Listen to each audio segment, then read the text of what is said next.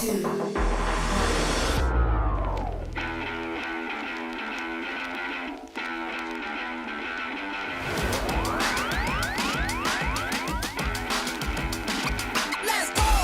The deck with the Intellion. She's playing quickly. I feel like she thinks she's got it. See what can happen on this turn And the for draw for Reagan. turn. You've been patient. You've been waiting all this time, but you ready. You've been putting in that grind, so let's go. Champions are hard to find, but you know the goal when you're ready to shine. Have they heard of you? Then they know. You got your sights set on that road. If it's time to battle them, then let's go. Cause you'll never stop. Show them what you got. Fighting through another turn. And the Paladin is going to join it. Very impressive showing and a really good understanding of how these teams work. Show 'em what you got. Yeah, they already know. You got your sights set on victory road. Show 'em what you got. Yeah, they already know. You got your sights set on victory road. Mindfield wants to go for a sweep of his own. Scrafty has already knocked out 2 Pokemon. He said this match was too hot. I need to cool things off here with an ice beam. A basket on it, rumbles onto the field, and the smackdowns are adding up.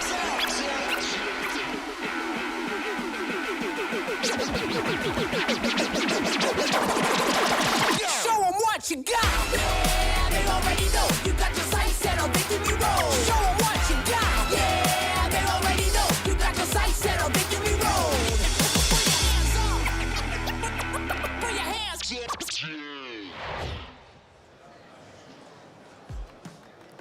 Welcome in, Pokemon trainers. You've come in the nick of time. We are in Germany, and we are looking to catch the rare, the elusive, the only once ever caught before Stuttgart Regional Champion. And with only 8 trainers remaining, I think we're getting pretty close. My name is Amanda. I'm here alongside Abi, Martijn, and Adelian, and we are honored to be able to catch this action alongside of you here in Stuttgart, Germany.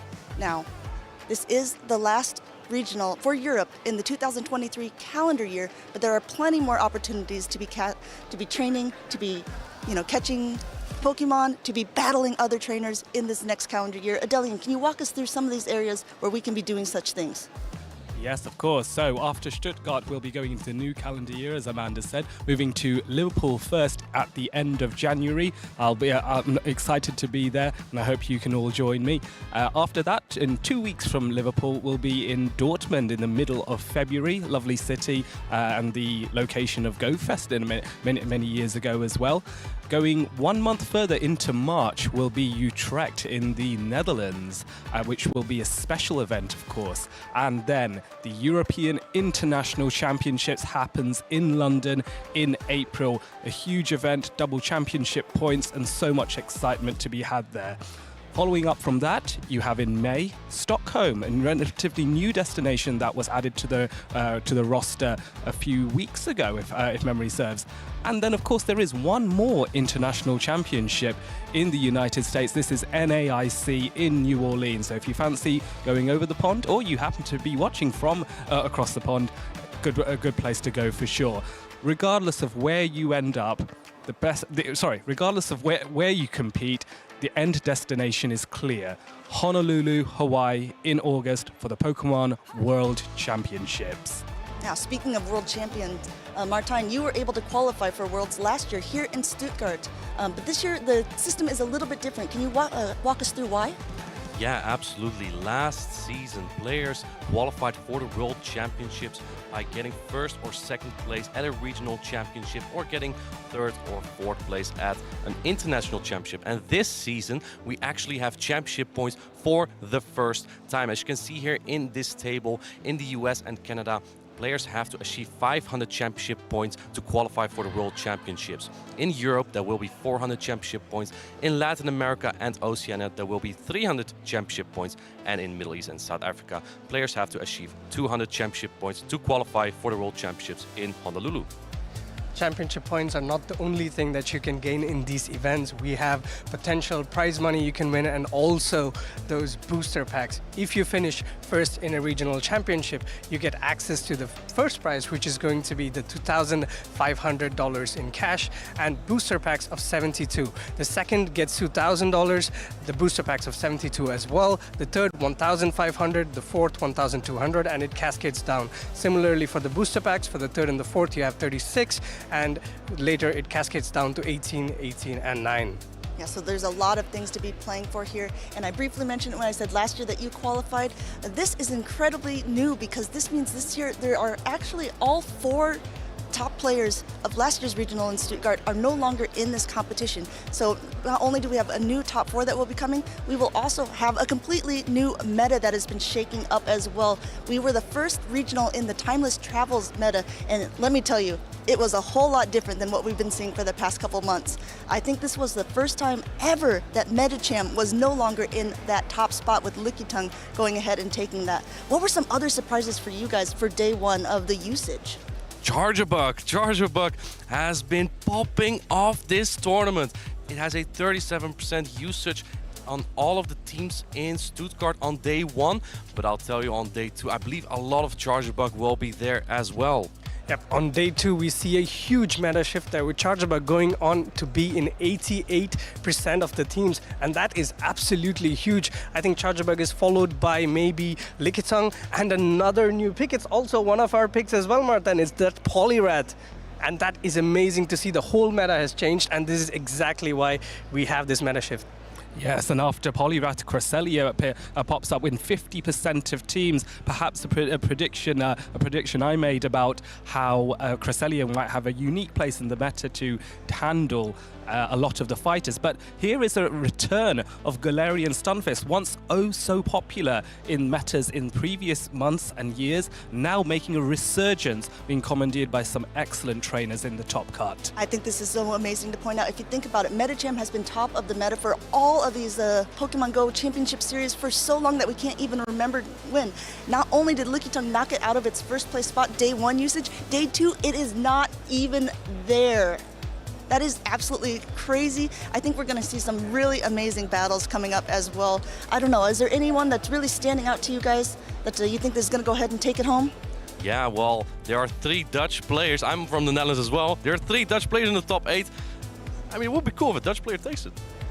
For me, it has to be Dinoski. I said it yesterday as well. His gameplay was impeccable, absolutely dominated all his games, and I think he's going to go a long way in this tournament. How about you, Adelian?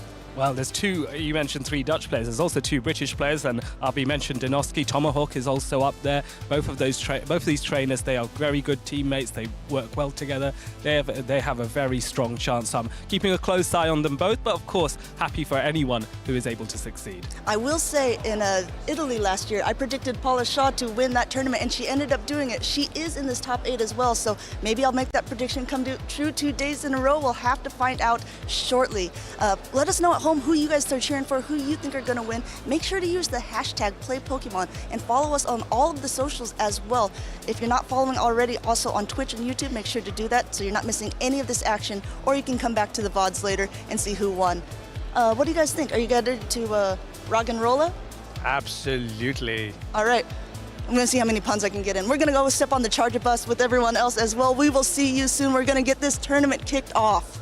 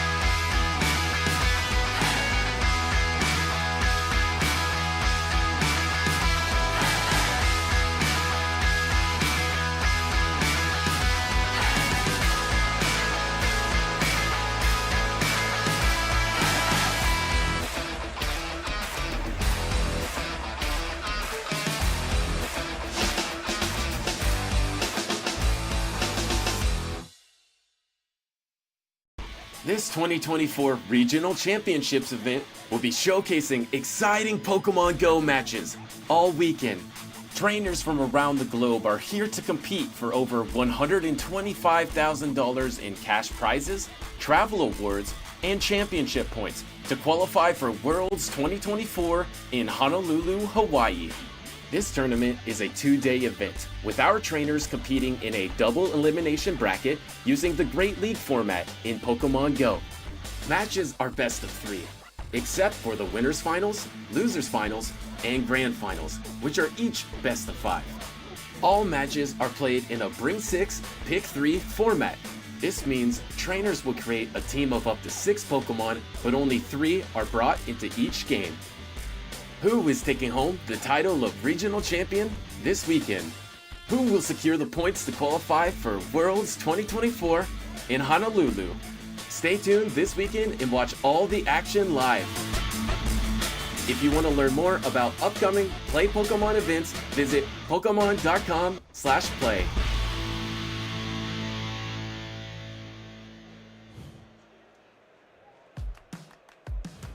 Coming to you live from Stuttgart, Germany. We are here for day 2 of the regional championships to see who we will crown that regional champion. I am Amanda, also known to the community as Lundberger. And I am Kanzivius, also known as Abi. It's been a pleasure. Abi, so far we've seen some really incredible battles. You were talking a bit about Dinoski. For people who maybe missed it yesterday, walk through what you thought was so amazing about his battles and playstyle. I think it's the composure he brought into the game, really. He knew exactly what he had to do to win the game, and also when he was given a very, very disadvantageous situation, he tried to push for as much advantage he could get. But of course, he ended up losing that very heavily polarizing that matchup, but he came back from that matchup again to win game number 3 in a very dominant fashion. Yeah, there was only top 8 competitors remaining out of around 100 battlers that have registered for this competition, Dinoski being one of these battlers. We got to see some amazing, amazing battles yesterday. We also are going to have a chance to look at the brackets, also from the winner side and the losers. This being a double elimination tournament, the people on the winner side of the bracket have not dropped a single battle yet, and these are going to be Colin 6 versus Dinoski, what Count Zevius was just talking about, and then also Polishaw against JBG Winson. Yep, these are amazing battlers here. All these battlers have showed their mettle over the championship circuit. Let's see what we have in our losers bracket here. We will have Thomas, Tactical, probably playing against Stone Collection, and Tomahawk going up against Statistan. All Tomahawk and Statistan are friends, and this is going to be a very, very interesting battle as well, because they probably practice with each other, and how they're going to come out of this matchup, it's going to be very interesting to watch. Of course, the losers bracket have a lot more to lose as well, seeing as they've already gone through one battle and taken a loss. This means whoever loses out of these 4 trainers will be the ones that are going home. The winners will just continue to be championshiping through here, hopefully getting through the losers round 2, losers semis, losers finals, and up to potentially the grand finals. And we could see what we call a bracket reset. Yeah, a bracket reset is always amazing to watch, because it's more battles for us, right? Exactly. We're always hoping for bracket resets here on the caster desk. Yeah, and it's amazing because it takes a lot more, let's say, mentally to go through the losers bracket. It has been done before, but it's been done by very few players, and it is so difficult to do so. Yeah, I completely agree.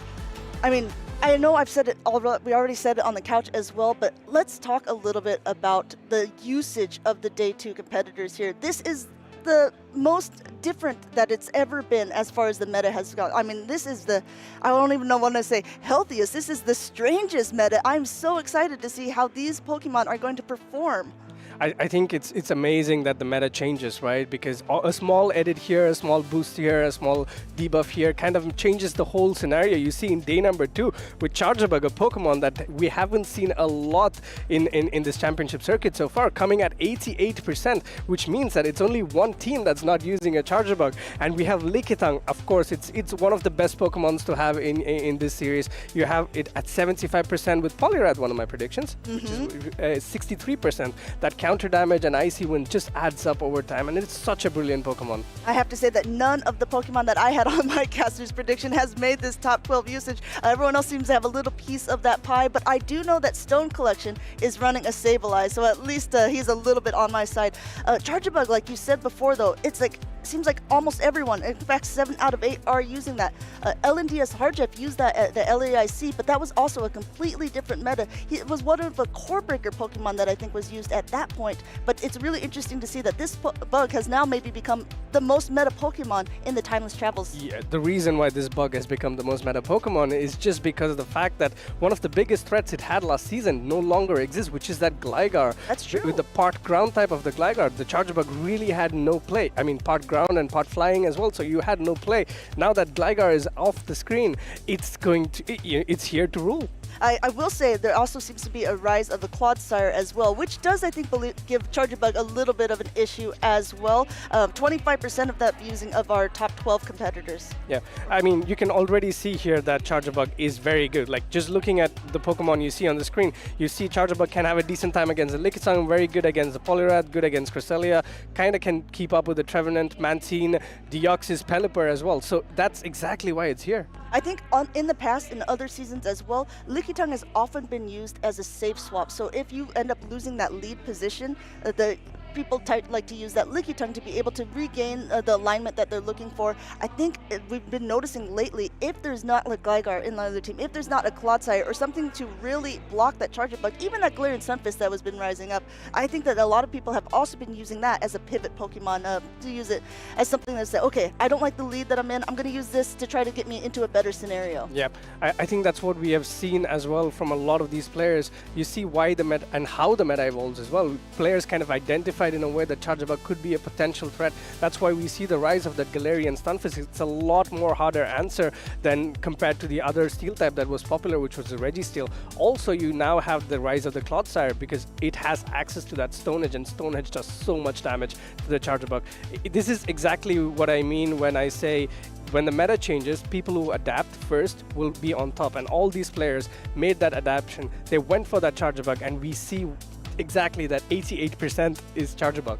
I also want to bring into point, but what you were talking about, like the people who recognize the meta shifts first as well. Statistan, one of our day 2 competitors, in an interview yesterday was talking about how he was really hoping that no one brought a Gligar, something of the past meta, and he was saying, I hope everyone got the note that it's no longer used, because if it is, my team would just be completely weak against it. What are your thoughts on Pokemon? I mean, we've seen it now. Galarian Sunfist really took it out for a bit, and then all of a sudden, again, oh, look at this. Sorry, we're going to go to this stage because we have Colin 6 on the left-hand side going ahead of taking a photo of him and his opponent, Dinoski. Yeah. And again, I love the plushie that Colin 6 has. You know how much I love my Noctowl, and seeing it on the main stage is absolutely brilliant to watch. Unfortunately, it's not on either player's team, but it still has a place on the stage. That is already good.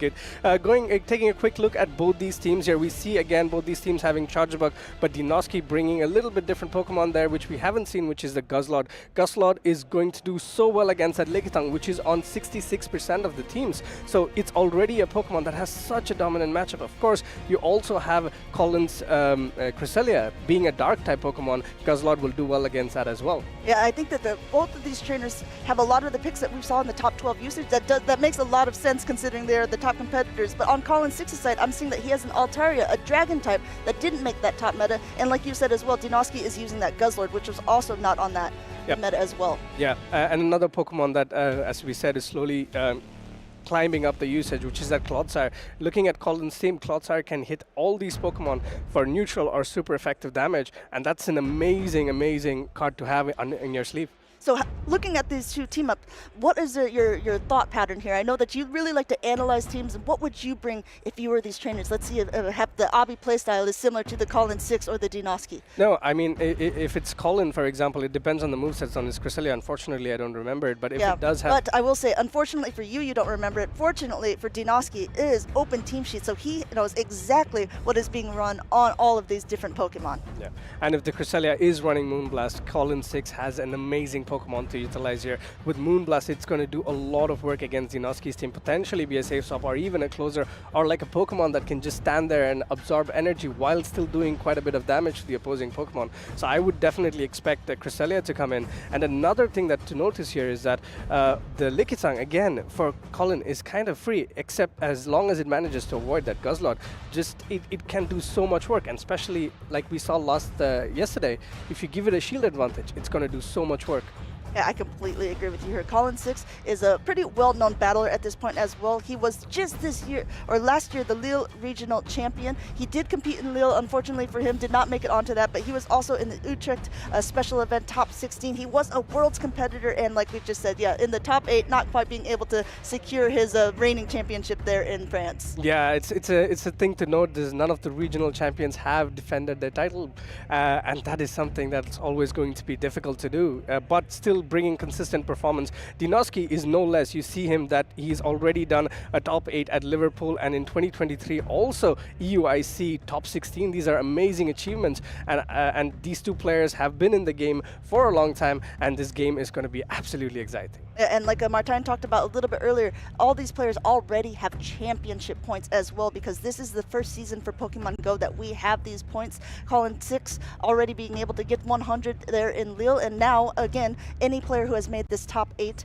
also gets 100 championship points minimum to take home from Stuttgart, Germany. Yeah, and talking about championship points, I touched upon this a bit before as well. This is the tournament where players kind of get to the threshold where they can, if they do one more good performance in another regional, they have the championship points they need, because till now the threshold that we had, or the top players we had, were at like 220 championship points, which means that even if unless you finish first, but that kind of is a moot point, because if you finish first you do get your invite. Yep. But this is a tournament that's going to be pivotal into judging how players will want to perform in the next tournaments to come.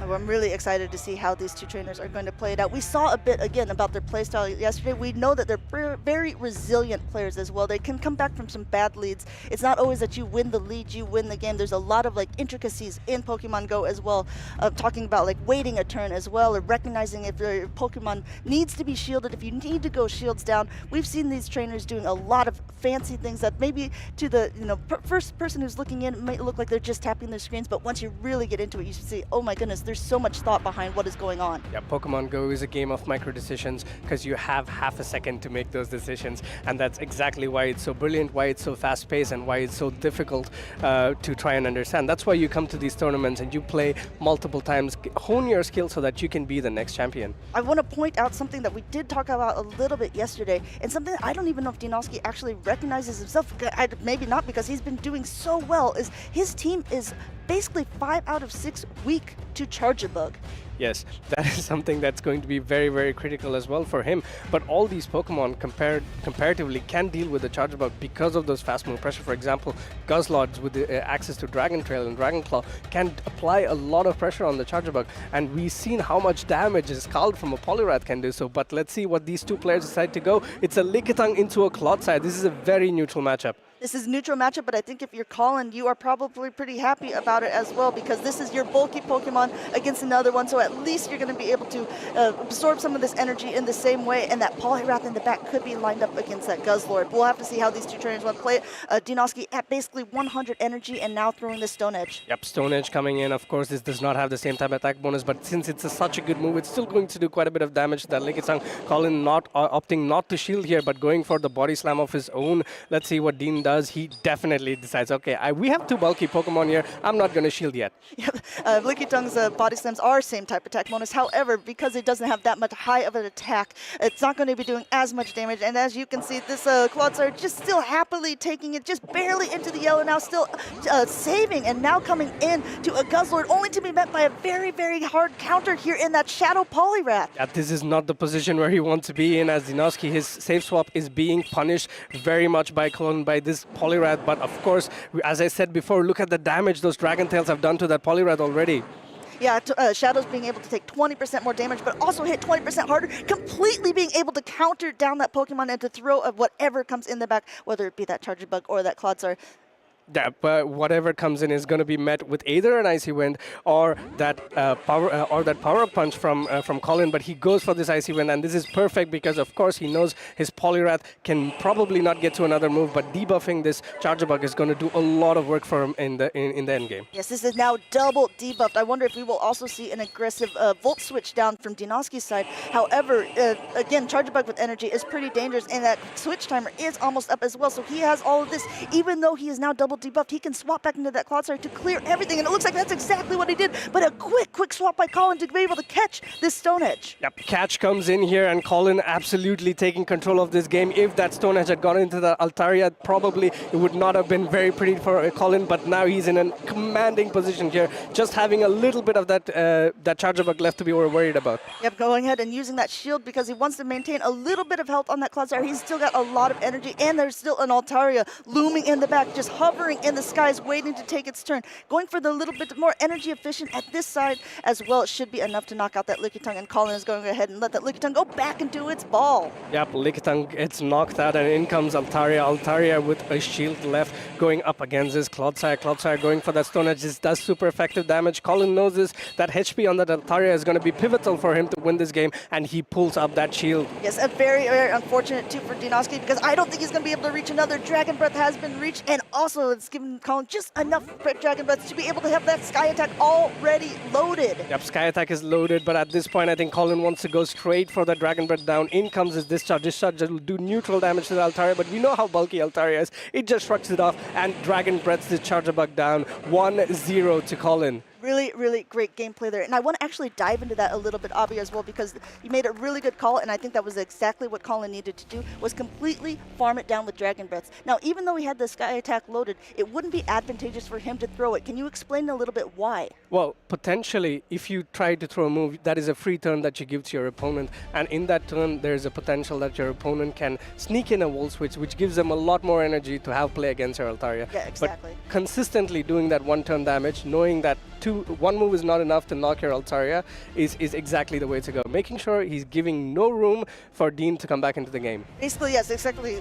Dean had one shield left, and if you were going ahead and not using that Dragon Breath and instead throwing that Sky Attack, that still Volt Switch, that all of that energy, all of that damage is still going through on your Pokemon. At that range, I do think that Altaria was still healthy enough that probably would have still been able to survive, even if another Discharge would have been able to throw. But it's better to be safe than sorry, and I think Colin did that too masterfully. Yeah, it would have taken quite a few discharges to knock out that Altaria. But of course, it's practice makes perfect, right? If you keep practicing what you need to do every time, not just the times that matter, it's what makes you a champion. Colin is one game away from going to the next round and getting that much closer to be the Stuttgart Regional Champion. And I have to say, there was no Charger Bug used on Colin's side, but there was that Clodsire on Dinoski, so I think Dean was actually kind of expecting Colin to use it. I think that's probably also been a bit of his play style as well. When you have a team that you've built yourself, that you've been playing against so many competitors, you probably recognize the weaknesses of your team, but you already have a plan to play around it. You already have a strategy in mind saying, okay, I know that because of my 6 Pokemon, I'm trying to lead them. I'm trying to funnel my opponent into thinking that they need to bring specific 3. Yeah, exactly. And what we saw here as well, if I was Dinoski at this point, the main reason why he lost that game was that he swapped in that Guzzlord, thinking that Colin had another Pokemon like a Stunfisk, for example, that can deal with the Guzzlord, the Pokemon that he probably would want to line up against the Clodsire, or a Charger Bug that probably Dinoski would like to line up with that Clodsire, and that really cost him the game. Technically, if Dinoski stayed in and then won that switch, it probably would have been a much more even match. But of course, these are as I said, game of microseconds. You need to decide what you need to do in that split second, and if that doesn't work out well, you just shrug yourself off and then go for the next one. I think something that will also be interesting to see if we see them from both opponents is going to be who will win that charge attack priority between the Charger Bugs as well, because those have been the key deciding factors for a lot of matches so far. I wonder if we're going to see it in this game number 2. We're going to see a Cresselia lead against that Shadow Poliwrath. Oh, this is an amazing lead for Dinoski. This is exactly where you want to see that Poliwrath. And in comes that safe swap, and that safe swap is going to be the Altaria, but we see the Cresselia does not have access to Moonblast, so it's going for this Future Sight. Future Sight does have that same time attack bonus, and it does a ton of damage. That safe swap turned out to be a very safe swap for Colin, as there's not really a great answer to it from Dinoski's side.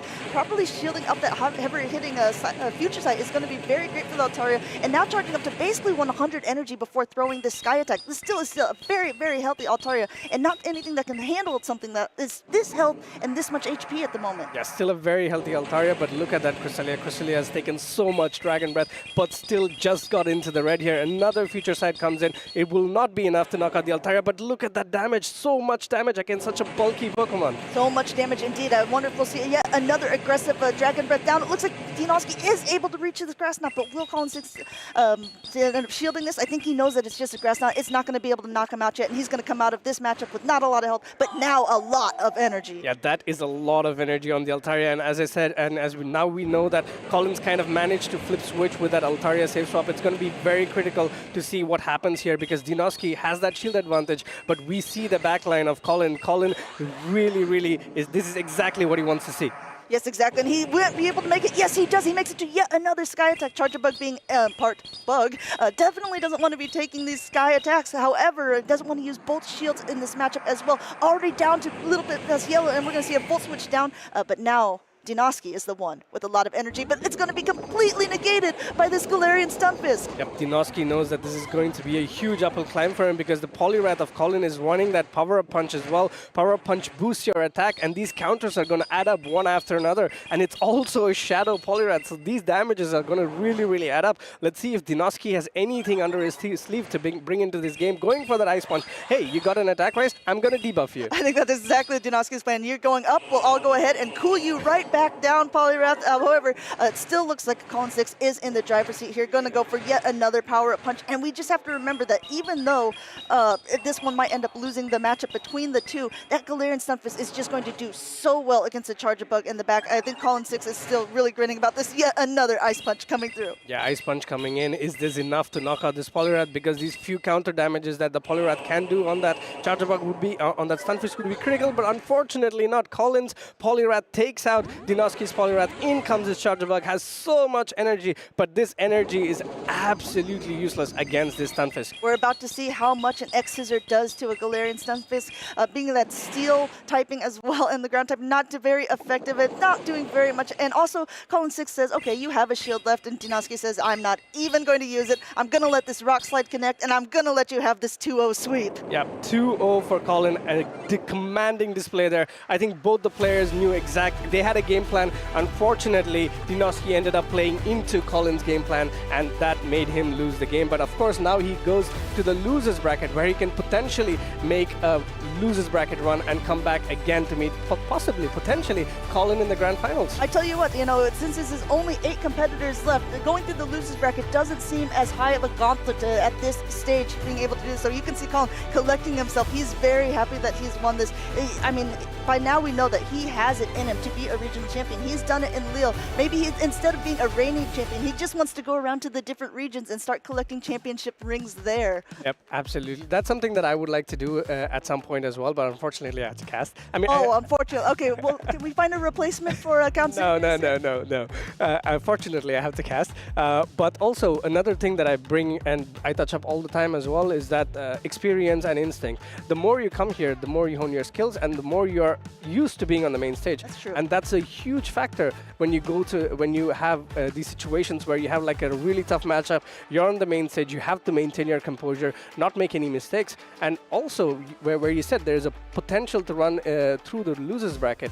We have already a player in day number 2 who made that huge run in the losers bracket, Tomahawk, losing to Scaffold, and then coming all the way back through the losers bracket to beat him. Yes, as we call that a grudge match, playing one opponent earlier on in the matchup and losing that match. However, being able to get your composure about you, figure out it's not necessarily that I played wrong. Sometimes there's random number generator that's also involved, like if you happen to get a debuff from a Scald or something like this, that really can change the outlet of a game as well. Yep, and also another important thing there is Tomahawk now is already used to the gauntlet, so now he has a little bit more advantage. He's played more games, he's also warmed up quite a bit more, so let's see if he can make it again through that losers bracket all the way to the grand finals. It's also another player that we would really like to keep track of. Yeah, I mean, I think I've mentioned it almost every stream, but I'm just so impressed with it as well, because people who end up losing very on in the losers bracket, it's easy to get discouraged because you have to do so many more games as well. Like Elephant Flasha in Lille said, oh, I should come in from the winner's side more often, because he was just like, you don't have to play as many games. But Maximilian P, Adrian Wildcat, in our very first event in Barcelona, both lost in round 2 and won 10 rounds in a row, being I think in the top 8 and also the top 4. It's also something that I was very close to doing as well in Utrecht, but I can completely agree with Amanda here. It's so difficult to keep your composure, to keep focus, because it's so many games. One flaw in your upper bracket run in your winner's bracket run can definitely do a lot of harm in your way to going to the grand finals. But if you're in Dinoski's position, then what do you tell yourself? Because you've lost a little bit of that momentum, but this is your first loss, so you're doing much better than actually a lot of the opponents, even in today's round, like the top 8. Yeah, I think looking at the matchup, right, like we saw the lines of 3. I think Dinoski just made like a few, let's say, off his character calls, which made him kind of get into polarizing matchups that unfortunately did not work out for him. I think potentially when we saw that Altaria switch, and if he had gone into the Poliwrath, that match could have been flipped. He could have maintained the switch and potentially finished that game off. But unfortunately, he decided to stay in with the Cresselia, and that was very, very detrimental to his chances of making it further. Yeah, I think that was such a hard call, but such a really good read from Colin as well, and that is like the definition of a safe swap. Like a lot of times, if you lose the lead, you don't want to just panic switch and say, oh, I'm going to pick something else that maybe also has a hard counter in the back. Sometimes it's unavoidable. I mean, like this is the nature of a show 6 pick 3, but usually if you're going to try to switch a Pokemon, you want it to be the safest viable option that could potentially flip that matchup, let you win that middle game so you can get the alignment that you're looking for and get that first Pokemon off of your opponent's first Pokemon. Yeah, and as you said, Colin really recognized the fact that there was no Altaria answer because it was so safe into Dinoski's team. That's exactly why he shielded the first Future Sight. It was not enough to knock out the Altaria. He didn't have to, but he was like, all right, he doesn't have an answer. I'm going to preserve my Altaria, and I'm going to see how much damage it's going to wreak on Dinoski's team, and then damage it did. Damage it did, damage it does.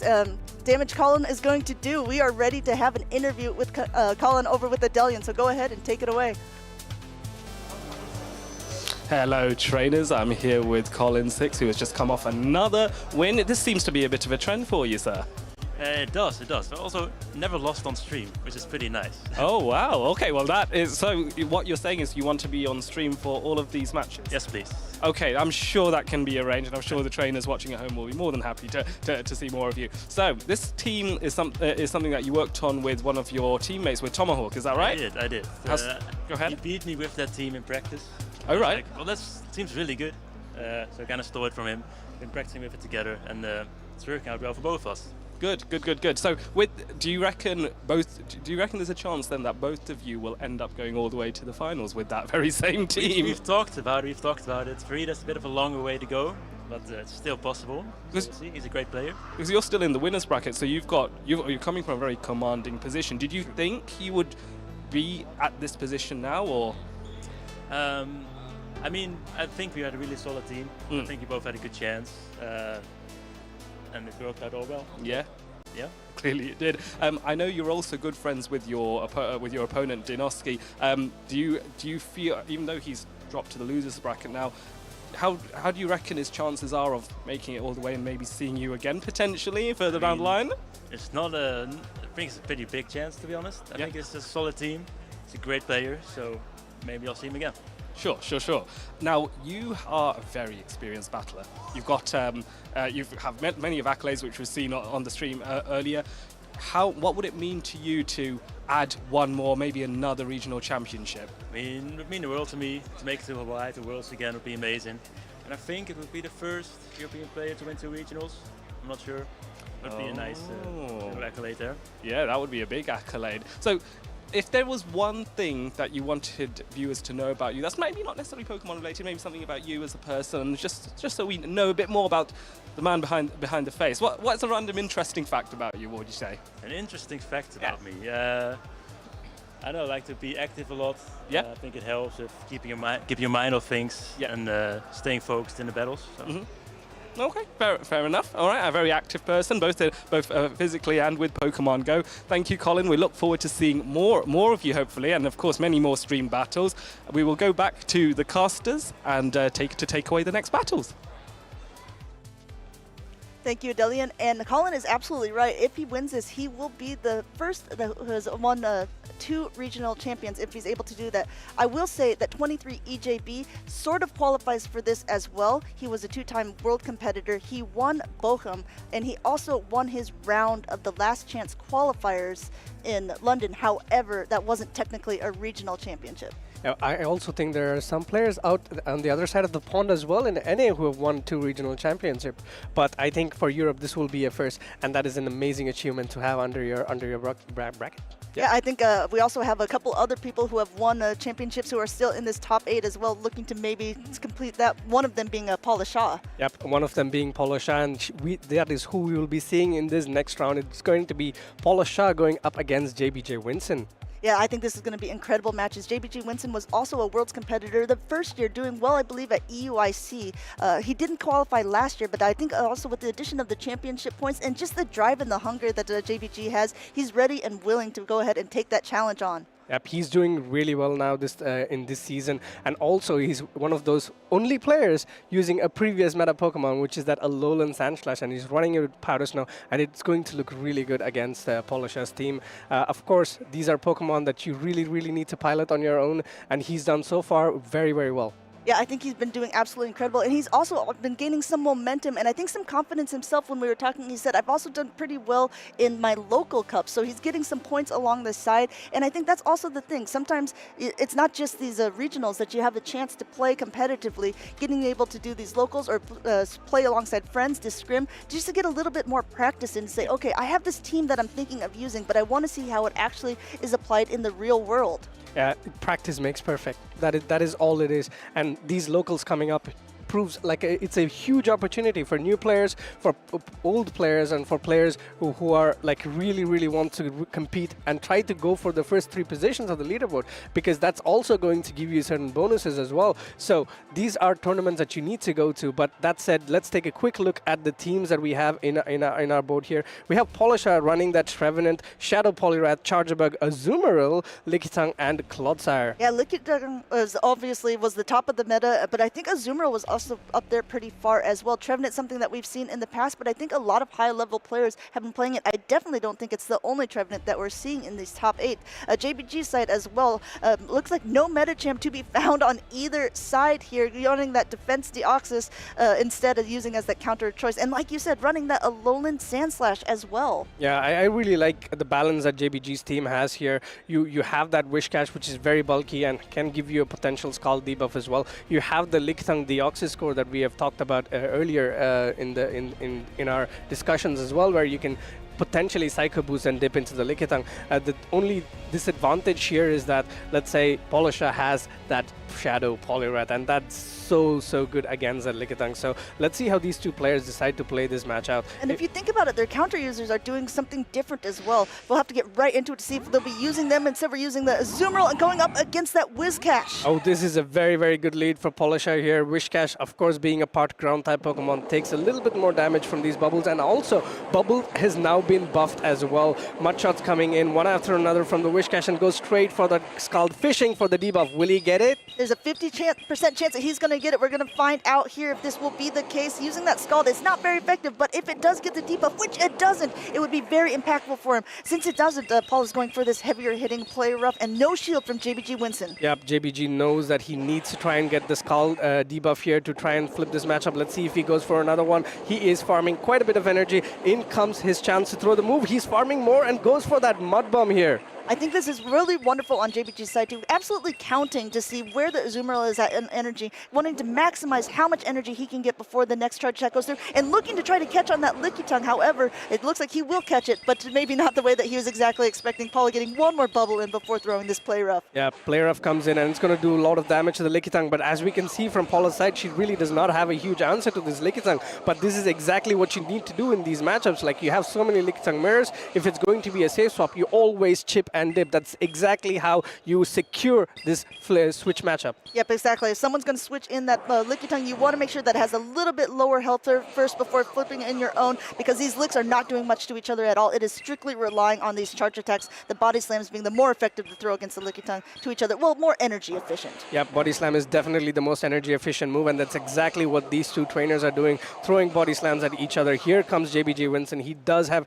2 body slams stored, and here comes the first one. Will he go for a back-to-back here. Let's find out. First body slam comes in, no shield from Polisha. No shield from Polisha. I think she's pretty comfortable in this position. Almost at 100 energy here, throwing one body slam. I don't know if it'll exactly be enough, but it's going to get it pretty darn close. We'll have to see as this body slam connects one more time. So just in the red, but let's see how she's going to do it. This time, JBG going for that heavier hitting power whip. It is a little bit more, but it also takes a little bit longer to get to. Yeah, going for that power whip, knowing that potentially he might not be able to get to another body slam before Polisha gets to her body slam. But here comes Polisha. Polisha knows that she's in a commanding position, makes use of that energy that she can gain here, taking as much energy as possible, throwing this body slam, knocking out that Lickitung. So whatever comes in after is going to take a charge move from this Lickitung. Yeah, we'll have to see if the Pelipper does come in, and it looks like Paula is able to get to that body slam, wants to give a little bit of a parting gift to this bird in the sky before it goes down, and it looks like the body slam will connect as no shield is going to be used by JBG, but this is the perfect alignment for Paula because if you see what's in the back, that Charger Bug is just waiting to volt switch down the Pelipper. This is not the matchup that JBG wants to see. He sees that Charger Bug, tries to swap in immediately, goes into the Wish Cache. Let's see if he can secure a little bit of energy on the Wish Cache and also a little bit of HP to get rid of this Azumarill and throw something at that Charger Bug. Here comes the Mud Bomb. Mud Bomb is not enough to take out the Azumarill, putting it in the red though. But putting it in the red, there's still so much energy being able to throw this Mud Bomb before. There are still 4 Protect Shields left on the field. No one is using it. Paula not even using it at this point. No, going ahead and using that up because she knows at this point that Wiz Cache is so low that it's not even going to cause that Charger Bug any problems whatsoever. This Ice Beam from her side looking to connect. Yeah, Ice Beam comes in here, and I think JBG wants to put everything on that Pelipper that he has at the back. He will want to go for a full farm down. The only win condition I see for JBG here is like get the full farm down and potentially Weather Ball bait at a Hurricane, the Charge Bug. But here comes the Ice Beam. Of course, Azumarill being such a bulky Pokemon, able to get this move and forcing that shield.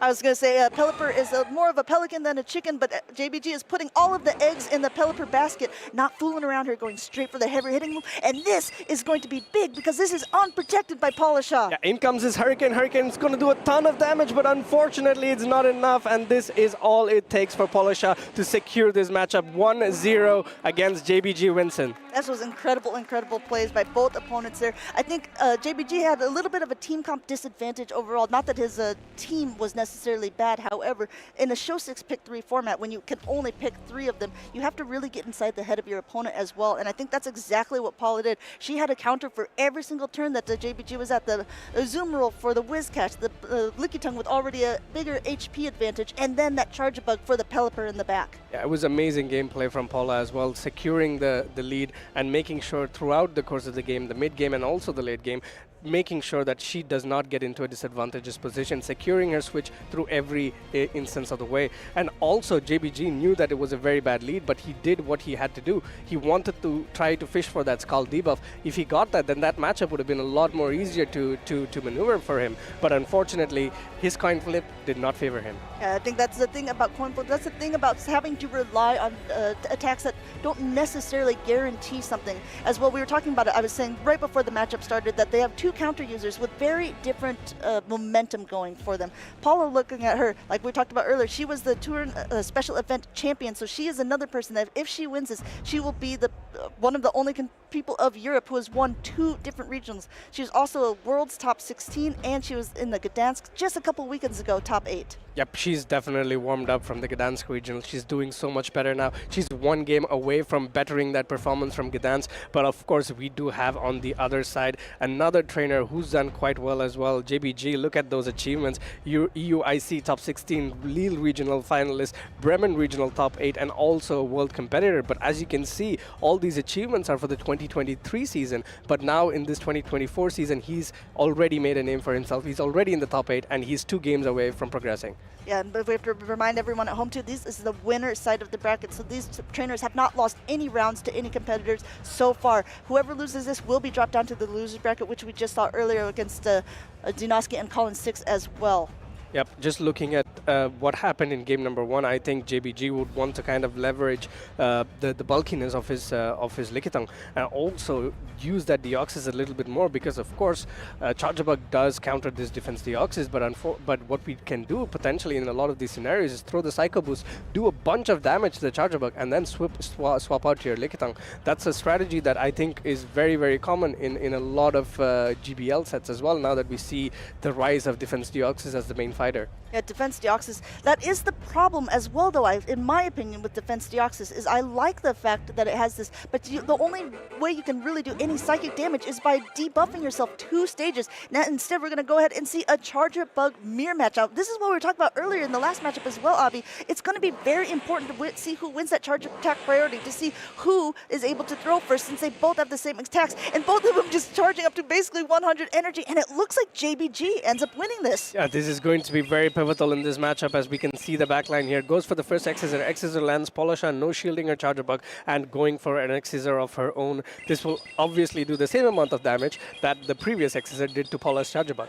Yeah, but this time it's going to go ahead and get shielded up by JBG, saying, okay, I know we have all this energy. I know that I win Charge Attack priority. Instead, Paula opting for another Volt Switch instead, still letting this Charger Bug go down. I don't think it's quite enough to knock it out, but it's going to get it very, very close in the red. Yeah, it did get it very, very close into the red, but now Paula is going for an X-Scissor of her own. This again gets no shielded. JBJ does not want to lose 2 shields already so early in the game, and going for another X-Scissor. Will he try to catch a move? Yes, he does, and he catches it onto that Lickitung. It'll be very interesting to see how this evolves into the mid game. I mean, I think it is a catch, but however, it's still nice to get a little bit of energy off, and you can see Paula with her quick reflexes has basically thrown that. She's saving that Charger Bug for later for what we could potentially use as a sacrificial swap, and meanwhile, we're seeing basically what we saw in game number 1. We're going to go ahead and see a Lickitung mirror match. This time, Lickitung still has more health than JBG's. Yes, of course, she does have a little bit more HP because she managed to land that X-Scissor on JBG's Lickitung, but here comes a body slam, one body slam after another.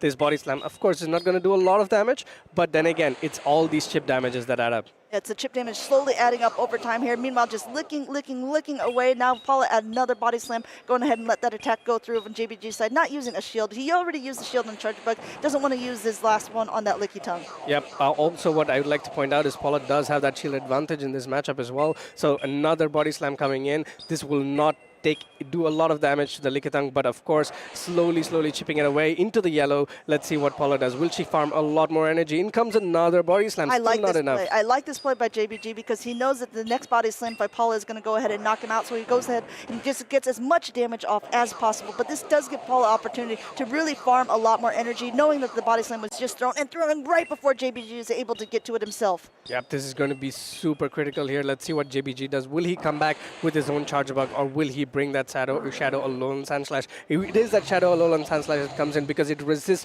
all these charge moves from the Lickitung, and exactly going on. Yeah, going ahead, the body slam will connect, and like you said, not going to be doing that much damage overall. And it is that Powder Snow, which we talked about before, being able to do so much more damage to the Lickitung, getting that full farm down, and now we have a fully loaded Alolan Sand Slash against Azumarill. This is not the greatest matchup for Sand Slash, but it has so much energy already, and these drill runs from a Shadow Sand Slash are going to be doing so much more damage, still unprotected by Polisha. Yep, the discharge move, charge attack goes unprotected from Polisha, but in comes a Charger Bug, going to try and catch, but unfortunately giving him an extra Volt Switch here. This potentially could be the one that decides the game. Goes for the discharge, but of course gets the Ice Beam first. The Ice Beam going through, and looks like JBG using this last Protect Shield as well, but he has so much energy on this Charger Bug. But Paula does have 2 shields. Yet another bubble going through as he throws this first discharge, obviously getting protected by Polisha. It is a super effective charge attack. It doesn't want to take any of it on this Azumarill. This Azumarill still in the green now, just now being knocked down to the yellow. Ooh, will the Azumarill get this bubble down? Is exactly what's happening. Shielding up this discharge. Discharge goes into the shield, doing 1 damage, but let's see if the Charger Bug can get to another move here. I don't know if he's desperately trying to click it, not able to get it. There's a complete bubble down, and it looks like this Alolan Sand Slash is in the back. There is still a shield on Paula's side, and even though both of these are also resistant, this Alolan Sand Slash is already so low. Yeah, this is a resisted move, but will this be enough? It's not enough here. Will this Alolan Sand Slash be able to pull this game? In comes a drill run. This drill run might not be enough, or is it enough for making JBG get a point here? This would be so close. It's still just barely in the yellow. Or it's going to be, since this is a Powder Snow, this is where it's going to be. Oh, Azumarill! Barely losing that out. Ooh, Azumarill gets that finish here. JBG barely losing it out. Paula winning 2-0 and progresses to the next round. And JBG has a potential to try and make that losers bracket run to come back into this matchup. Incredibly exciting rounds. I wasn't sure. The Charger Bug had so much energy at a point, and poor Azumarill against the world, it seemed like. And I know that once before Tomahawk called Diggersby a thick bunny, but I think we have to give some credit to the OG one as well. Azumarill has been around since the beginning of PvP battling, and it looks like it is standing the width of time. Yeah, it is an amazing Pokemon, amazing bulk. The only thing that was holding Azumarill back was that bubble damage. With that buff to bubble damage now, you saw exactly what happened. It was able to bubble down that Alolan Sandslash before it got to that Ice Punch. It's just absolutely incredible matches. I mean, I think that some things that really need to draw attention there, and like we talked about, okay, the Azumarill was just by itself. Having 2 shields was incredibly crucial for Paula at that point because the Charger Bug does so well against Azumarill in general, but Azumarill, like you talked about with the bubble increase in damage, was able to not only push through, bubble down that Charger Bug, but also be able to bubble down the Alolan Sandslash. Yep, it's where the bulk comes in here, right? That is a very bulky Pokemon, as you said, a thick bunny, and that is amazing to see here. The bubbles adding up one after another, and also knowing and having the game sense of not shielding the first drill run from the Shadow Alolan Sandslash, knowing that it will do quite a bit of damage, but that's not the damage that I'm trying to block. It's going to be the discharges that are coming from the Charger Bug, putting all of her eggs into the bunny's basket and absolutely dominating this matchup. Yeah, incredible plays there. And JBG, again, winner side of the bracket will be knocked down to the loser, so he is not down. He is down, but he's not out of the tournament yet. And those were incredibly close. I do want to talk. I mean, we don't really see them anymore. The Alolan Sandslash. If it was the Shadow Claw, it would have done much better against the Azumarill. I think that match would have been switched. However, if it was the Shadow Claw instead, it wouldn't have done so well against that Lickitung in the mid-game, not being able to gather as much energy. What is your opinion on Shadow Claw versus Powder Snow, Alolan Sandslash? I think in a meta where it's more Licky heavy, Powder Snow makes a lot more sense, because with the Powder Snow Alolan Sandslash, you can potentially play the Licky matchup in the Lickitung matchup in the 0 shields by just throwing the Drill Run and then going for 2 Ice Punches and potentially farming it down. You survive with like maybe 1 HP or 2 HP to throw another Ice Punch into the Pokemon that comes in. So that is gone from being like a not a great matchup for the Shadow Alolan Sandslash with the Shadow Claw to an amazing matchup for the Powder Snow Alolan Sandslash. And that's maybe one of the reasons why people switch from the Shadow Claw to the Powder Snow. For me, I think both moves are great. Shadow Claw, as we know, is one of the best moves in the game. So is Powder Snow. But it will all depend on what the meta is and how the meta evolves. Yeah, and that is a really good point as well, because I know that we're all on the Charger Bug bus. We've all been talking about it so much. It is a Pokemon that didn't even get an attack update this season. It was something that happened last season at a community day, getting that fast attack Volt switch. But just because the way the rest of the meta has shifted, it has become almost integral, it seems, to this top meta for Stuttgart. Yep, it's just what it is, right? Like the main threat is gone, so Charger Bug can shine. The Gligar is gone out of the picture, and that's exactly why Charger Bug does. Of course, we saw this amazing performance from Polisha, but I would like to hear from Polisha, so we are going to go to Adelian. Hello again, trainers. I'm here with Polisha, who has just come off another win. How are you feeling? The nerves have calmed down, or have they gone up as a result? Before the battles, I was like so relaxed because I didn't expect it being here right now. And right now I'm very good. Oh, good. Cannot be good right now. Good. No, I'm glad to hear it. This new meta has obviously been quite a challenge for a lot of trainers to adapt to, but you seem to have adapted to it quite well. Do you think? I don't know. I don't like this meta right now. Okay. How comes? But I think the team is too good.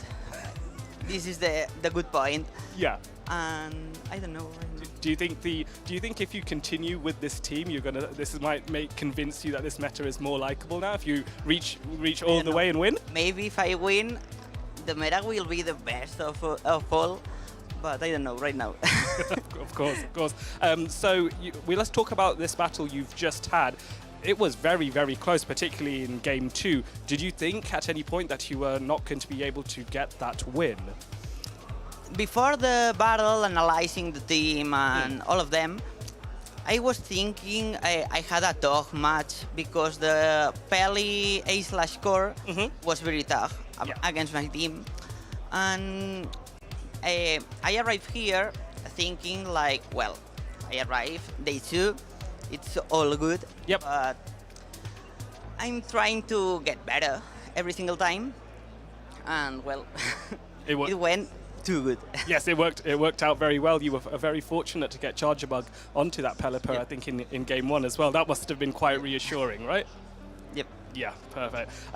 Let me take a step back away from Pokemon. Aside from your love of the game, hopefully, is there something for the viewers watching at home that might think an interesting fact about you, something different, something that people wouldn't guess about you?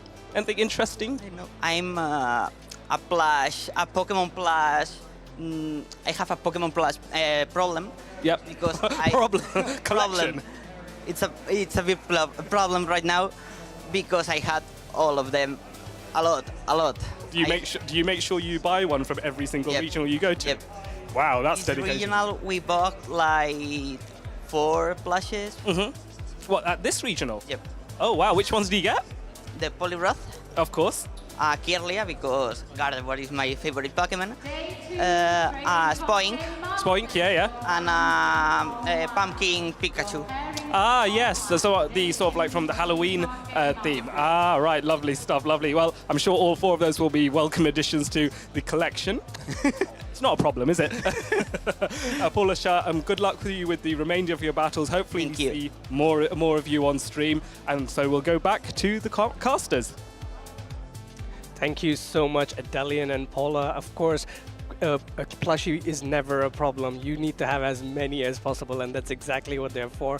I am also looking for a Greninja plushie and a Greninja pin as well. Unfortunately, I've not been able to get my hands on it for a long time now. Yeah, I think if you can find one of those for Abby, he will be a very, very happy man. I mean, congratulations again to Paula. I want to bring it up because again, she is someone who is like Colin, where if she wins this tournament, she is the first person in Europe to win to get first place in both the different regions. Yeah, we can have repeat champions. We have 2 people who can potentially try and make this achievement for themselves in Europe. So it's going to be a nice few games to watch as well. Of course, in the losers bracket, we still have a lot of these players who just want to stop them from doing this, right? That's exactly what this is. So it's going to be super important to see how the trainers take their wins, both dominant 2-0s as well, throughout this tournament. Yeah, I mean, regardless, like we talked about before, all these people are running away with a lot of championship points, regardless of how they do for the rest of the day. This is the first season for Pokemon Go that we are giving out championship points, and it's also the first season that we are using open team sheets. And I know that might be a little bit confusing to people who have played in the past, so we want to give you a video about what open team sheets means and how you guys can utilize this for your next regional yourself. Hi trainers. My name is Leonard König, but you might also know me as Coning Lionheart, and I'm here to tell you about the Open Team Sheet format. As of the Latin American Championships in Sao Paulo, Brazil in the 2024 season, players will not only see what Pokemon their opponents are playing, but also what attacks their Pokemon are running. This will of course have a big impact on how teams are built and Pokemon are prepared for battle. Let me elaborate. Look at the team of our first special event champion of Europe, Zweilous, in the 2024 season. His Shadow Alolan Sandslash was running Powder Snow, a fast attack that people have not really considered before the tournament. One of the reasons for that decision was the dominance of Lickitung. It barely had any real counters in the meta and was therefore used as a safe swap into almost every team. If your opponents anticipated a regular Shadow Claw Shadow Alolan Sandslash in the back, they would just swap in Lickitung as a matchup was heavily won by the bulky normal type Pokemon. With Powder Snow, however, Shadow Alolan Sandslash wins the matchup and exits it, most of the time with a slither of health remaining and a full drill run stored, keeping the alignment and dealing significant damage to the following Pokemon. With open team sheets, you will not be surprised by an unconventional attack of your opponent in-game anymore. However, this will not be to the disadvantage of creative players. If you find an unconventional way to play a Pokemon that has advantages against the meta, it will still put your opponent into a difficult position as soon as they reach your sheet, and they will have to find a way to adapt quickly. One event after Barcelona, we got to witness a similar phenomenon in Lille.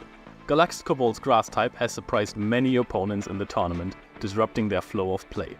However, after day 1, everyone in the playing field knew about the uncommon set of Superior. In the finals, Elefantflasch's uncommon Sludge Wave Swampert faced off against the Leaf Tornado Superior of Galaxcobolt, which was of course heavily favored for the Unnovan first partner Pokémon. With Sludge Wave, however, Swampert has the ability to deal significant damage and put up a fight. This, however, did not stop Galaxcobolt from winning the tournament and causing trouble with Leaf Tornado debuffs, proving that it was not just the surprise factor that made this Pokémon so amazing, it was just a fantastic meta. Make some noise for the new Lille Regional Champion Galaxcobolten! Trainers, it is now more important to do your research than ever, because now your unconventional attacks will have to surprise your opponent before the match. What uncommon attacks are you running on your teams? I'm excited to find out in the next event. Good luck. Here we are again, trainers, after that exciting battle of Palasha versus JBG Winston, and we have more action to come soon. We're gonna have Totex Square and Stone Collection soon. Yeah, it's going to be an absolutely astronomical battle here. Both these trainers are amazing trainers. They've done amazing jobs through this whole championship circuit, not just the 2023, but also in the 2024 as well. They're household names in Pokemon Go PvP, and it's going to be very, very interesting to see how these two players decide to play it out. Right, and these players have been using this unique Pokemon as well, right? The Poliwrath. We've seen this dominate in the previous match. I believe Colin versus Dianoski, that Poliwrath just countering down the Guzzlord and then unleashing all the energy. It was so good to see, and here we do see the Pokemon Spotlight. Can you go through this, Abi? Yeah, Poliwrath's main fast attacks is the counter, but what happened now is that it has access to the Icy Wind, which has a which can debuff your opponent's attacks, and again Scald as well, which has a 50% chance to debuff your opponent's attack. These two moves combined with the oppressive nature of counter makes this Pokemon an absolute threat. But why didn't we see the Poliwrath before then? It was just because of the prominence of Medicham. Medicham being the prime fighter, slowly being pushed out. We see no Medicham in the top 12 Pokemon usage as well, so that is exactly why Poliwrath is here to shine. Where is Medicham? Where did it go? Yeah, again, as you say, these new charge attacks just give it a very versatile coverage, and it's a debuff machine, right? With Icy Wind, 100% chance, plus that Ice-type coverage that helps a lot against Grass-type Pokemon, against Altaria, Dragon-types in general, and then Skull has become stronger in power as well.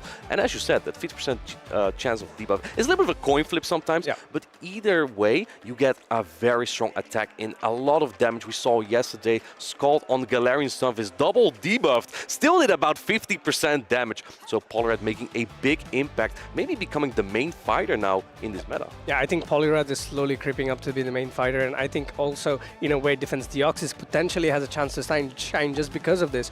Another reason why Poliwrath is so good is that it's a fairly bulky Pokemon as well. Imagine you have a fairly bulky Pokemon with decent attack stats, but it's also constantly debuffing the damage that it's taking from your opponent's Pokemon. That is a brilliant combination to have. It's like, okay, you saw a Poliwrath, a Shadow Poliwrath tank, and a fully loaded player from an Azumarill still have 30% HP left. That is amazing. Right? And I think one of his main strengths as well is just punishing the opponent, right? If you dare to say switch a Galarian Stunfisk and Poliwrath comes in, oh man, you don't want to take that energy anywhere. And you know, funny that we actually mentioned Poliwrath versus Medicham earlier, because that's what we're going to see soon as well, right? Tactical running that Shadow Poliwrath, and then we have Stone Collection, the only Medicham left in the top 8. So we're actually going to see that Poliwrath versus Medicham. However, now, Medicham has Dynamic Punch. Yes, Medicham does have Dynamic Punch, which is a much better move compared to Psychic, but also another thing that I would like to point out is Stan was worried that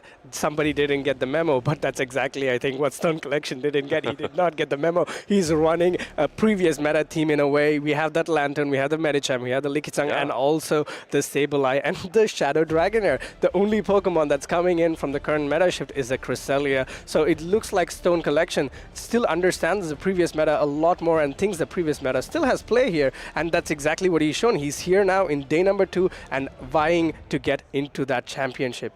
Yeah, absolutely. Now, Abi, if you were to make a prediction, who would you think would take this battle between Toe Tactical and Stone Collection? I really don't like to take sides, but I can give you an analytical aspect of it all, right? Go for it. So the main thing that Stone Collection has going for him is his team is very, very bulky with some Pokemon that can do a lot of damage. So it's a very nice balance in a way that you can use your bulky Pokemon to soak up damage and take shields from Toe Tactical, and then try to use these super, super highly oppressive Pokemon with their damage to finish the game. And that's exactly what I think it puts this game a little bit in the favor of Stone Collection. But against Toe Tactical, he has to use his high damage Pokemon to try and get those shields away from Stone Collection to flip the matchup. Yeah, I agree. I think Toe Tactical's team really thrives on the versatility. But what I think he forgot is bulk. He doesn't have a lot of bulk. Mantine and Galarian Stunfisk are quite bulky, but then the Charjabug, it isn't fragile, but it's also not the bulkiest. It doesn't do very well against a very neutral bulky Pokemon such as Lickitung. Dragonair, as you just said, quite fragile, and both players have it. Trevenant, quite fragile, and Poliwrath, the regular version is pretty bulky, as you said, but the Shadow version, less bulky. So I think that's going to be the challenge for Toe Tactical to overcome the bulk, and Stone Collection really has to, use that bulk to overcome the versatility. Yep. And I think in a way Toe Tactical will have to leverage his Mantine because it does have access to the Bubble Beam. So if Mantine has a very, very good matchup, he can potentially debuff the following Pokemon, and that can slowly trickle down into the mid game and the late game, trying to secure a win. And that's probably the gameplay that both these players, one, Stone would want to avoid, and two, Thomas would want to get to.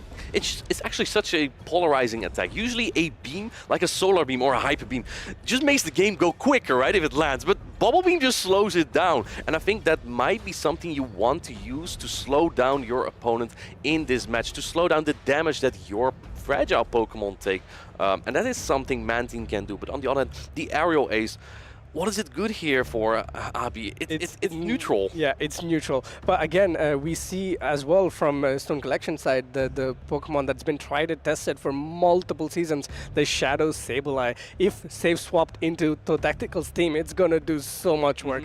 It's one of those Pokemon that, as I said, will definitely pull a shield from Toe Tactical side, and that will be a huge uphill battle from the moment Toe Tactical presses that Protect Shield button. Yeah, he doesn't really have great answers for it, but here we go. We have Toe Tactical on the left, Stone Collection on the right. We have Cresselia into Shadow Dragonair. Oh, this is not a great matchup for Shadow Dragonair because of the bulk of the Cresselia, but let's see how Toe Tactical decides to play this out. In comes these two Pokemon. Dragon Breath's applying so much damage, and with that Shadow bonus doing so much work, goes for that Grass Knot bait here, or at least was trying to go for it, but Toe Tactical gets to that Body Slam one turn before.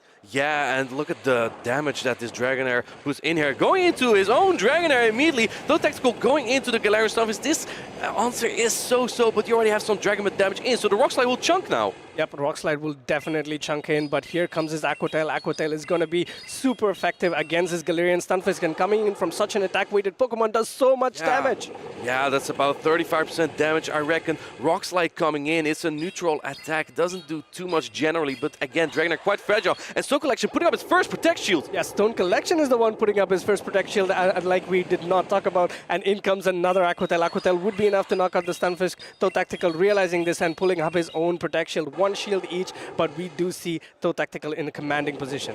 Yeah, while surprising that Stone Collection put up the Protect Shield first, it's also his most fragile Pokemon that kind of needs the shields. So again, another Rock Slide coming in, but this time Stone Collection is letting it go. Probably going to fast attack this down. Yeah, but then we'll see what Pokemon he uses to fast attack down, and it's going to be with that Lickitung, and this will be a lot of energy that he's getting in from this matchup. In comes his Earthquake from the Lickitung, from the Stunfisk, and this is going to do quite a bit of damage. Yeah, and another Protect Shield. Stone Collection realizing this could be very hard hitting, and Toe Tactical not accepting that farm down, going into the Dragonair right away, and letting this Body Slam go, putting it all on the Charjabug. Yep, this Body Slam, will it be enough to take out the Dragonair? No, it's not. Will he get to a move? This is going to be so close. He doesn't. No, he doesn't. He does not. Oh, he doesn't get to that Body Slam. That might be so crucial because little Charjabug is buzzing, but there's also a charge attack on the Cresselia still. Yeah, there's a charge attack on the Cresselia, and Lickitung has so much HP. Licks are slowly adding up onto this Charjabug. Charjabug can get to hide behind the one Protect Shield, but of course these charge attacks are coming so much. Yeah, but Charger Bug is also charging very quickly. Body Slam coming through. You kind of have to shield it, but there's also a Moonblast on Cresselia. So Tactical letting it go, knowing there is that Moonblast that does a little bit more damage. Yeah, Charger Bug is already in the red here, and it will take... Oh! A catch, I guess, but this is super effective. Yeah, this is a super effective catch, but Stone Collection knows that he can tank this move comfortably and can go for that Grass Knot here. And he does not. He doesn't even go for the move, goes for the Grass Knot here. Will this be shielded? It has to be shielded, right? It has to be. I was thinking you have less fast attack pressure here for Tactical, so he might be able to get more energy. But even the Psycho Cuts are adding up so much here. You have to go for the X Scissor, but I don't think you get to another attack, two more attacks on the Licky Tongue. Yep, you do not get two more attacks on the Licky Tongue, but here comes his X Scissor knocking out this Cresselia. Will this be enough? Here comes X Scissor. X Scissor will do a lot of work on this Licky Tongue, but I don't think it's enough. Will Tactical be able to make that magical catch to try and switch this game? I don't think he can. Getting fast attack down by the Licky Tongue. Does Galarian Stunfisk have any energy? It does not. And Stone Collection takes game number 1. Stone Collection licking his way onto that win here, 1-0. Absolutely playing completely different from what we said. He pulled up the first protection, and he put Tactical in the driver's seat, but unfortunately for Tactical, the Pokemon at the back was too much. The bulk of that Licky Tongue was too much for him to climb out of. Yeah, I do like the decisions of Stone Collection Protect Shields there, though. First, shielding that Dragonair, that was the most fragile Pokemon on his team, and then realizing there's no way Tactical would not go for an Earthquake on my Licky Tongue. That will be the hardest hitting charge attack at this point, and putting up the shield put him in such a good position because the Licky Tongue and the Cresselia with energy, what was Dragonair going to do in that position? Yep, identifying that his win con was going to be as the HP on the Licky Tongue, and that's exactly what he did. Pulling that Protect Shield, securing that matchup, making sure no mistakes were made in the mid game that would cause him any problems into the late game. Absolutely dominant gameplay here, and it's like what we talked about, so much bulk in that team with one super damaged Pokemon in between to protect, to secure the matchups. Yeah, exactly, and I like that play from Stone Collection to gather energy on the Licky Tongue. It could be the Poliwrath in the back that counters the Licky Tongue. However, Licky Tongue does pack Power Whip as a grass type charge attack. So if you get energy on Licky Tongue, you can fight back. Yep, you can do more than fight back, but let's see what happens here. We have a Poliwrath lead into a Medicham. Oh, that is a blast from the past here. Medicham going into the Poliwrath. This is not the lead what you want to see as Tactical, but he is staying in here. He wants to do a lot of work with this Poliwrath. Yeah, going for that Scald potentially. Here it comes. And Stone Collection also building up to the Dynamic Punch, letting this Scald go. This will do a lot of damage. And we'll see. Is it going to debuff, Abi? Will it debuff? In comes the Scald. So much damage. It doesn't. No, it does not. Oh man, Dynamic Punch coming through. This will definitely knock out the Poliwrath, but not if Tactical puts up a Protect Shield. Yeah, he wants to secure this matchup. He wants to do as much damage to this Medicham or get this Medicham out of the way for his Poliwrath to run rampant in the backline. Let's see what he does. Goes for a charge attack priority here, and he wins it. Wow, and letting the Medicham go right away. That leaves this Poliwrath in a farm down range for one of his Pokemon that comes in. Now it is the Dragonair with a shield up. This is going to be a very uphill battle. Yeah, Dragonair with the shield up, as we called out earlier, is going to do a lot of work here. Even with even shields, it did so much work against this Stunfisk, but he is charging a lot of energy, even going over that Rock Slide, not afraid of Tactical throwing this. And was that a charge attack priority event? I think it barely wasn't because Stone Collection threw before that last Mud Shot ended here. Either way, Aquatail doing a lot of damage and almost at the next one. Now the Rock Slide comes in. Do you shield this? Yes, you do. Yes, he Protect Shields it, and he already has that Aquatail loaded. It's looking like a huge uphill climb for Tactical, and let's see what he does, charging up quite a bit more energy, but going for that Aquatail just before the Rock Slide comes in. Absolute mastery of energy here. Yeah, and I think this position for Stone Collection is so good because I think this Dragonair will even outpace to the next Rock Slide. Another Rock Slide coming in. Does Stone Collection put up his shield here? Yes, he does preserve that Dragonair. Yeah, this Dragonair has so much left in it and is doing so much work. It's single-handedly taken out the Poliwrath, and now it's so close to take out this Stunfisk, and it does take out. Here comes the Aquatail, and this will knock out the Stunfisk. Do you think that Charger Bug has what it takes to win this matchup for Tactical? I don't know, man. You have to go through this Dragonair and then the Licky Tongue. That's so much work for the little buzz. It's almost every single team swapping in that Licky Tongue, and now Tactical has some momentum to build up energy, but it looks like he's going to so much. In comes another body slam first, though. The body slam comes in here, and this is going to put this little bug in the red, and that is looking like how the cookie crumbles for ToeTactical. Let's see what he does. He's going for these fast moves one after another. I think he realizes there is no way he can come into this matchup, and Stone Collection takes it 2-0, putting him on to the next round, beating one of the top competitors, ToeTactical, in the process. What a convincing victory by Stone Collection, and like we said, just outbulking his opponent. You can have all the versatility that you want, but if you can't deal super effective damage on my Pokemon, you just don't win. Yep, it is so good. It's all coming down to team building, right? ToeTactical went for, let's say, the versatility to handle a lot of situations, but unfortunately he got met with one of the biggest things that we are always afraid of for in every meta is the bulk. Yeah, absolutely. You want to know a fun fact about this matchup? According to Stone Collection and ToeTactical, Stone Collection has never won against ToeTactical before in a grassroots competition. In fact, I'm not talking about a matchup, but a single battle. ToeTactical thought he was like 12-0 against Stone Collection before. And now that it comes down to an official tournament, Stone Collection wins 2-0. No Stone Collection showing up where it matters, right? Like, it's putting him in an absolute dominant position. Of course, I would definitely take the 2-0 in like an official tournament over a 12-0 in any of the grassroots tournaments as well. It shows, of course, Stone Collection showing that maybe in those other tournaments he didn't really have the team comp advantage that he did now. We looked at the team sheets and we already knew this was going to be so rough for ToeTactical to win, but he did put up an amazing fight there.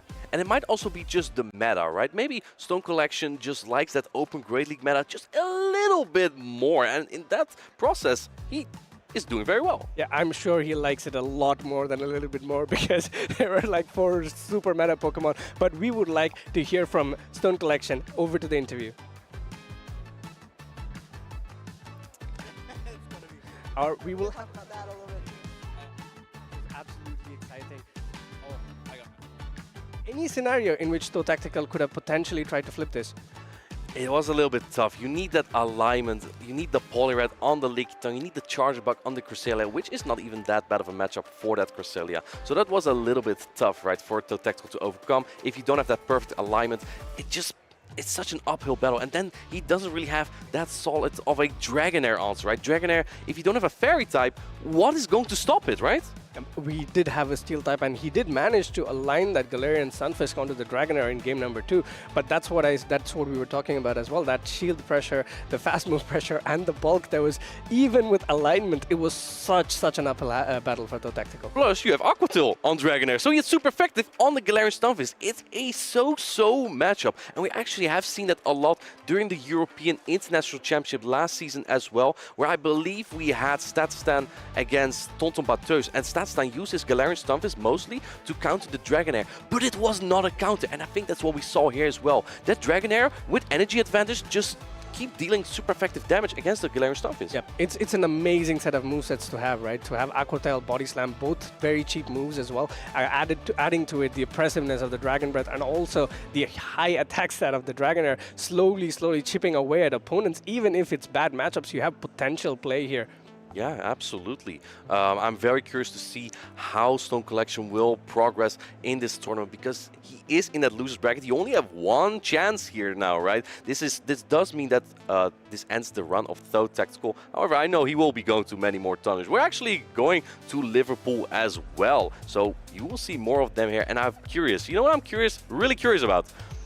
Charger Bug. If it's going to stay top meta like this. We saw it top 3 on the Pokemon usage on day 1, and now it's 80 on 7 out of 8 teams, right? Yep. Charger Bug probably is here to stay, or it's not here to stay, but we would like to hear more from Stone Collection and how he wants to maneuver through this tournament. Over to the interview. Thanks, guys. I'm here with Stone Collection, who yesterday told us a little bit about how he likes to collect stones, and maybe now you're looking to collect stones in your championship rings as you're one step closer to becoming the Stuttgart Regional Champion. How are you feeling? Hey, yeah, I'm feeling pretty good, yeah. just right before we started this interview, we had Zephymastix throw you up your Dragonair. It's a little mascot to help you along your way. Let's talk about your Dragonair usage, because in that second game, it was masterful. Yeah, to be honest, at the moment I'm so nervous. I don't remember what happened in the second game. Oh, Yeah. I think. I mean, the two-shielded Dragonair, I think you were just timing everything perfectly. The mint that the So Technical got to his charge attack, you were already throwing those Aqua Tails. I mean, how secure were you in the fact that you were going to win by that point in the game? I was pretty sure about it because my Lickitung looked pretty good against this team. The only real check was the Poliwrath, which I encountered in the lead scenario. So I was like, he shielded Poliwrath, we threw on CMP, and I got a shield advantage, could farm him down before he could throw a non-move. So I had energy on Dragonair. I lost some HP, but I had energy, I had shield advantage. I was certain that I was gonna win at that point, yeah. I mean, you did really well, I believe, in Gdansk as well, right? So, I mean, is this your season again? Yeah, I guess so. At the moment, I think 250 championship points. Nice. Of the required 400, and the season is still. We have still some regionals to play, so yeah, I'm certain that I'm gonna at least qualify, and what happens at Worlds, I don't know yet. I know you were a Worlds competitor before, so you're already making this guarantee. We're gonna see you in Worlds in 2024 as well. Yeah, I hope so. All right, okay. Well, to get there, we need to go through a couple more opponents as well. And you told me you believe that your next opponent is your friend and a fellow German trainer, JBG Winston. Yeah. How are you feeling with your team comp against his? Or even you as a player against him? You guys have played together, you've played against each other so many times. Yeah, we've played quite a lot of times. It usually went into my favor, but I saw that he has a Shadow A-Slash, a Alone Sand Slash, which is quite good against my Dragonair. Yep. And I really hope that the meta change got rid of the Alone Sand Slashes, but yeah, here we are. I have to face one once more, and yeah, I hope that my Dragonair can avoid it if I choose to use it. Well, speaking of meta changes though, we were just discussing how your team seems almost the most similar to the previous meta than anyone else's, with a lot of the Medicham and the Dragonair and stuff. What went in, and also my favorite, Sableye, what went into your team comp building for Stuttgart? To be honest, I think I usually take quite some time to get used to the new meta. So I'm actually, there was not that much thought in it. It was only that I think I keep lacking behind the meta. So. Well, it seems to be doing it in your favor. We'll go ahead and we'll let you get ready for your next matchups. Is there anything that you want to say also regarding the fact that we are in Germany? You are one of the last Germans left. Wouldn't it be great for a German to take home the title? It would, yeah, but it's still a long way to go. So. Let's see. Okay, well, Stone Collection, it's been a pleasure. Wish you luck in your next rounds. We're going to go ahead and get back to the battles. Take it away, Abi. And Inadequates? Of course, apparently Amanda almost forgot your Inadequates, but thank you so much, Stone Collection, for those insights. And of course, it's all about adapting to the meta, but if you're going to take some time to adapt to the meta, it is also okay, apparently. Yeah, I thought at first he forgot about changing his team, or that there was a meta change, but his team core still worked very well, and I think that's very important in these kind of tournaments. Speaking of team cores, we actually have a video for you to see how this works and how this goes to improve your team building for these tournaments. Let's take a look at this video. Hey there, Pokemon trainers, Martijn aka Inadequates here, and in this video I'd like to talk about team cores. They are essential for building your teams for Pokemon Go PvP. What are cores exactly? A core in your team is basically a pair of Pokemon that cover each other almost perfectly. Examples are Medicham and Lickitung, Clodsire and Umbreon, Swampert and Charizard. Many of the teams we see in the Go Battle League have a core like this, and the teams of 6 in the Play Pokemon Championships even have multiple of these cores.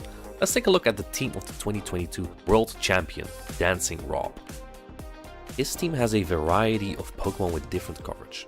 He has 1 Fighting type Pokemon, 1 Grass type Pokemon, 1 Water type Pokemon, 1 Fairy type Pokemon, 1 Normal type Pokemon, and 1 Steel type Pokemon. 5 of these 6 Pokemon have dual typings even, that means they have 2 typings. This gives them a lot of different coverage, but also different kind of weaknesses. If we take a closer look, you can actually see that Dancing Rob's team consists of multiple cores. The first core we see is the classic Medicham and Lickitung core. Lickitung covers Medicham from ghost types and provides excellent neutral damage output, while Medicham covers Lickitung from other fighting types and the steel types that wall Lickitung. The second core we see is the Venusaur and Galarian Stunfisk core. At the time, Alolan Sandslash was not as popular yet, and this core was nearly unbreakable. Venusaur with its grass and poison typing covers the water and fighting weakness of Galarian Stunfisk. And in return, Galarian Stunfisk covers Venusaur from any flying, ice and fire types. The third core we see is the Swampert and Alolan Ninetales core. Swampert's only weakness is grass, and this makes it easy to pair with a flying or ice type. To tackle the meta of Medicham, Sableye and Altaria a bit more efficient, Dancing Rob decided to teach his Alolan Ninetales the fast attack Charm. Through combining various cores of Pokemon typings, Dancing Rob built an incredibly versatile and flexible team to compete in the World Championships. Now, how do you know if your team works well in the current meta? Luckily, we have quite the reliable data for you to team check yourself. Every regional, we show you the top 12 most used Pokemon in a tournament. When you have built your team, you want to check in this top 12 most used Pokemon if there are any Pokemon your team would have trouble with. We call these Pokemon core breakers. An example of such a core breaker to Dancing Rob's team is Venusaur. It would defeat his Medicham, Swampert and the Alolan Ninetales with the fast attack Charm. Ideally, you want to have a team that covers as many of the meta Pokemon as possible, while not having too many Pokemon that could lose to one single Pokemon as well. And if you do, you probably want to look into bringing at least one very hard counter. For example, Man Team defeats your core of Medicham and Serperior. To make your team stronger against the Man Team, it would make sense to add a Lantern. This makes sure that you will always have a way to defeat a core breaker such as Man Team, because the Lantern is so strong against that. Many of these strong Pokemon cores are quite accessible, such as Clodsire and Umbreon or Swampert and Charizard. And if you're not sure about using them, you can try practicing against your friends or in the Go Battle League. After all, practice makes perfect, and you want to find those perfect cores and strategies to succeed in PvP. I hope that this helps you in your journey of building a team you would like to challenge others with. The more comfortable you become with your Pokemon, the higher the odds are of succeeding in the competition. Now, let's head back to the competition in this broadcast.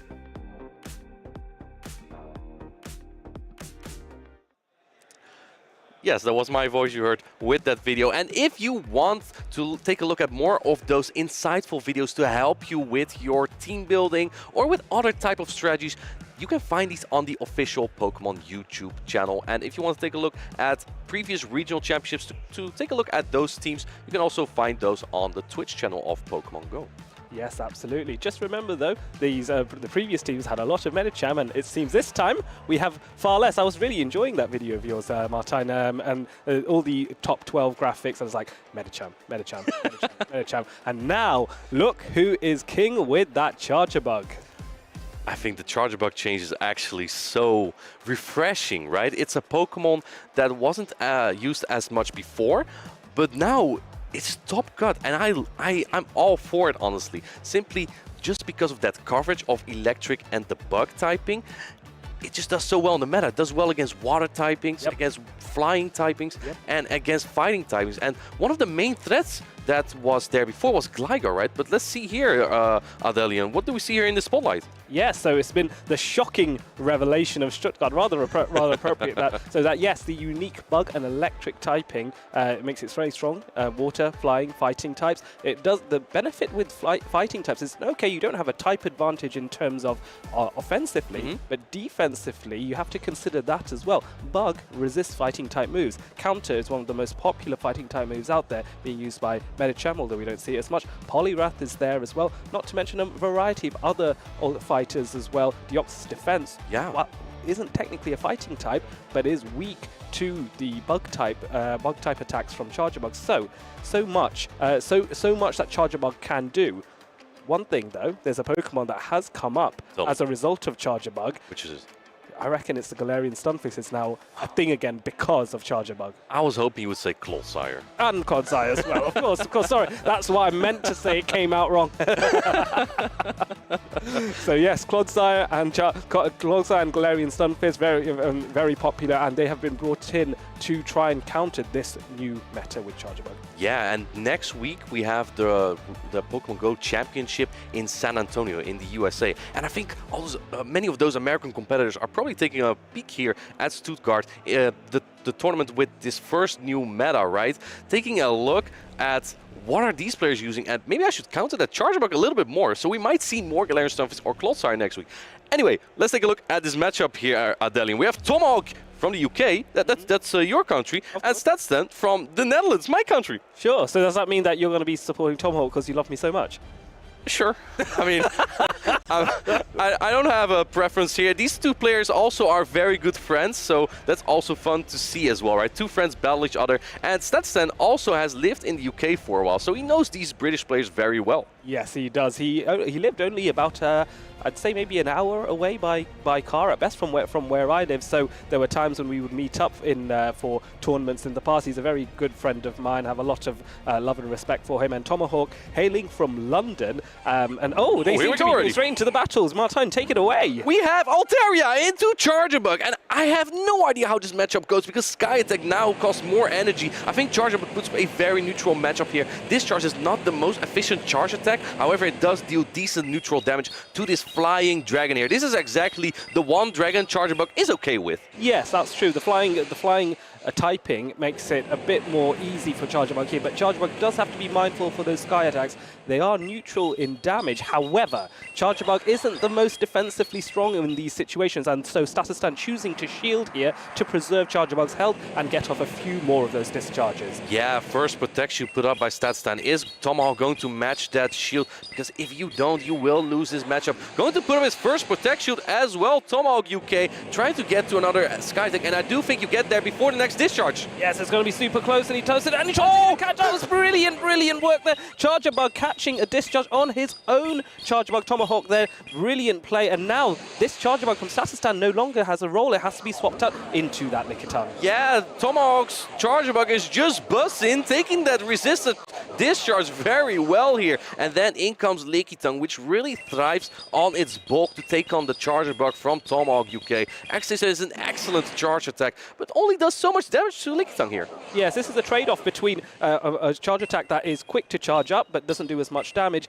But if you can get off enough of them, even Lickitung will fall eventually, but not before this body slam is launched first, bringing Charjabug very close to being knocked out.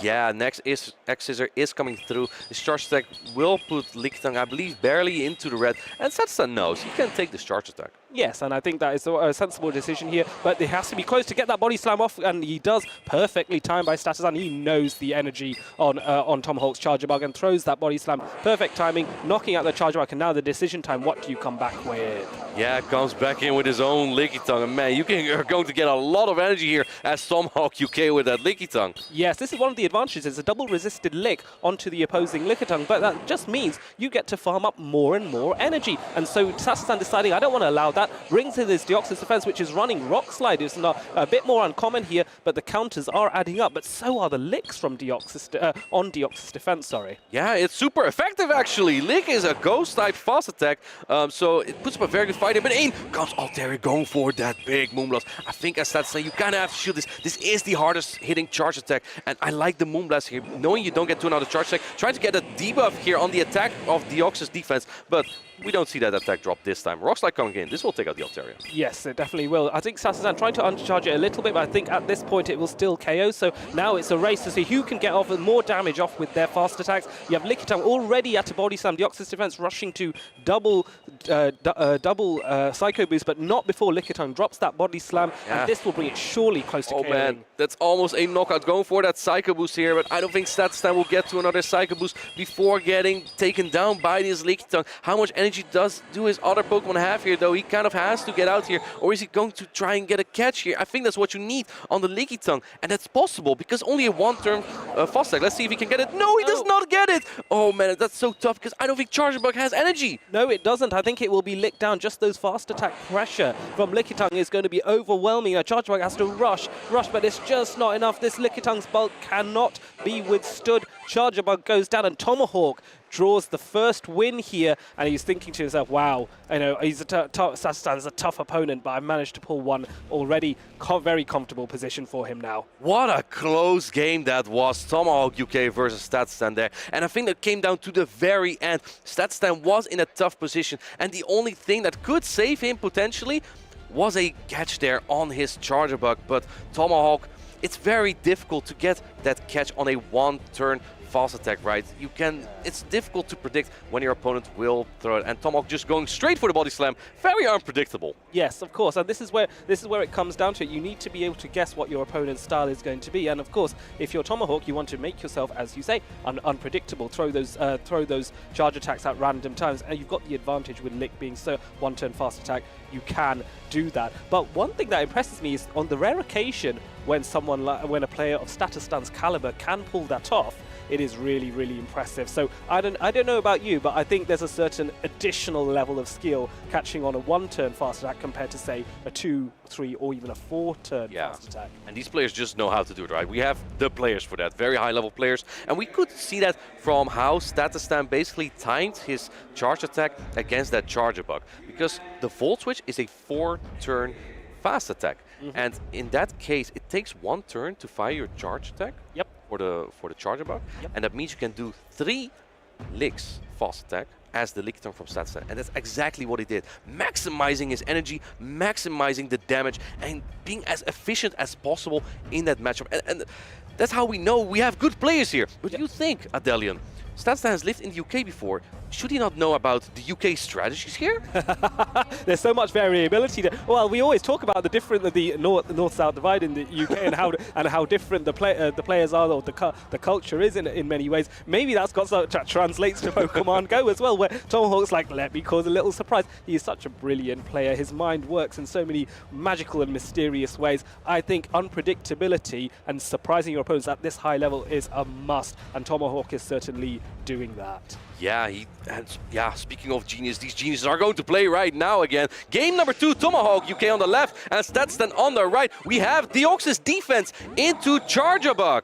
Nice, and for Tomahawk, he's thinking, I quite like this, but has to be mindful of Deoxys defense's Rock Slide. Yeah. This is not the moveset that is conventionally used, so has to be very careful here, but does get to that X's of first, which is perfect, because this will deal super effective damage to Deoxys defense. Yeah, it does a nice 50% damage here or some about that, and going straight into the Lickitung, wanting to soak the damage here, and is answered by the Mantine from Statustan. Now, this is not that great of a matchup for that Mantine, however, now you avoid the Charjabug, and Tomahawk UK is going straight for the body slam because he knows otherwise Statustan is going to throw that ball beam, drop my attack. I don't want any of that. Yes, absolutely, and I think it makes sense to drop the bubble beam nice and early in the matchup, so you get the maximum benefit of the debuff to Lickiting's attack. And now at this point, Statustan can decide: do I want to debuff him even more, or do I want to go for the aerial ace here, over farming a little bit and allowing another body slam to come through? Perhaps this is allowing Statustan to gauge how much damage does this body slam do to my Mantine once the debuff has occurred. Yeah, I think if you go for another ball beam, you will live the next body slam. It looks like he's going for the aerial ace that does more damage. I think you only need to ball beam once here, because then the fast attack Lick will do barely 1 damage, maybe a little bit more. So I think that's why you only go ball beam once here in this matchup. And as you can see, this actually gets really close. Lickitung, I think, is barely going to take this matchup, but look at how low it gets. And Tomahawk going for the switch immediately, and answered by that Lickitung. A very quick switch by Statustan before that Volt Switch even landed on the Mantine. Yes, and I think this is a key thing about reaction times. If that Volt Switch had gone through, Mantine would have taken a huge amount of damage and may have even potentially been knocked out. So great reactions by Statustan there as this Excisor is now launched on the Lickitung here. Statustan's Lickitung responding with a body slam to soften up this Charjabug. Tomahawk choosing not to shield this. Yeah, he still has a full health Altaria that's looking very good in the back. Because as we look at Statustan's team, they don't really have a hard answer to it anyway. Excisors coming through, and this will put Lickitung quite low as well. Yes. Oh, and now finally using a shield at this point. I think very sensible here to preserve some health. He doesn't know the Altaria is in the back, but that he's going to be grateful that shield has been used there. Using both shields in quick succession. We've gone from 2 shields to no shields in a couple of seconds. Yeah, Statustan wanting to put it all on his Lickitung. You can lick down with the Lickitung fast attack here on the Charjabug, and now in comes opposing Lickitung. Oh man, another body slam comes in, and this will put Lickitung so low. You will survive, but man, it's not going to do a lot against the Altaria anymore now. Yes, and I think that was the tactic that Tomahawk was looking for. Soften this up, and then the Altaria comes in. But then we forgot the Deoxys defense does have a Rock Slide available, does have 2 in fact, but Tomahawk has 2 shields, perfectly saved for this occasion. Yeah, the super effective Rock Slides, those are the attacks you definitely want to shield. Statustan Stetson was looking a little bit grim there at Tomahawk, saying, yeah, you got me, man. I can't do anything here. Rock Slide's going through, or sorry, not going through its Protect Shield here as well. And I don't think the Ox's defense can get to another attack here. No, the Dragon Breath is just such an impressive fast attack. That's able to take down everything. Going for a charge attack priority event, which Altaria wins over Lickitung. And this Sky Attack at this range will surely KO, which means Tomahawk punches his way further, but does knock out his good friend Statustan relatively soon. It's a race now to just try and get another fast move off. Going for the bubble beam just to wind up Tomahawk a little for a laugh. Should we boom here? This is a beam after all, right? Oh, yeah. All right, here we go. Yeah. Big bubble beam. Boom! It drops the attack. Mantine hangs on longer, but this is where he needed Ice Beam, not Bubble Beam. And Tomahawk UK showing no mercy to his friend Statustan and proceeding to the next round. Yes, the journey continues for Tomahawk. What was Statustan? And what I loved the ceremonial passing of the Poltergeist to Tomahawk there. This is a very, very cute interaction. I really like that. Do you reckon they planned that? It's really cool. Yeah, maybe they did plan that, I don't know. But Stetson recognizing, okay, you are my teammate, you have to carry on the mission of winning this tournament. Yeah, this was such an amazing matchup, right? We saw two very high level and smart players, two players that are very consistent in getting to top cut as well, right? We saw Tomahawk UK get to top cut in Barcelona as well before. So, you know, he has experience getting to top cut. Yeah, absolutely. He is. What I remember actually seeing him first go very far at Warsaw. I think that was last season. Where he was runner-up there. Yeah, he was runner-up, and he faced off against Koshak, who was I think first place. Yeah, he was in first place in fair, and he's only like 15, 16 year old, very young player. But Tomahawk's play was so impressive. Then I was thinking, wow, he has come a long way, Tomahawk, because I remember when he first started in Pokemon Go PvP in the grassroots circuit, and now to come all the way here. Really, really credit to Tomahawk. They're a fantastic player. But we did see that high-level play from Tomahawk here as well in that matchup, right? Realizing, okay, I only get to one charge attack on my Altaria, so I'm going for that Moonblast, which I don't know if it's more efficient or not. It is definitely a lower cost energy charge attack. However, it can debuff the attack stage of the opponent. So that's why Tomahawk went for one charge attack, that Moonblast there. That was such high-level play. And then when he swapped his Lickitung in Game 2, just straight into Statustan, into that matchup, he went right for the Body Slam before Mantine could go for that Bubble Beam, because then your Body Slam would have done less damage. So a very heads-up play from Tomahawk there. So smart. Yes, and this is why it comes down to, at this level, you have to think of pretty much everything. You have to plan a few steps ahead, or a few turns ahead, in this case, just to make sure you're tactically as sound as you can be. There's almost no such thing as a perfect game, but you want to get as close to perfect as possible, and these are the trainers to do it. It's just that Tomahawk was that little bit closer to perfect than Statustan on this occasion, but credit to Statustan, credit to all the trainers that have made it to day 2. As I'm sure you've done it many a time, you know how hard it is. You kind of need some luck sometimes, also in your team composition. I think Statustan also didn't really have a great Altaria answer there, right? What if you had Ice Beam on Mantine here, right? That would make it a better Altaria answer, but now you don't have it. So Altaria was just so free in this matchup. Yeah, absolutely. And I was thinking this because I was looking at Mantine, so when it first was put on the team, I was looking at thinking, I'm sure maybe I was going to run Aerial Ace and Ice Beam. I didn't think Bubble Beam would be the way to go, but Stan obviously felt that I liked the idea of debuffing and softening up my opponents early on, and that can be very impactful if you are, say, leading the Mantine and someone safe swaps a Pokemon in, you can soften that, and that can really impact on, say, a Lickitung. Yeah, exactly. Anyway, how about we hear from Tomahawk UK himself, what his thoughts are, maybe on the Altaria. Let's go to Amanda, who's ready for the interview. We've been seeing him win on screen, and finally we have a chance to actually talk to the man, the myth, the legend himself, Tomahawk UK. Going through the losers bracket, winning yet another round, how does it feel? Thanks, Amanda. It obviously feels great. Sad that it's Stan. I wish it, I hadn't been paired against my teammates, my friends, but really good feeling to kind of get through despite the loss yesterday through the losers bracket. Yep, that's what I actually was going to ask you about to start with, is like, yeah, you and Statustan are good friends, your teammates as well. I'm sure you've done a lot of practice together. Obviously, if you wanted to face him at any point, you wanted to face him in the finals. But what do you do to prepare yourself when you have to face a good friend? I think there are a few things. Stan and I haven't scrimmed together too much, but we've had a lot of conversations about team building. And Yeah, when you're going up against someone that you know is very good, that you know that knows how you play as well, there is that little bit in the back of your head that goes, am I too predictable?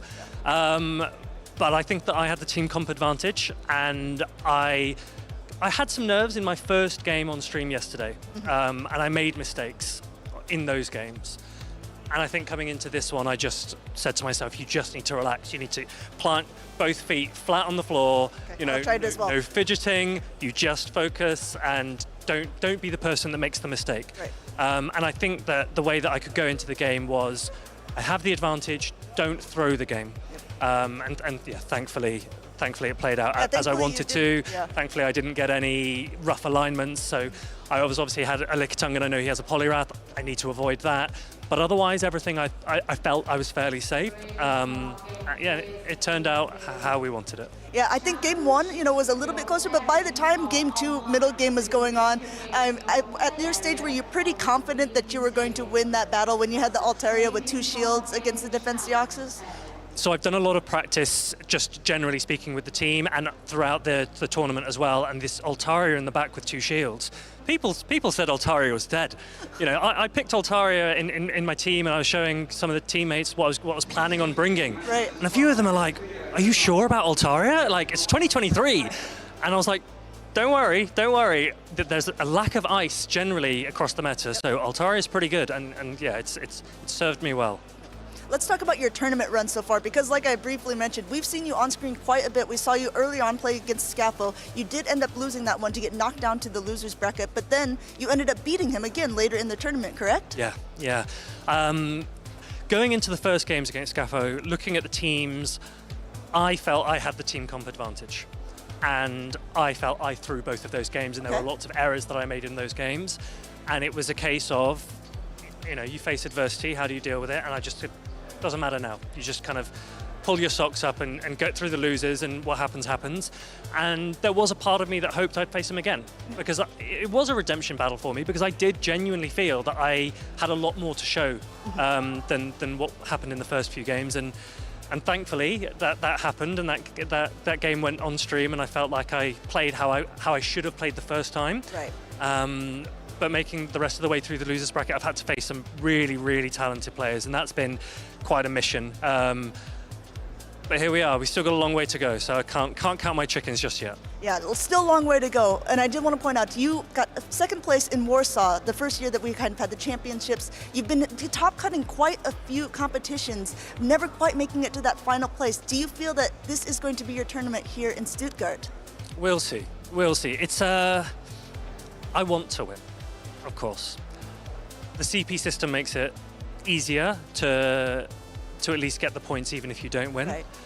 And even if it's not a win, what I quite like is that I can improve consistency. Sure. Because realistically, when you have these tournaments across these seasons, you want to just be able to be consistent as much as possible. And then if it comes to Worlds, at least you say, well, hold on a minute, I've been consistent throughout the season, I can back myself. Whereas last year, I did very well in Warsaw, and I didn't actually do as well as I wanted to in a few of the other events. And that lack of consistency then showed at Worlds, and I didn't do as well as I wanted. So I'm quite pleased with the way that I'm able to read the meta, especially the change. So the Barcelona, I did fairly well in Barcelona, and that was just after a change. This, we've obviously just had another meta change, and I've done well again. And so I'm pleased about that. I would love to win. I also have some very good friends that are still in the competition, and I'd love to see them win. Colin's obviously using the same team. If he wins, I'm going to claim the assist. That's absolutely fine. But we'll see how it goes. Okay, well, I wish you the best of luck, Tomahawk. And Thanks we're going to go ahead. Like I said, we still have a lot of battles left to go. I do remember who's on the desk this time. It is an Adequance and a Delian. We'll kick it back to them. Thank you, Amanda, and thank you, Tomahawk, for that. Yes, I think consistency and having more opportunities to compete really does help you get better, and indeed having a reliable set of Pokemon that you know how it works. Was there one particular Pokemon from that matchup that really stood out to you there? Yeah, 2 of them actually. On Tomahawk's side, the Altaria, and on Statson's side, the Deoxys defense. Because it has Rock Slide, it basically was the strongest Pokemon there. Usually, the attacks that Deoxys defense has is obviously counters the fast attack, one of the best fast attacks in the game, and then the recommended charge attack is Psycho Boost, but then Thunderbolt, and it's usually against Medicham, but Medicham isn't as common right now. So is Rock Slide maybe the way to go now? Yeah, I would think so. I personally think so as well. Because against this matchup against Altaria, if he was able to get that Rock Slide off, if it didn't go shielded, that Rock Slide would have done quite a bit of super effective damage. And we all know how much Charger Bug is now popular in the current meta, the most popular Pokemon. You really don't want to be caught out with that if you're Deoxys Defense when you have the Psycho Boost and the Thunderbolt, because you're only relying on that Psycho Boost, which does debuff you to do damage, whereas the Rock Slide is something you can consistently rely on in order to do damage to the Charger Bug. You do have to bear in mind, however, that Charger Bug is able to get to that X-Scissor quicker than Deoxys can get to the Rock Slide, and I think that is something to be mindful of if you are considering Deoxys defense. Yeah, exactly. I don't think we'll see a lot of more Deoxys defense. However, how about we take a look at that losers bracket, because that's the few battles that we've been taking a look at earlier here. We see here that Stone Collection won 2-0 against Toe Tactical earlier, and as we just saw, Tomahawk UK 1-2 against Statstan. So our next loser rounds will be JBG Winston, who lost to Palasha, and he will be facing off against his teammate and his, fellow German Stone Collection. And then on the other side, yeah, so on the other side, there's Dinoski facing off against Tomahawk UK. Again, two teammates, good friends, and it's a battle between the British as well. So we have two Germans facing off and two Brits facing off in the losers round 2 to see who gets to the losers semi-finals. Do you think these two German trainers, do you reckon they're going to be having a comment about who's the best German battler out of all of them? Tough to say. I think you always kind of want to be the best. However, JBG Winston has that record in the local tournaments. He already has quite some practice in. I know Stone Collections, I believe his first local tournament will be in 2 weeks or so, actually in the Netherlands as well. So in that case, JBG Winston has more experience in that regard. But JBG Winston also lost one battle today, where Stone Collection already may have reached his form. Look at that, giving each other a fist bump beforehand. These guys are good friends here. Now let's take a look at these teams here. We have that Alolan Sandslash with Power Snow, which kind of let him down against Azuro earlier, and then we have that bulky team again from Stone Collection on the right. Yes, and Stone Collection having that Shadow Sableye, which is something we haven't seen too much of from other trainers, but Stone Collection does have a reputation for trying to run something a bit different, something that's just to cause a few surprises. Do you think here the Powder Snow is better than the Shadow Claw for JBG's Alolan Sandslash? I think it's a little bit tricky to say. It is slightly better against Dragonair, which already was quite a positive matchup, but now you do super effective fast attack damage. I think the main thing you pick up here is that Lickitung, because with Shadow Claw you actually lose to Lickitung. But on the other hand, Shadow Claw is better against Cresselia, and according to a Mind Joke, you can win against Medicham with Alolan Sandslash Shadow Claw. That's actually not true, don't believe that. That's what he says. Anyway, we have our leads here. We have JBG Winston on the left with the Whiscash, and on the right, Stone Collection with the Lickitung. And Lickitung is going to have a lovely time here because that Power Whip will practically one-hit KO that Whiscash. JBG Winston has to be so careful not to get hit by that, but going for the Scald straight away to try and start raining on those debuffs on the Lickitung. If he gets one off early, this could be a very significant factor, and there it is! Yeah, and now the Licks will do last damage. Oh my goodness, getting a full Volt Switch fast attack in as well. That's a 3/4 here for JBG Winston. This body slam also debuff won't do as much damage, but man, Stone Collection does have the answer here. It is the Dragonair. Yes, but with that additional Volt Switch going through, that does mean Charger Bug can race to the X-Scissors, which do neutral damage on Dragonair, not the most bulky of Pokemon, so Stone Collection choosing to shield immediately.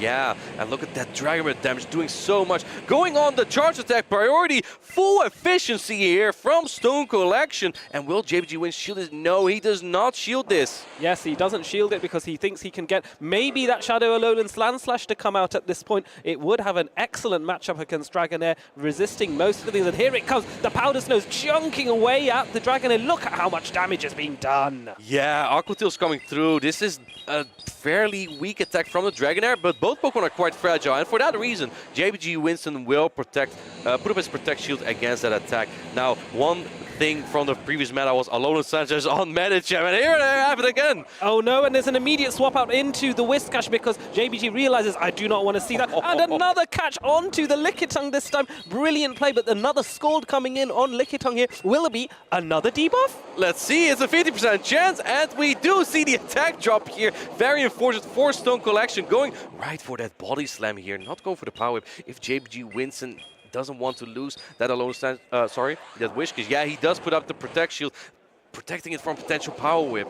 Yes, and this does give the opportunity to farm a bit more, but just has JBG counted correctly? He hasn't, and unfortunately that means this Body Slam does come through. Does JBG know it's the Body Slam? I suppose he'll find out immediately. Yeah, you can't shield this, but now, because this attack has been dropped, you get that Mud Shield down. You need all this energy for that Medicham, but Medicham can take out the Alone Sense with one Dynamic Punch, so if you get that counter down here, it will be very nasty for the Alone Sensors. First call comes through. Yes, and now another one, and there is a debuff, and now is a charge attack priority event, which Whiskash wins. Will there be a shield from Medicham here, surely? Oh my goodness, good. Oh, no shield here, and now 2 Ice Punches. If JBG Winston has the energy, he may get to those, but we'll see, because the counters are double super effective. Ice Punch going through it, taking out the Whiskash. In comes Alone Sensors with a lot of energy. It's a 2 Ice Punches. What's a mind joke right here? The Alone Sensors might defeat Medicham. Is this true? Alone Sensors such a counter to Medicham. What is going on? So we have seen first Ice Punch, the second Ice Punch coming in. No more shields for Stone Collection. Surely at this range, Medicham KOs. Are we going to go for a boom? Not on this one. This is only an Ice Punch, but it takes out the Medicham. And that's a 1-0 victory for JBG Winston. That was looking so tough for him because he had a lot of senses on Medicham. I know, right? So it goes to show that just because it's a negative matchup doesn't necessarily mean you can't do something. If you have plenty of energy on the Lowland Sandslash, it can do some significant damage to Medicham here. And Medicham just not able to withstand 2 Ice Punches. And JBG gets that first win. I bet he feels very happy. Both trainers smiling at each other. You can see the friendship is not changed at all with the battle. It's lovely to see this kind of camaraderie here as they start preparing for that second battle. And you know what I think was very crucial? What was very crucial in that matchup as well? I think it was Stone Collection who may have miscounted on the Wish Cash there. They're looking at the audience. But, a little hard as well. Yeah, they love us all, right? Of course. A lot of love in the community. But as I was saying, yes, charge attack priority on the Wish Cash, that depends a little bit on the attack of both Pokemon. I think that Stone Collection was assuming that his Medicham would win the charge attack priority, so throwing before that Mud Bomb, that could have won him the battle. But in this case, the Mud Bomb went off, putting the Medicham into that Ice Punch range, and that basically lost in the battle, because if he went for that counter down on the Wish Cash, he just gets to one single Dynamic Punch that takes out an entire family of Alolan Sandslash. Yeah, no, you're absolutely right. It's a good observation you make, because it did genuinely surprise me that Whiskash was able to win Charge Attack priority over Stone Collection's Medicham, which just goes to show that having these Pokemon, these subtle differences in how they are favored towards their attack or their ability to generate more firepower, that can be such a significant factor here, and it's often overlooked point. Clearly, you've taught me something today, Martijn. Yeah, both players are ready for game number 2. We have Lickitung into Lickitung. Now, hold on. This matchup might take a while. So let's take a look here at... Oh, look at that Best Buddy ribbon, by the way. Looks like Stone Collection really likes his Pokemon. But what I want to take a look at here is already the backline. I think JBG Winston is very happy to see Lickitung here because he has that Wish Cash in the back. Yes, for sure. And so his Whiskash going to be a lot safer. So he's happy to start throwing these charge attacks very early on, soften up Stone Collection's Lickitung, make it less of a threat to what's in the back. Has to be mindful, though, that look at the Shadow Dragonair. It has a relatively good matchup in the back against JBG's backline. So it's going to be a tricky one. How does he deal with that Shadow Dragonair? Yeah, I think JBG Winston was like, okay, well, that Dragonair is nothing against my Alolan Sensors. No way that Stone Collection will bring it again. Well, guess what? He did. He is relying on the Dragonair. But first, we still have to play out this Lickitung matchup. And what I noticed about Stone Collection here, he's building up this much energy because he wants to have energy prepared in case that Wish Cash comes back in at some point, right? He wants to have that Power Whip ready to take it out in one hit. Yes, and that would be very, very impressive if that does indeed happen. But it relies on the stars aligning, the right alignment, as both of these going for a charge attack priority event here. But Stone Collection wins, so Stone Collection's Lickitung a little bit more favoring on its attack. So that means that JBG's Lickitung goes into the red first. Yeah, well, this is very important information. What are the odds of getting the charge attack priority like that on a one-turn fast attack? But what this means is that Stone Collection is going to win this matchup if he wants to, because he wins charge attack priority. priority. And it looks like JBG Winston didn't even go for the body slam, knowing he would lose the charge attack priority anyway. Yes, and so maybe he was expecting a catch, or maybe he's happy to see his own Lickitung go down, because then he can bring something in to farm up with. And here comes the Charger Bug, which would absolutely loves dealing with low HP Lickitung. So the third Volt Switch goes through. Does this KO? It does with perfect timing. Wow, barely doesn't get to what may have been a very important body slam here. Dragonair has a great matchup here, but doesn't like those X scissors. And JBG Winston has 2 of them now. Yes, and so now the question is, do you shield? You do indeed shield straight away,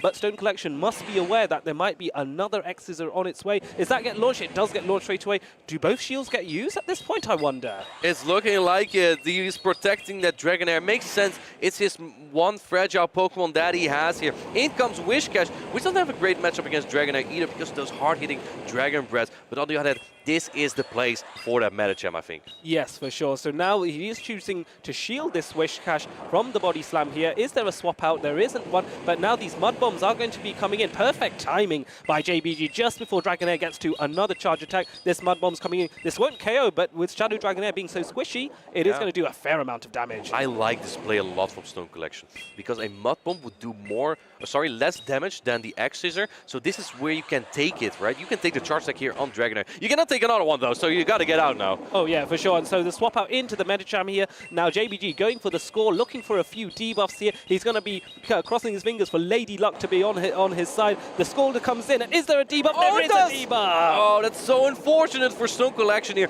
And man, the timer's almost up, but knowing he loses the charge attack priority, not going for his Dynamic Punch there, because that will be wasted energy potentially. And now, man, that energy into Charge Bug, you only have Ice Punch. I don't know if 2 Ice Punches. Oh my goodness! Oh my god, another catch, and it is the Dynamic Punch caught on the Charger Bug. A resisted attack, and Charger Bug with the debuff on Medicham is going to be more than happy to take this. JBG Winston playing out of his mind, but can he get to an X Scissor actually? I'm not sure. This Ice Punch might take it out, and then it's all in the hands of that Whiscash. Yes, and so everything is braced on that Whiscash here as the Ice Punch takes out the Charger Bug here. How close is Whiscash to another move? It's a race to get to those charge attacks, farming a little bit more, throwing just that teeny bit more, and now on charge attack priority, he throws. This is sternly going to KO the Medicham. I think you need to live 4 Dragon Breath, 3 or 4 Dragon Breaths as that Whiscash here. Let's take a look. Stone Collection is coming in with the Dragon. Can you get to a Mud Bomb here? No, you don't get to the Mud Bomb, and it's 1-1 here. JBG Winston against Stone Collection.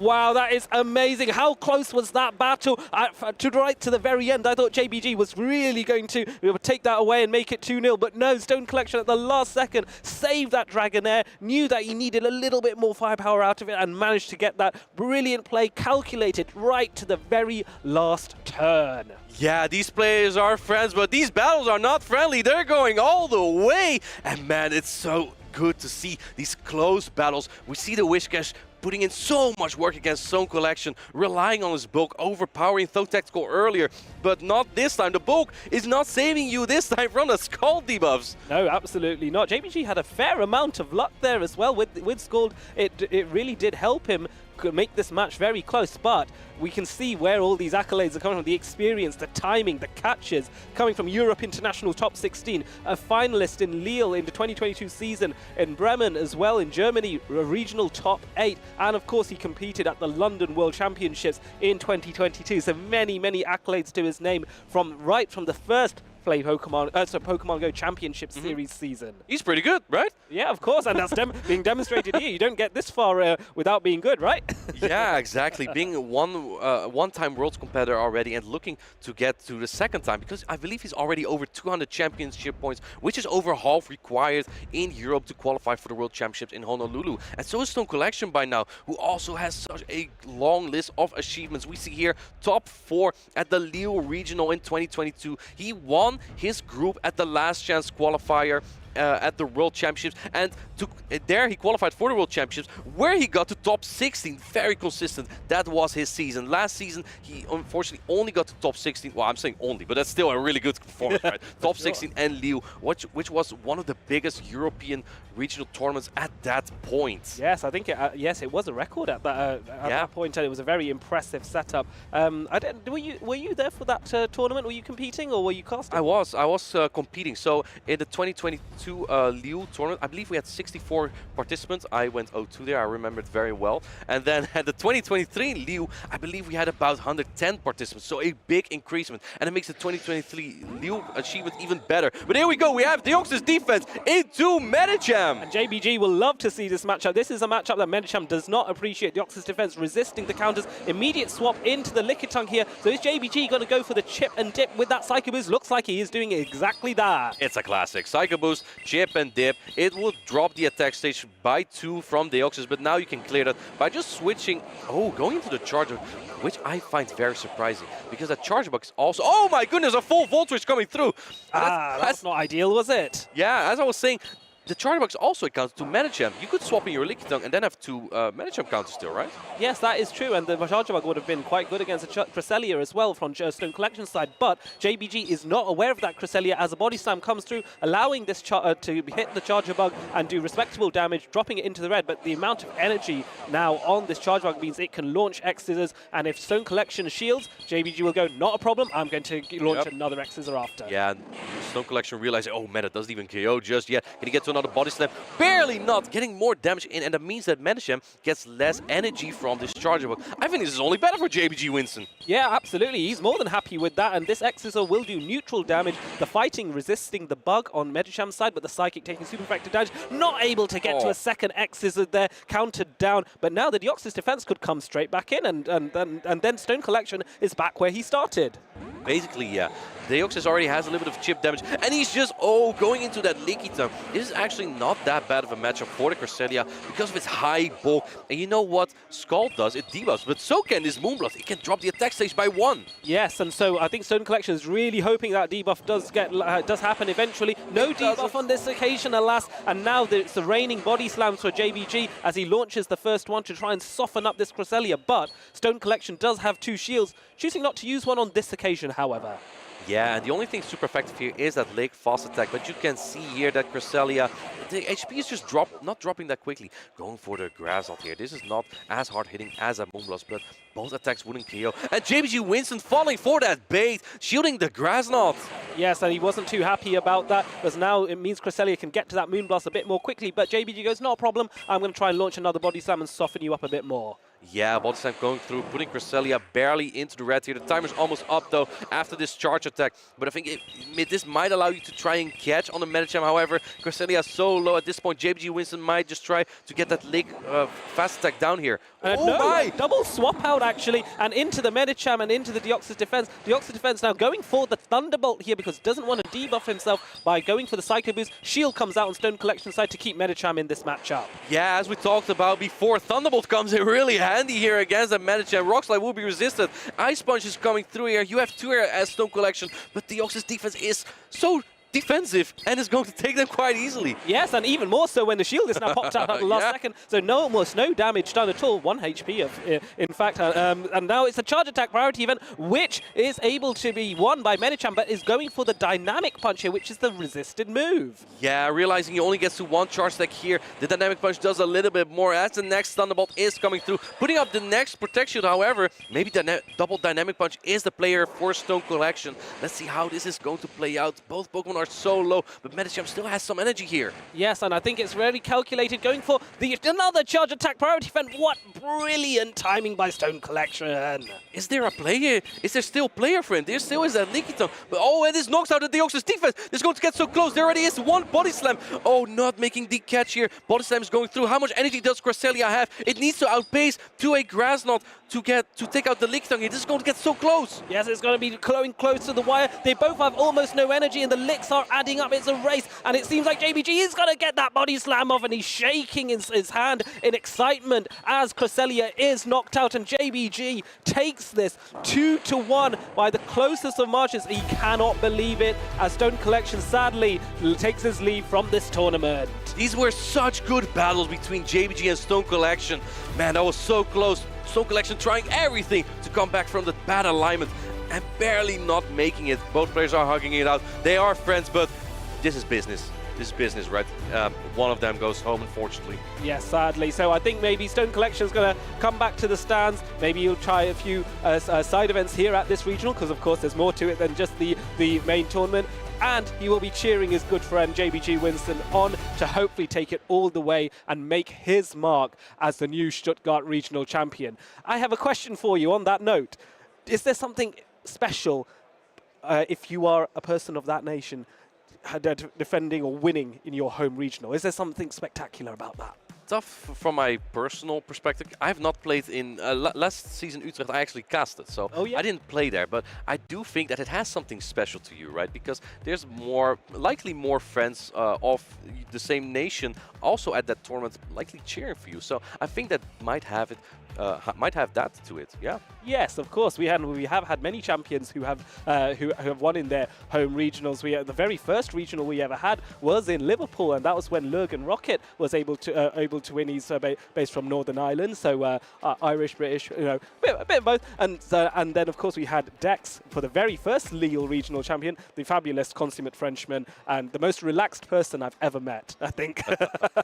Yeah, and the one Talonflame user, which we haven't seen as much here. Now, one thing I want to talk about is like the form of these players on day 2. We saw Stone Collection had an extremely convincing win on Though Tactical, and I thought he was maybe better in form for this round against JBG, because JBG had a devastating loss against Palasha. But it looks like JBG just recovered so well, right, from that loss, not losing the mindset to win this tournament or at least the next round, even if it was his friend. Yes, absolutely. I do think as well there were some brilliant catches made by JBG, so he still has it. The one loss isn't going to change his overall inherent skill. And of course, Stone Collection did give a little bit of an advantage. Maybe he's just slightly mistiming and getting allowing JBG to have a full volt switch in on that Tajibog. That was quite significant too, I feel. The full volt switch, and in game 1, that charge attack priority of the Medicham against the Wishcash that the Medicham lost, and that allowed that Alolan Sanchez to basically win the battle for JBG Winston.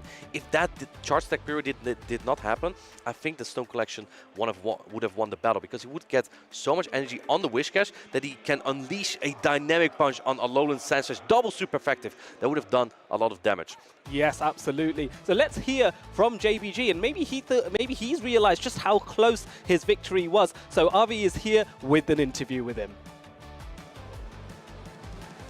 Thank you, Martin and Delian. What an amazing match that was. Two amazing players going at each other, and we have a winner. I am here joined by JBJ Winston. How are you feeling right now? I feel really good and also a bit relieved. Like, after losing the first winners round, I was a bit nervous to instantly go 0-2, like a lot of my friends did. Like, for example, Stone did the same in Poland. So I'm just really happy to actually win a round on day 2. I think it's really good that you have a lot of pressure going on, and then suddenly you're feeling relieved. This means that you have a lot more momentum that you gain, and you're building confidence slowly as it becomes more and more crucial. Walk us through game number 1, game 2, and game 3. Game 1, I think you played brilliantly, right? You had that Medicham into the Sandslash. How did you manage to pick up that victory? Yeah, that game 1 was like, I just kind of knew like that he would play the line that he did in the end. And by just analyzing a bit of the gameplay, I was able to find a point where I could farm up some energy with my Alolan Sandslash and get to the 2 Ice Punches at the end against the Medicham. And I don't think you see a lot of A-Slash beating Medicham, so I'm quite happy about that. Yeah, I'm sure a Mind Joke will be happy about it as well. Game 2, I think Stone Collection played I think perfectly, right? There was not a lot of things that you could do to bring that game back. Did you have any regrets in game number 2? I don't feel any regrets. I feel like Robin just played amazingly, and I'm really proud about Robin, since he's also a really good friend of mine. It's always nice to play him. And overall, like, this matchup gave me a huge Lille 2022 flashback, since we also played in losers round 2 there.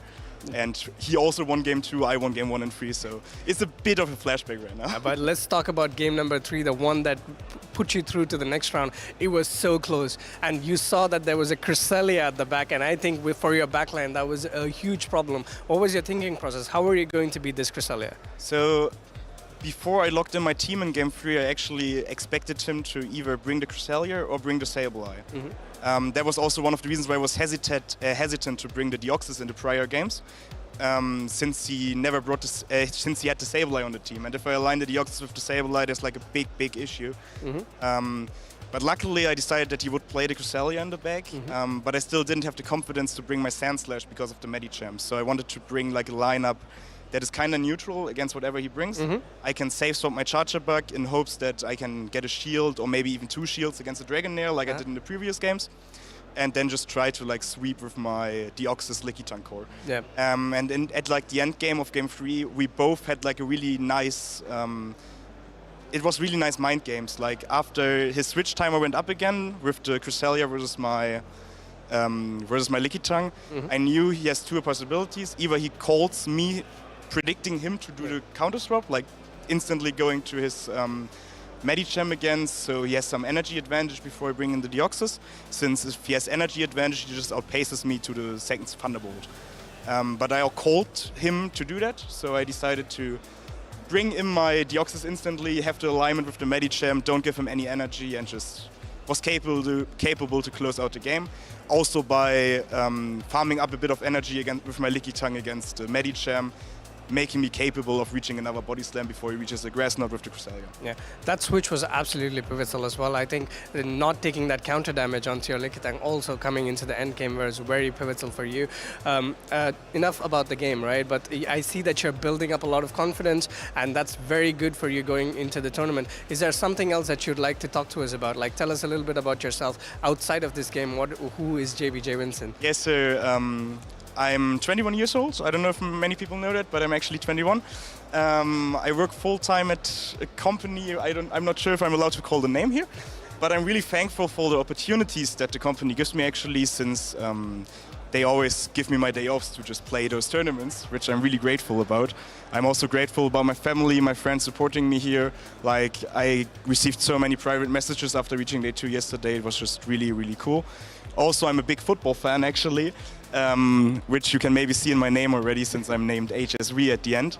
I'm actually a fan of the Hamburger Sportverein, who lost yesterday, which was the only bad thing about yesterday. Also, just to point out, you're also one of the few Germans left. You did knock out another German friend, but now you are the only one left in the tournament. I'm not the only German, yes. Oh, it's going to be a lot of pressure on you to take the win. Thank you so much for your insight, especially into game number 3. That was a very, very detailed review. We do have a lot of games coming up and a lot of stacked players going up against each other. Over to Adelian and Martin. Take it away. Thank you, Avi, and thank you for those words, JBG. I liked how he talked about mind games, and I think I want to also highlight mind games are a thing in Pokemon Go. It's also a thing in Pokemon VGC and the TCG games as well. In all of those games, you have to play mind games. And by that, I mean you have to make a second guess at what your opponent is going to do and then try and counter that. Expect them to do something and then lure them into a sort of a gameplay-based trap. Especially when you're friends, right? When you're playing friends, you might be into those mind games. And speaking of friends, I think we are going to see 2 friends play against each other, right? Dianoski versus Tomahawk UK. These are teammates. Yes, they are. They're teammates. They are both fellow Brits. So we just had 2 Germans, and now these are the 2 remaining Brits from the UK that are in the tournament, I believe. And so one of these, sadly, will be going home, but they will be going home in order to then cheer their opponent into taking it all the way. Both these trainers have battled. They have what's called scrimmed with each other beforehand in order to get that practice in. And now this is why it's all about. I can see the mascot for Tomahawk being held there after Sassan's given it to him. So maybe he's going to try and carry that all the way. Dino there, notepad at hand, ready to make some notes. We talked about how you make notes from, so how some people make notes but you don't. But maybe Dino is a note taker, it seems. Yeah, maybe. So looking at these teams here, despite my favorite core currently that Dianoski also has, the Pelipper Clodsire. Man of good taste, right? Absolutely, that would be my opinion. However, 2 Pokemon that I would like to highlight here. Sure. Poliwrath is regular from Dianoski, and from Tomahawk UK, it's Shadow. And I believe Tomahawk UK has Power Up Punch, which really helps in that mirror matchup. So I think Tomahawk UK has a slight advantage there. And then what he also has is the Poliwrath versus the Guzzlord, because Guzzlord is a dark typing, while also a dragon, but because of that, the counter damage will do super effective. While the Altaria is a little bit better against that regular Poliwrath. And Icy Wind Charge Attack does not take it out in one attack. Yes, and we actually did see that on stream yesterday when we had that matchup where Altaria was no-shielded against an Icy Wind Poliwrath, and that really did surprise me that that went unshielded. Well, let's see what matches do come up here as Guzzlord is led in against Cresselia. This is an interesting matchup, but this Cresselia isn't running Moon. Yeah, it is Future Sight actually, right? Yeah, this is a horrible matchup. In comes Altaria, knowing that Dianoski doesn't really have a great answer here, but this Dragon Claw is super effective, and I think Tomahawk kind of has to put a protection already here, yeah. Yes, absolutely. The super effective damage. Altaria not able to get to any charge attacks just yet. Is there going to be a swap out? There isn't. Charging up even more energy here before Altaria launches Sky Attack. A shield is exchanged on both sides now. Yeah, and both players are one protect shield down. I think he's just trying to get this Altaria. Oh no, he's going to stay in here. Interesting. I would reckon you would like to keep the Guzzlord for the Cresselia, resisting all the charge attacks. It looks like Dianoski is just fine staying in here. And another Dragon Claw is being shielded. I think Altaria will barely take this matchup, right? The Dragon Claw just a little bit more. Now you have that shield advantage. But oh man, this is going to be a nasty farm now with that Cresselia. Yes, but not before Altaria can get to a Moonblast, looking for that debuff there. This is not going to do a huge amount of damage, but it is neutral, and the debuff is the key thing. If he gets a debuff here, this would be really, really good, but no debuff, and the Psycho Cut takes out the Altaria, and now it's a choice between his own Cresselia or that Galarian Stunfisk, which might do quite well here. Yeah, well, Galarian Stunfisk actually doesn't do as well as you would think it does right now. Because of that Earthquake being less powerful after one of the moveset updates. So I believe Cresselia can actually win the one-shots there. Either way, Grassnot coming in, and these are both Cresselia without Moonblast. Pelipper is okay here, but it simply gets outbulked. And with a shield advantage, if you can get the Cresselia low, I think Pelipper might be the key to victory here. Yes, for sure, and let's not forget that Dianoski does have a shield advantage, which should protect that Pelipper from any potential rock slides. So another rock slides from the Galarian Stunfisk later on. But let's talk about Grassnot launching onto Tomahawk's Cresselia, which is a lot more high on health. So he's able to take that, and now returning fire with a Grassnot of his own. No shield. Dianoski is happy to let this Cresselia go down a little bit lower. Yeah, and I think at this point, trying to catch a Grassnot there, and that's tough. Galarian Stunfisk has a slight energy advantage. I can tell you so much about this matchup. The Pelipper against Galarian Stunfisk. Two Weather Balls are barely not going to take out, but with the wing attack damage, it's going to get really close. Yes, for sure, and we do know that Pelipper typically wins charge attack priority over Galarian Stunfisk as well, so whether that will happen is outpacing. It is a charge attack priority event. Pelipper is able to launch that first, and that is going to take Galarian Stunfisk down to just about 50% or maybe a little bit lower of its health. Yeah, look at that. Oh, just a little bit under half. You kind of have to shoot his rock slide. You don't have a lot of Pokemon remaining. Last Protect Shield is used by Dianoski on this rock slide. Pelipper needs to get so much energy though, because the Cresselia of Tomahawk UK is still over half HP here. You do have a Grassnot, but it doesn't do that much damage. Here comes a Weather Ball. If this doesn't take out, I think that the Galarian Stunfisk has a rock slide. Yes, and that's going to be a key thing. KOing this Galarian Stunfisk is key, and it does KO. And now Pelipper does have a lot of energy and is able to rush to that Hurricane. Is able to get that. Is Hurricane enough to KO? That is the key question. He's charging up the Hurricane. It's time for a whoosh. It's getting stormy here. Here we go, Adelion. Whoosh! And it just about survives, and an immediate swap out, and the Grassnot is launched. A combination play by Dianoski to ensure victory for Dianoski here as this Cresselia is taken out. Wow, what a game, and what a Pelipper play there, right? Going to take out the Galarian Stunfisk and then the Cresselia right after. Yes, I think that was a very, very good tactic by Dianoski, recognizing I need to farm up a lot of energy, otherwise I will not have enough to reach that Hurricane on the Cresselia that comes later in. From Tomahawk's side, really, really good foresight to know what do I need to do to secure my win condition in the end game of this match. Brilliant player, brilliant games, and Tomahawk, though, made it very close for him, right? Yeah. So one thing that I noticed here on Dianoski's side, he played this extremely well. You know why? He doesn't really have a hard Altaria answer. He stayed in with that Guzzlord against the Altaria because he doesn't have a better answer really. And you saw that in that two-shield scenario, Altaria just Dragon Breaths down. That was basically the ideal scenario that Dianoski could get there. Yes, for sure, because if you can soften up that Altaria, even if you lose your Guzzlord, if you soften it up, you can then bring in something like the Cresselia to Psycho Cut down, and it has the bulk to withstand a couple of Dragon Breaths, maybe a Moonblast and a Sky Attack as well, and that extra energy, because Psycho Cut does not generate a lot of damage, but generates a lot of energy, so advantageous here. And look at this, Dianoski generally playing really well in his own country, right? In Liverpool and in London, in the UK, but now in Stuttgart, getting to top 8 here. And I think I really like Guzzlord as well as a Dragon type because it also covers that Lickitung quite well. And Tomahawk UK, he does have the answers, but he didn't manage to tackle the Guzzlord appropriately. Now we see again here the accolades from Tomahawk UK here. Yes, Tomahawk has had a lot more recent experience of success. LCQ Masters, he reached top 16 in London 2022. He came second as a regional finalist in Warsaw, competed in Worlds, of course, and then most recently was in top 4 in the Barcelona special event. So coming off the back of very recent experiences, and I believe he has competed in some additional regional championships in between Barcelona and now. So their experience is there. Dinoski perhaps not quite as much, but does enjoy battles, and that's the key thing as we go into game number 2. Martijn, if you'd like to take it away. We have Guzzlord into Altaria. Look at how big the stage gets when Guzzlord enters battle. It's a big boy, isn't it, Guzzlord? As the Dragon Claws, the Dragon Tails are launched on the Altaria. Dragon Claw is launched first because as Guzzlord, you are able to get to the move first, and there's another decision time. Do you shield early or not? A shield does indeed come in from Tomahawk. Yeah, this is an interesting team composition from Tomahawk. I think he's just trying to win the lead and then have that alignment in the back, because that's what Altaria is really good for here. But Dianowski is not going to give his Guzzlord up just yet, simply because it will get to another Dragon Claw here. Is Tomahawk going to try and make the catch on the Galarian Stunfisk? He does make the catch here on the Galarian Stunfisk! And it is a brilliant catch, and well read by you, Martijn, as well. Brilliant, brilliant play to get that catch off. A Steel type taking the Dragon damage, and so it's a response with from Dinosky to bring the Pelipper in. We have seen this matchup, but we know Pelipper is able to outpace to the Weather Ball here. So now it's a question of who blinks first. The first Weather Ball is launched in, no shielded by Tomahawk, because he knows, even though it's a super effective attack, Galarian Stunfisk can tank one of these Weather Balls. Man, I love Pelipper. What a cool Pokemon, just floating there, dishing out water Weather Balls here. But this Rock Slide will damage the Pelipper quite well. I'm not sure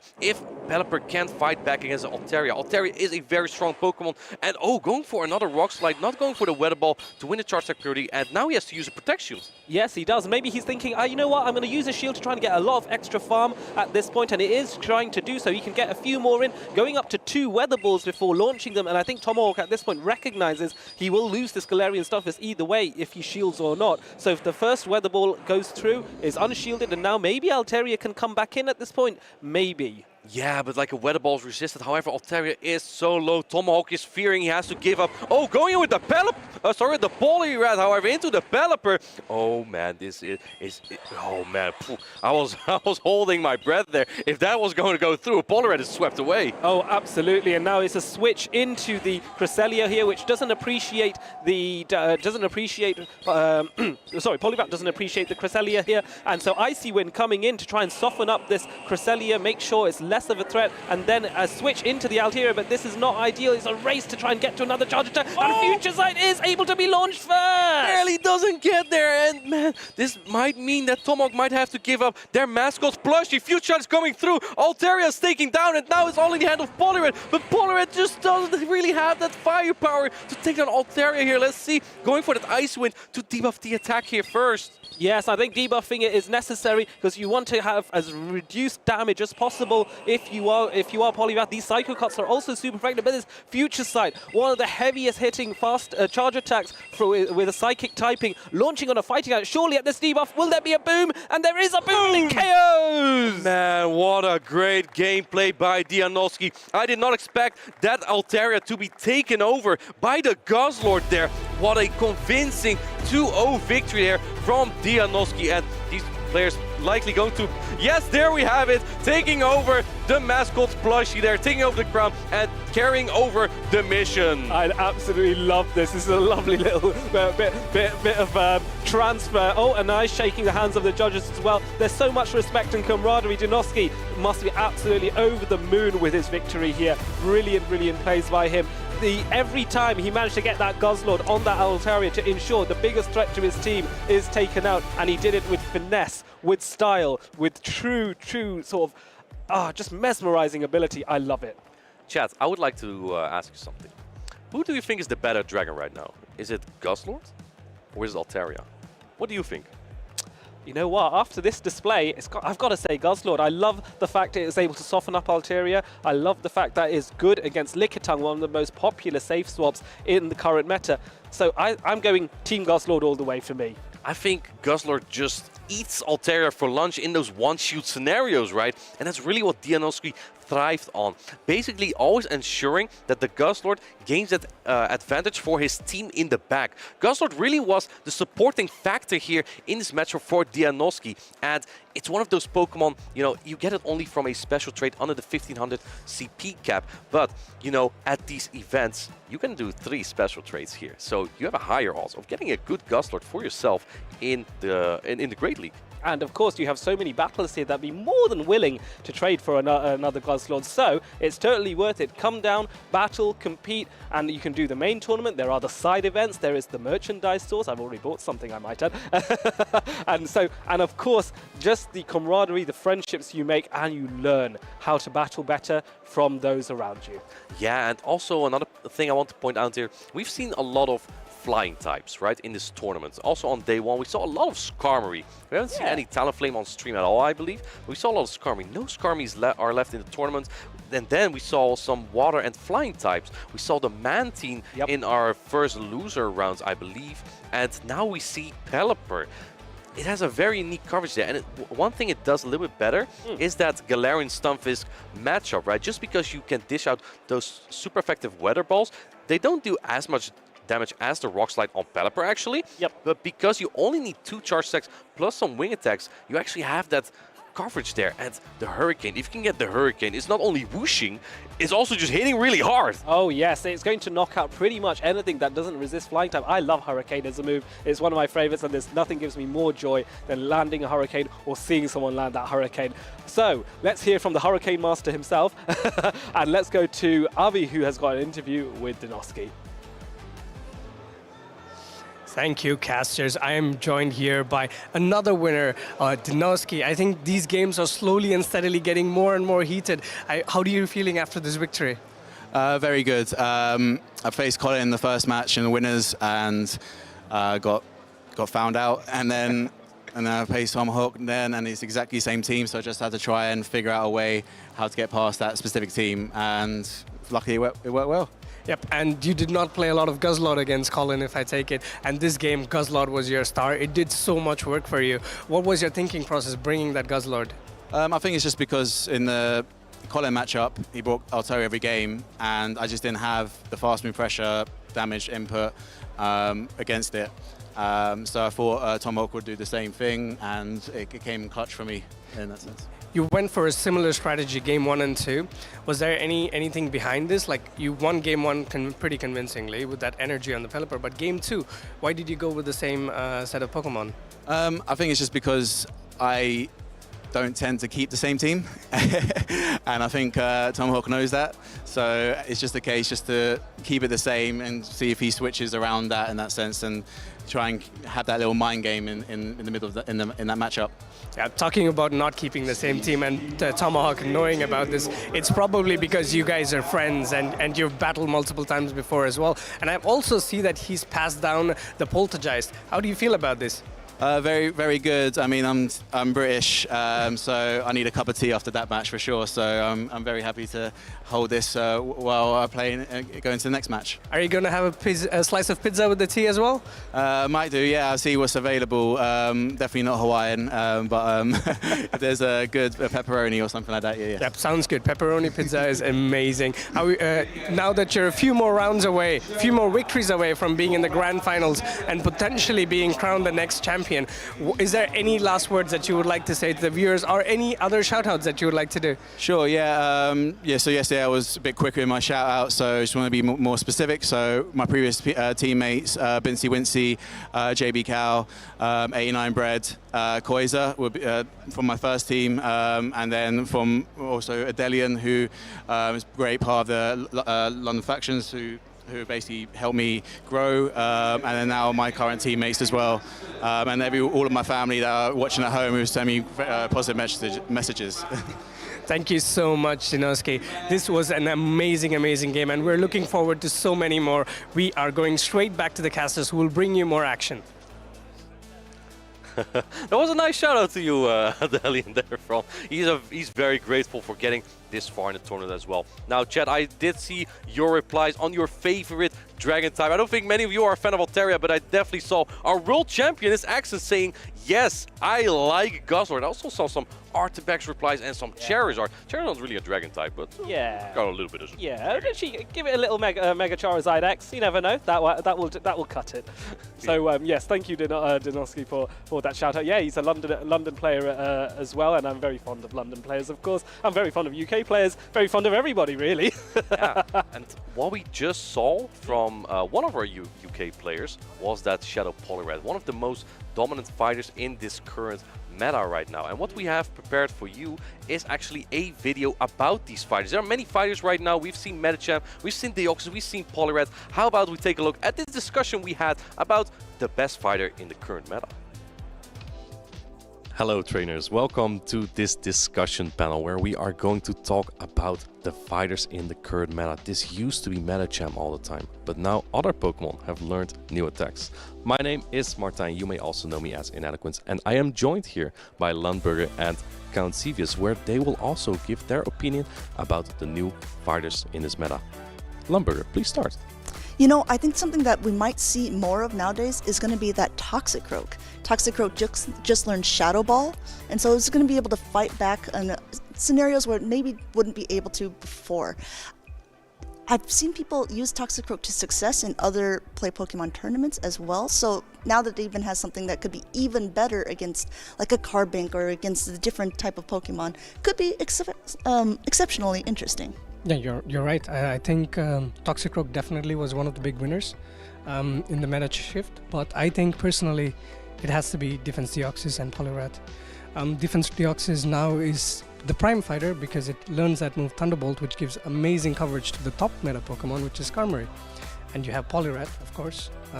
Icy Wind is an amazing move to have on Poliwrath. You get it quick and easy, and then you debuff the opponent, and then you keep countering them down.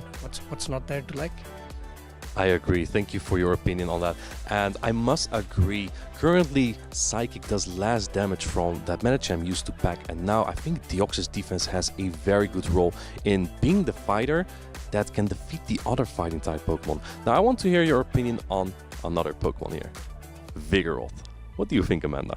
I think Vigoroth is one of the important Pokemons. A lot of times we see it in the Go Battle League, especially used almost as a safe swap for pivot Pokemon nowadays.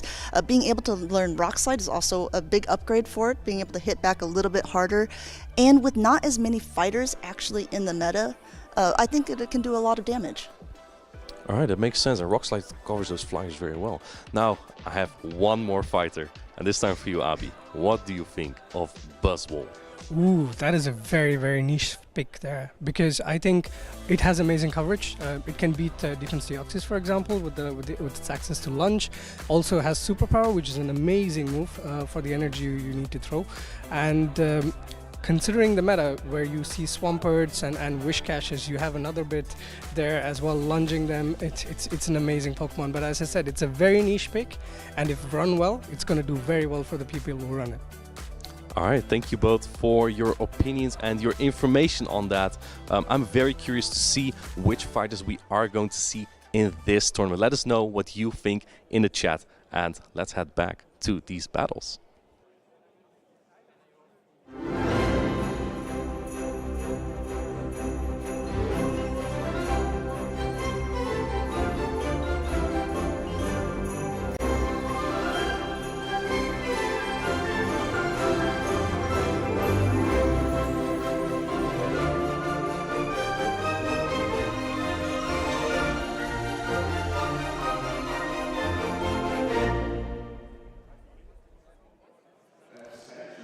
Welcome back, everyone. A little bit of a holiday cheer after a whole conversation about fighters. It was a very interesting conversation about fighters, and well, some of our predictions did come true, right? We did say that Defense Deoxys and Poliwrath are going to be the fighters to look out for, and that's exactly what happened today.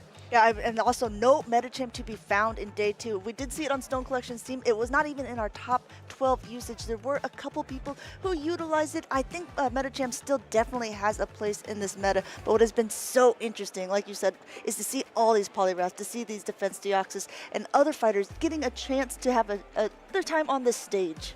Yeah, and they're doing brilliantly on the stage as well. Poliwrath is now in all the teams that's made so far. Medicham finally got eliminated, so it's going to be all Poliwrath and Defense Deoxys. They're going to try to, make sure that they pick the place that I am going to be the premium fighter.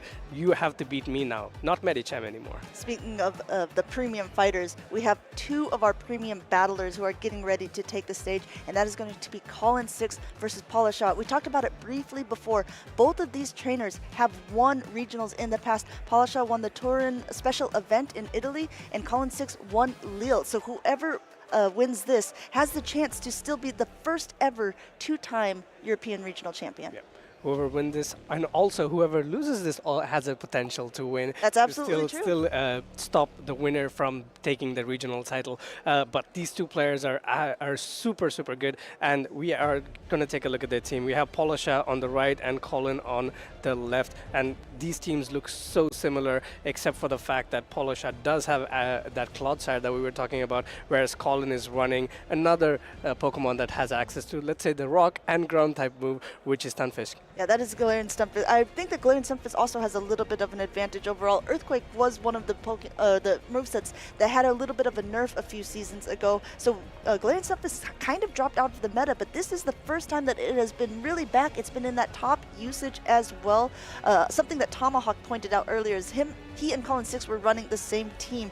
So there is an Altaria up on the stage, but there is also an Azumarill and a Clodsire in the back that I don't know if it makes it something that is so advantageous to run in this matchup. Yep. In a way, if you look at the matchup, Colin might be forced to bring his Lickitung and Altaria just because the fact that Polisha does have that Trevenant. Trevenant, if you look at Colin's team, is going to do so well. It's going to do super effective damage to the Cresselia, going to do neutral or really good damage against the Charjabug, super effective damage against Poliwrath, and also is going to do really well against that Galarian Stunfisk. So in a way, you really need to try and bring a check for that Trevenant. I would not even be surprised if it's going to be like a triple 3 Pokemon that's going to do really well against the Trevenant, something like an Altaria, Lickitung, and Stunfisk. And if you just look at this team comp, it does really well against Polisha. I think that team comp looks pretty decent. Let's talk about other potential things that we have seen already as well. I think if the Polisha can avoid the Galarian Stunfisk with her Charjabug also looks pretty good. It doesn't have the best matchups with Altaria. We have seen it play out a couple times, but it does start to hit a little bit harder over time, and when there are shields left in the game too, preserving a little bit of health, being able to get to those charge attacks so quickly is important. We're getting right into it. We are seeing that Trevenant, but this is not where Colin6 wants to see it because it is lined up against the Cresselia. I think we're going to see an immediate swap out to Lickitung. Yeah, immediate swap out to Lickitung indeed. Lickitung will apply a lot of pressure with these licks, slowly and steadily chipping away at the Trevenant. Polisha opting to stay in here, knowing that the charge attacks from this Lickitung is not going to do any damage. Going for the Seed Bomb. Will she swap out? Yes, she does. Paula says, oh, is there a party? Well, I will bring the chip and dip there as she throws a Seed Bomb, then goes into the Lickitung of her own. Unfortunately for her, Colin6 has a lot of energy on the Lickitung, but being able to get that Seed Bomb off ahead of time was very important. This Body Slam now going through, putting them about at even pressure. Yeah, putting them about at even HP, but let's see how these 2 trainers decide to play it out. Colin going for his second Body Slam coming in. Of course, this is going to be a long and drawn-out matchup because the fast attacks of these Pokemon don't do any damage to each other. Yeah, it's just going to be those charge attacks that are going. Polisha has 2 of them lined up already. A Body Slam now coming through here. Again, Body Slam is the same type attack bonus. It will be doing a decent chunk of damage overall, but the Power Whip does a bit more, but it takes a little longer to get to as well. Yeah, Power Whip takes a few more turns than Body Slam, but of course we know in this scenario, Body Slams are the better move to go. But we have already seen Polisha in this matchup multiple times throughout this championship. We saw her maximizing her energy, and that's exactly what she's doing, knowing that, all right, I am not under any threat right now. I'm going to charge as much energy as possible on my Lickitung and still throw it. Oh, wow, this is kind of a mix-up here. Colin wants to preserve a bit of health because he's at a Body Slam already, but so is Paula. Paula said, okay, fine, if you shield this first one up, how would you like this second second one as this one now connects. Yeah, it does put Lickitung deep into the red, but of course this doesn't mean that it's so deep that it's gonna it can be licked down. Here comes the body slam. Body slam is gonna be enough to take out this Lickitung. Will Polisha take that shield advantage? Looks like she is going for shield advantage over the switch advantage there, which means that the Trevenant will most likely not be lined up with that Cresselia anymore. However, we'll have to see what she does here because as we've seen, bubble damage has started to add up, but not before he gets this little parting gift of a body slam. Yeah, body slam goes in, and Azumarill, being that take Pokemon, is going to be able to take this damage pretty easily. But this is where it's all going to come down to that Cresselia. Does it have access to Grass Knot? We will find out. Let's see what Colin clicks. He does click the Cresselia, and it does have access to the Grass Knot. It does have Grass Knot on it as well. This is going to be doing more damage since Azumarill is a part water type. Going for the heavier hitting play rough here, not getting that first shield. We've seen it plenty of times. Cresselia has a lot of bulk to it, but so does Azumarill, and the Grass Knot is not the heaviest of hitting attacks. Yep, Grass Knot, it does not also have the same type attack bonus here, but here comes the Grass Knot. Polisha opting to no-shield the Azumarill, relying on the bulk of that Azumarill to get through this matchup and potentially get to another move here. 1 bubbles, 2 bubbles, 3 bubbles, 1 away from another move here. He is over-farming, and in comes this Grass Knot. Grass Knot now getting shielded up by Paula. She does have 2 shields, got to use them at some point, going ahead and doing it here. And now I assume just a couple more bubbles. I think the big thing was that she just didn't want to catch, right? She didn't want to catch on whatever is in the back. Going yet for another play rough here. But I think at this point, too, the Trevenant is still looking pretty healthy, doesn't have any energy. Yeah, Trevenant is energy dry, but this is something that we'd like to watch out for as well. We see that Azumarill is a bulky Pokemon, but Cresselia is like, you think you're bulky? So am I. We're surviving that play rough, getting to this Grass Knot, and pulling another shield from that Azumarill. The Azumarill is now shieldless. Paula is shieldless, but she does have this Ice Beam. She is going to throw it. It would be enough at this low range to knock it out, and we have to see what is in the back. It hasn't even been revealed by Colin. I don't think Paula is going to like what she's going to see in the back. It is that Altaria. Azumarill is in a range where the Altaria can potentially Dragon Breath farm it down. We did not see a lot of occasions where a Fairy is going to be Dragon Breath down. In comes that Ice Beam. Ice Beam would have been double super effective, so Colin pulls up that shield. This is the problem with Bubble. It charges so slow. There's already a Sky Attack already loaded. Will we try to see an aggressive Dragon Breath down? I think Colin's counting. He knows she's right before they're releasing the Sky Attack, but now there's still so much energy left on Altaria, and it's still out of Shadow Ball range. Yep, the Sky Attack comes in, takes out that Azumarill. This is looking really, really good for Colin. Dragon Breath's coming in quick and fast. Will it outpace the Shadow Ball? Yes, it does, and the Sky Attack comes in. This is gonna be enough. Will this be enough, Amanda? I'm pretty sure this will be enough a Sky Attack for this tree. The only one tree left standing, and it's about to say timber and go down.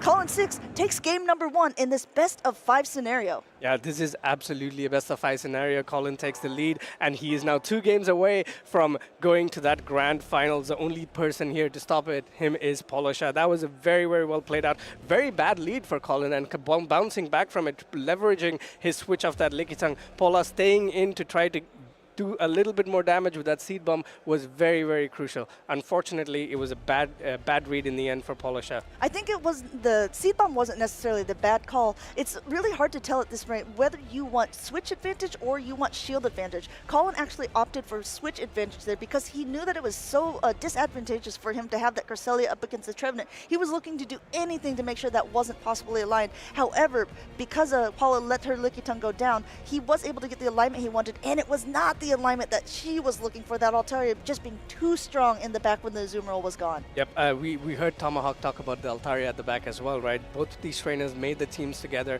and we are seeing how good Altaria is with the shields again, because looking at Polisha's team, Dragon Breath and Altaria with the shield is going to hit neutral or super effective to every Pokemon there. So I think 2-shielded Altaria is what Colin is going to try and play. That's exactly why he bought like super bulky Pokemon with the Cresselia and Lickitung like we talked about. And it's so difficult to pull through that. I'm actually really now eyeing Polisha's Clodsire because I think Clodsire has, at least also if you're looking for decent or neutral matchups, it has that across the board as well. It has a lot of bulk to it, just like that Cresselia, just like that Lickitung does, but it has Stone Edge also to be able to hit the Altaria. It's going to be able to do a little bit more with that. Charge-a-Bug doesn't want to face it at all, and it can go toe-to-toe with that Galarian Sunfist, being able to throw those Earthquakes and also have more bulk to it. So I will be interested to see if she brings that in game 2. Yep, you're correct. And another thing that I would like to point out as well, throughout the whole series yesterday and today, we've seen Paula go for that Charge-a-Bug lead in game number 2, and that's exactly what she's done. No, that's exactly what she does, and that's brilliant. But this is a very, very neutral matchup.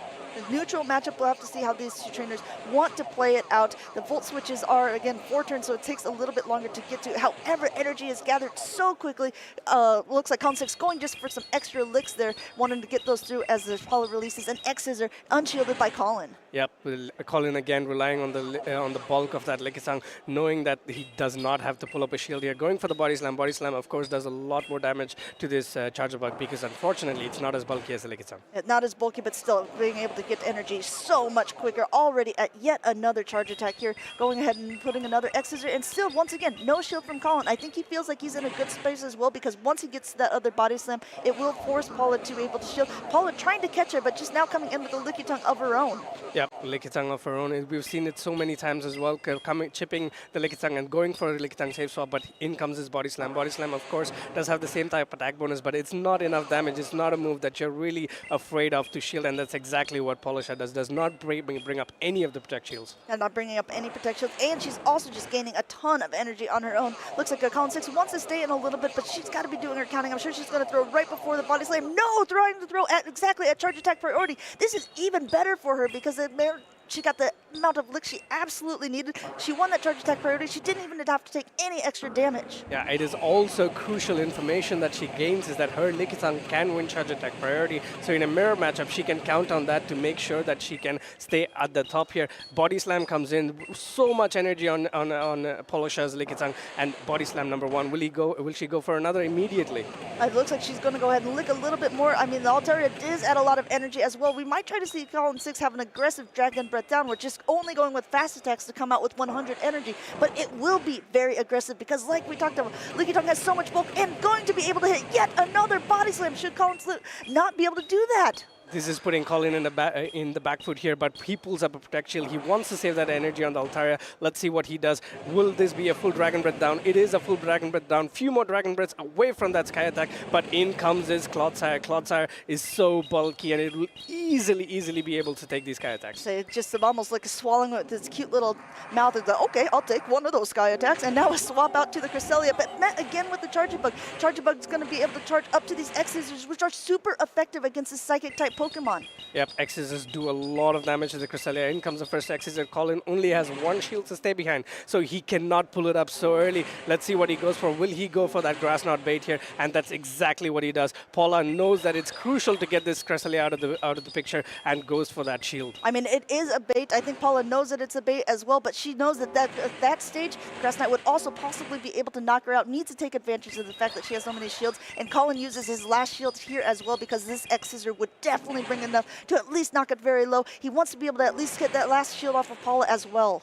Yeah, will this be enough? Let's see what Paula does. Paula pulls up the last protect shield. Now it's going to be a race for that charge attack here. Let's see what these two players do. Who gets there first? Just one more volt switch away, and the charger back gets there first. And you can see Colin nodding as well. His switch timer wasn't quite up. I think he was hoping to try to make a swap onto the Altaria to negate all of this X-Scissor energy. But unfortunately for him, the Cresselia goes down. An immediate counter swap back into this. And it looks like the Clodsire is going to be able to reach a Stone Edge. And ooh, even going for the resisted Earthquake. Polisha asserting her dominance here. She absolutely did brilliantly in this game. Going for the Earthquake. Will this be enough to take out the Altaria? Yes, it is. What a way to even out the scores. And also a fun way to say, okay, you know my movesets as well. We have open team sheets. You know I could go for this Stone Edge, but I am going to go for that Earthquake because I had the energy for it. I had this game in my hand. Yep. Pokemon Go, in a way, is also very mind game-based game as well. Over the course of especially in the course of best of fives, you need to kind of at some point try to get into the heads of your opponent, and that's exactly what she's doing. She's trying to tell Colin, hey, I know you beat me game 1, but look how badly I can beat you game number 2, and that's exactly what she did. But now we have a very different scenario. We have a best of 3 again. Yeah, exactly. Now it's basically like it's 0-0 in a typical tournament standard that we've been seeing so far. It's been best of 3s already, so whoever would win this next game would win it all. But now, in the winners' finals, meaning that neither one of these players have lost a round yet, it is a best of 5, and best of 5s are completely unique beasts. Yeah. Me personally, I'm not a huge fan of best of 5s. It is not something that I'm super comfortable with playing, because after a while you kind of get attrition into thinking into your opponent's way of playing a game. I think I won one best of 5 out of the 5 that I've played, so I try to keep myself away from it as much as possible. Okay, so what you're saying is we might not see you in any winners finals, Abhi. It's all about the championship points. Okay, that's a good point as well. Speaking of championship points, so many of these competitors, all day 2 competitors, top 8 have 100 championship points, and then I believe it goes up to 130 for the top 3. Top 4, I believe, trainers, and already Colin Six and Paula Shaw are in that top 3. Yep, so getting to the top 3 is already an amazing achievement, but we know these 2 trainers are not here and will not settle for a top 3. But we see a Poliwrath lead into a Cresselia. Again, another really bad lead for Paula Shaw. Paula Shaw immediately uses that Lickitung as the safe swap. That pivot Pokemon just going ahead and doing super effective licks against the Cresselia. Cresselia staying in, getting a ton of energy, and now throwing this Future Sight at Lickitung, which goes unprotected by Paula. That is a huge move to go unprotected, but of course Lickitung did get a little bit of energy advantage, but we will see the chip and dip again going into the Lickitung with a lot more HP, but you have to understand that Future Sight costed a lot of energy, which meant this Lickitung now had the opportunity to charge up a lot of energy as well. Yeah, the Lickitung is almost at 100 energy, just going ahead, throwing those body slams, body slam after body slam. I think we're going to see the major problem for Paula is the Future Sight just did so much damage to the Lickitung that it's not going to take as much on Colin's side to be able to maintain that matchup that he was looking for with the Cresselia versus the Poliwrath in the beginning. This middle game with the Lickitungs tend to draw out for quite a long time, as we can see, like you talked about before. The Licks are not doing anything to each other. These are normal type Pokemon using a ghost type attack. Unfortunately for both parties there, and also for us in a way, we get to see these Pokemon here for a long time, but again, Colin has this special condition here where he can potentially even shield and farm down the Lickitung because it is a Poliwrath. Poliwrath takes super effective damage from that Power Whip, so it is still a threat. Lickitung is still a threat to the Poliwrath, but let's see how he decides to play it out. Potentially, maybe no shielding here, and giving Paula a sneak into this game. Yeah, we'll have to see it for sure because it's getting very, very low. There are basically 2 body slams, but Paula says, okay, I recognize that my Poliwrath is not going to be my win condition here, catching this body slam onto her Poliwrath. Yeah, but here comes Cresselia. Cresselia is going to do super effective damage with that Psycho Cut and potentially get to this Grass Knot. It does get to the Grass Knot before Poliwrath can do anything. The entire game will now come down to how Paula Shaw decides to play this out. Paula's going ahead and shielding this up because she wants to be able to get these attacks off. And I like this play. It's very interesting. Going for the heavier hitting Scald. Now this is not, it's only a 50% chance of a debuff, but she is getting that shield from Colin as well. Will she get the attack debuff? She does not. She flipped the coin and didn't lose or didn't win the flip. Unfortunate for Clara, flipping the coin there and did not get the attack debuff. But then again, will she go for this 2 shield? Yes, she does, and another protect shield comes in. She wants to try to get this Cresselia as low as possible, or even desperately try to get another debuff onto this onto the Cresselia. Yeah, she says if it's a 50-50 chance, then I'm going to go for my second one here. And Colin says, okay, I'm going to invest both shields in it, getting the attack drop this time, which will be doing a lot for it, and catching once again down to this Lickitung. Both trainers waiting a turn there, and unfortunately, for Colin, she catches this move onto the Lickitung. Of course, Lickitung is now out of the way, but then again, we see that Altaria ready to soar back into the skies. Let's see what Paula Shaw comes in. She's now switch-locked here. If she comes in with the Charger Bug, Colin can immediately go into that Altaria, and Altaria will cement this matchup for Colin. Let's see. Let's see, I mean, there is a Volt Switch advantage here, and we did see it before. Enough discharges going through will do a lot of damage. We also have to remember, Paula has so much energy stored on that Poliwrath as well because she caught that catch. I mean, look at the discharge. It did a decent amount. Unfortunately, the Sky Attack will also be doing a decent amount. Colin doing a wonderful counting and even going up for the heavier hitting Moonblast because he knows that there's no Protect Shields left on Paula's side. It's going to be important how much damage this Moonblast does. Will it be enough to knock out? No, it's not. But of course, this gives Colin a chance to get some more energy onto this Altaria and potentially try to be not in counter down range. Let's see what happens here. Discharge comes in, puts the Altaria deep into the red, but this is so crucial. How much damage will this Altaria be able to survive through this Poliwrath? Paula is counting. She knows that he is well away from a Sky Attack, but will he be able to reach it? Doesn't even matter. These Dragon Breaths have now knocked down that Poliwrath, and Colin has taken game number 3. Game number 3 goes to Colin here. A very, very dominant display. Amazing lead. Making sure through the whole game he ensures that he had the switch. He had absolute command of the game. Did not leave Paula any chance to come back into the game. Paula did trying to go for that 2 shields against that Cresselia. Unfortunately for Colin, that was not enough. Unfortunately for Paula Shaw, that was not enough. Yeah, I think that Paula really played out of her mind, doing a lot of really great things to be able to negate the energy that Colin 6 was taking. But Colin 6 is, hey, I'm a veteran at this point. I was the Lille Regional Champion last year. I was in Lille top 8 this year as well. So, I mean, he has been on this stage plenty of times. He knows the tricks that people are trying to put out of their playbook, and he says, I am ready for them. Yeah, these are two trainers with amazing credentials. We saw what Collins can bring throughout this tournament as well. Of course, Paula Shah is no stranger to the main stage. She's no stranger to that championship title. We know she won the Torino special event. She did also make top 8 in Gdansk just recently as well, which was the previous regional for us. So she is a top competitor. Yes, and guaranteed at least top 3 here in Stuttgart. I think you can tell this is where the concentration really, this is where the rubber meets the road. Colin just needs one more game here to secure himself in the winners finals, and Paula needs one more to keep alive in it as well. Yep, Paula is going to try everything in her book to try and win this game. I think Colin is, if you are 2-1 ahead in a best of 5, you're already in a good place. We see Paula's achievements again. As I said before, she is the Turin special event champion. We did cast over, and she was also your prediction as well. She's also your prediction for this regional as well. So it's going to be super important to see how your predictions fare, because that was a one-off where the first time your prediction worked out. Now, just because my caster predictions were quite bad about what Pokemon we were going to see in this tournament doesn't mean too much. The Pokemon that we are going to see on this field, however, matches up a little bit better for Paula at this point, because the Poliwrath actually versus Altaria isn't that horrible. The Icy Wind is going to be doing so much damage, and both players will need to use Protect Shields here. Yeah, both players will have to do Protect Shields. Both players will be doing super effective damage to each other with these charge attacks. In comes his Icy Wind. Colin immediately going for the Protect Shield, knowing it's going to do a lot of damage to the Altaria.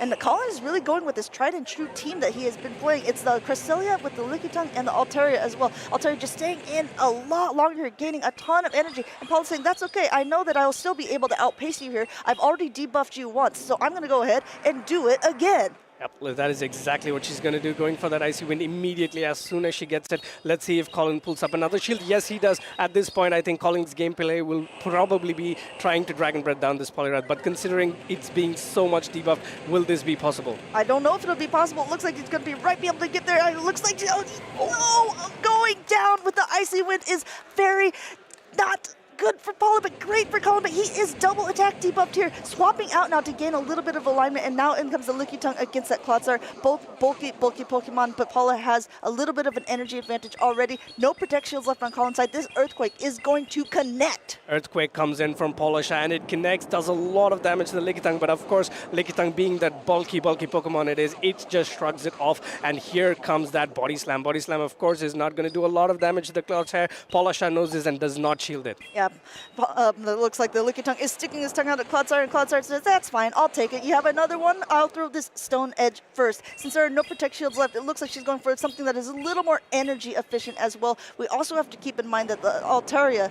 in case the Colin tried to do a fancy swap back in, would not benefit from this Stone Edge rather than an Earthquake being thrown. Yeah, it's also amazing heads-up play from Colin as well. The Altaria was debuffed twice by the Icy Wind, so saving all that energy to do the full damage of it is pivotal in him trying to secure this game. The Lickitung makes it to another Body Slam here, and this is amazing position for Colin here. Let's see how far into the red does this Clodsire go. The Clodsire is going to be in the red, and I think it was looks like almost a charge attack priority, not quite. Going up ahead now and throwing this Stone Edge, but the Clodsire is so low as, yes, going to see a desperate attempt for an undercharge because she wants to be able to get a couple more poison stings in, and now coming and completely licking down the Lickitung. Yeah, completely licking down the Lickitung indeed, but this Altaria comes in, the bird in the sky, comes in with this sky attack, forcing the Lickitung to pull up a shield here. Of course, Colin still has a full Pokemon at the back, and this will be amazing to see how this energy management works out for Paula. Looks like Colin getting a little bit greedy there as well, trying to go up for the Moonblast, but not before Paula Shah was able to reach that Body Slam. But unfortunately for her, it is not quite enough. This Moonblast is going to be reached, it is going to connect,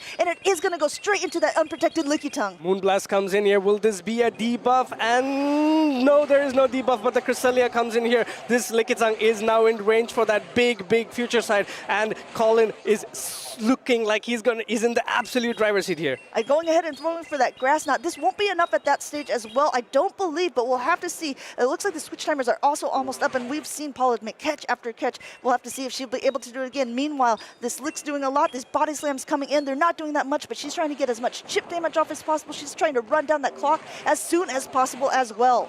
Yep, this catch is going to be pivotal. She goes for the catch, but unfortunately she does not get there. Psycho Cut 1, Psycho Cut 2, Psycho Cut 3 and 4. And there goes that Clotsire. In comes this Lickitung, and this is going to be that huge future sight. Future sight indeed, going to connect with this Lickitung. Colin 6 has taken this game a 3-1 against Paula Shaw to be in the winner's side of the bracket, and will continue on to the winner's finals. Yes, winner's final indeed, and that will be the grand finals for Colin, and this is it. He's have been in this position before, and this is the perfect position to be in. No more losers finals, no more extra games. He just needs to sit down, compose himself, and prepare for that big grand finals. Meanwhile, Paula Shaw as well, since this is indeed the winner's side of the bracket, she will be knocked down to the losers, but she will still have a chance to climb back, and perhaps we see that redemption story for her as well. There is so many redemption stories here as well. We will see Dinowski try to redeem himself against Colin. We'll also have Paula Shaw potentially going up against Dinowski to try and get her own redemption match as well. It's super. I think this is one of the most stacked final set of rounds that we have seen. These are absolutely incredible matches, and I want to point out something in that very last game that was just crucial and played into the hands of Colin 6 perfectly. Twice in that matchup, he was able to completely Dragon Breath down before Paula was able to reach that charge attack with her Pokemon. First at the beginning with the Icy Wind, which would have been a complete game flip if she was able to make that Icy Wind. It would have knocked the Altaria out. It was the shields down, I believe, at this point. And then at the end as well with the Cresselia, with the Clodsire not being able to quite reach the Stone Edge. Just, I mean, it really secured the victory for Colin 6. Yeah, it was a game that was so close, right? I'm not sure if potentially there's a way to train a Poliwrath to have high defense and high HP stats to survive those Dragon Breaths from Altaria to get to those Icy Winds in the two-shield scenario. I don't know, but it's something that we'll have to try and find out. Another potential thing it would be if it was a regular Poliwrath instead of a Shadow Poliwrath as well, because Shadow Poliwrath, though they do 20% more damage, they also take 20% more. So with those Dragon Breaths maybe not adding up as quickly, especially if the Altaria was double debuffed, had a potential to hang on there to be able to throw that Icy Wind. Yeah, you're absolutely right here. Another thing that I would like to point out is that, of course, it shows like the composure and control you have from Colin as well. He knew that he could have tried to catch that move, right? The Icy Wind, and that would have still went on well. But knowing that his win con there is securing that initial matchup, Dragon Breathing down that Poliwrath, perfect composure. And the second instant in the same game, you saw the Cresselia against the Lickitung not throwing that the Grass Knot as soon as he got it. He was like, my only lose con here is if Paula Shaw swaps in that Clodsire, catches that move, and that would have totally changed the outcome of the game. I think that's an absolutely good point. Not only is it for top players to know their own personal win conditions for matches, it's also so important for them to know that their opponent's win conditions for the matchups as well. In Colin's case, he knew that the only way Paula could win that was if she caught attack from him, if she caught that Grass Knot, or even worse for the wearer, if she caught a future sight on that Clodsire instead. However, having that wherewithal, saying, I'm just going to keep fast attacking away because she's going to try to swap it in at some point, was really what sealed the deal for him. Yeah, again, talking about composure and everything, it takes a seasoned battler to do this. And talking about seasoned battlers, we have two seasoned battlers. One is Martin, who will be taking the interview, and the other is Colin, who is going to be talking about his run to the finals.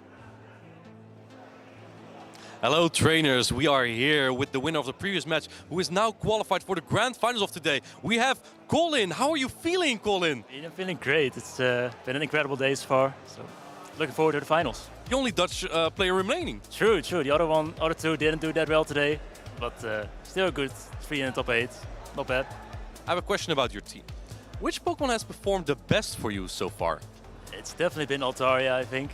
I think people have overlooked it in team building. Look too much at Dragonair, and Altaria with its bulk been really useful for me. And the lack of ice types, of course. That as well. I think JBG is still in there with his Alone Sandslash. A bit scary, but we'll see. A question that I find interesting about your team. I think, Tomahawk's team actually. True. You guys have so much bulk on your team, right? With the Cresselia, with the Altaria, with the Lickitung. Was that the intention of it? It kind of was. We considered Trevenant as well because it does better against steals than Cresselia, for example. But we just like the poke and stick to it. Good point. Tomahawk said that he would claim the assist if you would win the tournament. How do you feel about that? I accept the assist. I think basically at least 5 Pokemon on the team was his idea. The 6 we kind of discussed together, but it's definitely an assist. Gotta admit that. Like to hear that, some camaraderie. Now I have one final question for you. How did you get this plushie? Because I think Tomahawk UK got it from Dianoski when, Tomahawk UK gave it to Dianoski after Dianoski knocked him out. Are you the plushie holder now? I mean, I'm still in it. We're all from the same team. So an amazing top 8 for us with 50% Team Pizza, but yeah. So you're the one to carry the mission now? Dean is still in it, so who knows, maybe I'll face him in the final. We'll see.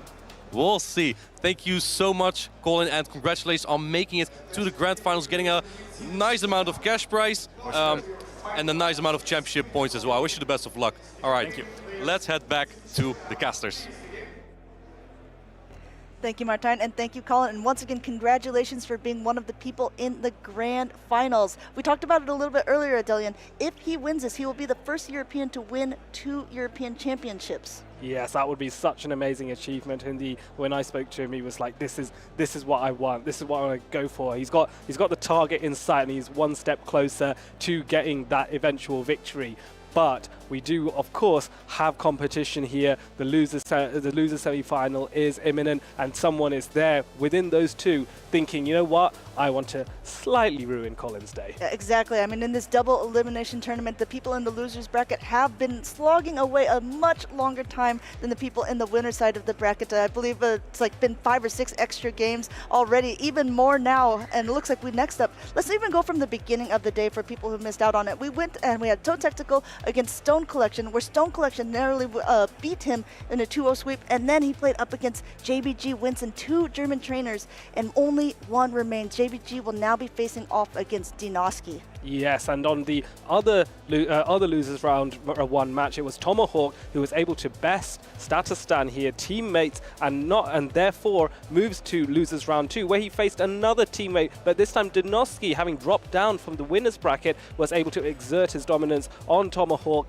and now he takes his place in the losers semi-final, looking to take one more scalp, and that would be JBG Winston. But of course, JBG is not going to make it easy. No, JBG also running in a lowland sand slash. A lot of times people have been saying now that, there's no ice in this meta. This is why I'm running an Altaria. This is why I'm running more flyers. And JBG says, oh, hello, I'm here. And my lowland sand slash is also here to shine. Yes, and the Lowland Sunslash was a staple of the last season's meta. Not quite as popular here. However, it clearly has made its mark. It's very useful against that Lickitung. The steel typing is super handy. So maybe this will be something that it will impact on San Antonio in a week's time, I'd say. Yeah, well, we have to remember, I mean, the Stuttgart is the very first in this new meta. I mean, in the Timeless Travels meta. So I think all eyes are on this to see what are people bringing. What new Pokemon should I be bringing to counter the ones that are being brought here in Stuttgart? So I absolutely agree with you. I think San Antonio is definitely keeping an eye on what's going on in this loser semifinals. And again, this Dinoski's team, it's basically like he just handcrafted it with Inadequance. It's like an Inadequance heavy team. Inadequance loves the Clodsire, he loves the Pelipper, he loves that Charjabug and Guzzlord, and these are all on the team.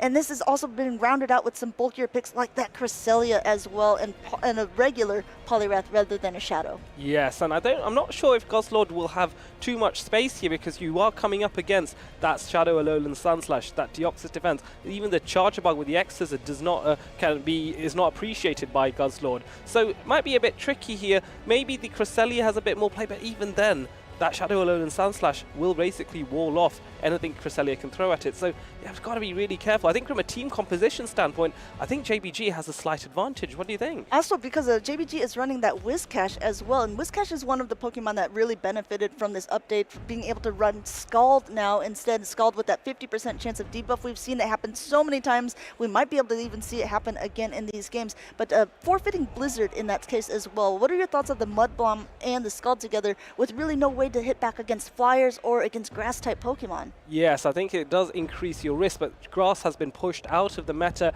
because of the improvements made to Talonflame and Skarmory being a lot more viable as well. We're not seeing too much of it in the top cut, but that presence, that bench pressure, or the bench pressure within the meta has put off a lot of grass, making Whiscash a lot more safe.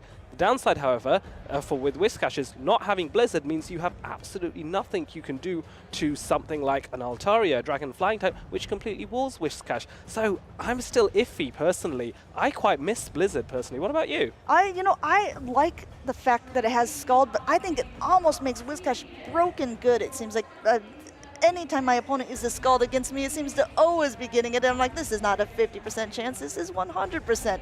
But also, just being able to have the Mud Bomb to be able to hit against a lot of those other ground types as well. I mean, you see the Clodsire on Dinoski's side. Doesn't want to be taking those Mud Bombs. We're going to go ahead and get right into the battles here. It's a Charger Bug versus Charger Bug. No need to worry about which one's is whose, because one is a Shiny. Yes, and the Shiny is a very distinctive one, as both Pokemon exchange Volt Switches. These fast attacks are resisted, and now we're going to see X's are launched straight away by JBG, so we don't yet know which one wins Charge Attack priority. Dinoski deciding not to shield. This could be like a good indication to Dinoski that he does have a very good one as well, because choosing not to throw right away, he wanted to get that extra Volt Switch in, but JBG now getting an extra Volt Switch as Dinoski throws the X-Scissor, and it looks like this one is also being unshielded. We might get a chance to see, no, looks like a swap out and a catch onto the Lickitung. Yes, this is quite good because that means the energy saved on the Charger Bug on JBG's side can be useful elsewhere. So now a response switch into the Cresselia. An interesting pick considering that Lick is doing super effective fast attack damage to Cresselia, but Cresselia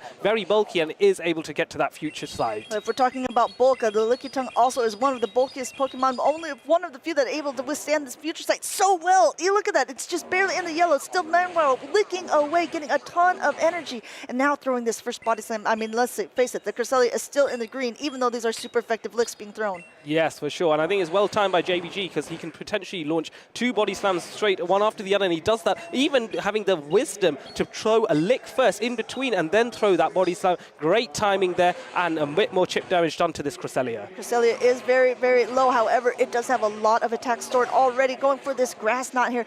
I mean, Lickitung, we did talk about how bulky it is, but this Grass Knot should be enough at this stage, and Dinoski will be able to take advantage. But no, JBG says, I'm going to go ahead and keep licking because I know that I want this mid-game. This Body Slam's not going to be doing so much. However, I'm going to keep on licking you down. Yes, and Dinoski recognizing that maybe he will not be able to get another charge attack off, opts to no shield and takes a shield advantage here, and Charger Bug now comes in, potentially getting a lot of farm here, but it is a race to see if you can get another move off if you are Lickitung, and he is able to get it, and Body Slam is launched. A Front Switch does go through, and a shield used by Dinoski in order to protect his Charger Bug. Very important shield there because there's so much energy on this Charger Bug. That Body Slam would have been able to knock it out, and we have to see coming back in with the Charger Bug of his own to be able to get this X-Scissor off and getting that last shield from Dinoski. Yes, I don't think Dinoski was reacted quite in time to JBG launching that X-Scissor and has to use that final shield and then throws his charge attack in response. This probably won't KO, but it's going to bring the Charger Bug really, really low on JBG's side. And Adelian, I don't think JBG is going to like what's in the back as he's now swapping in the Lowland Sand Slash to it, only to be now met by the Poliwrath. You see it on his face. This is not great for him. The counter is doing so much to the Shadow Pokemon,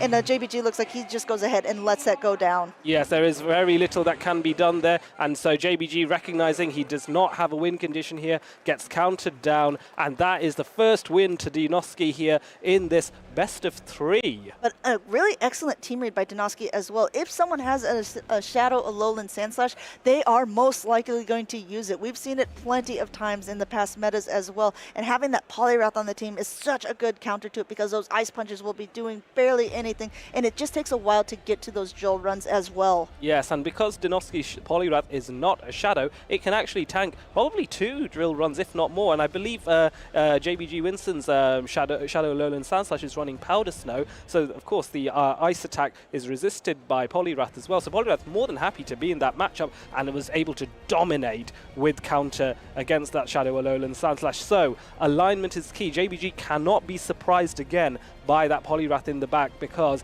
if that happens one more time, unfortunately for him, he is out of this competition, and when you get so close, do you really want to be knocked out right at the class hurdle? I mean, I keep saying it over and over again. Dinoski's team is slightly weak to a Charger Bug, but he has to know how he wants to play that because this has been the top used Pokemon in day 2, and he's been making it so far as well in this whole tournament. So, I mean, we clearly saw it in this last round as well.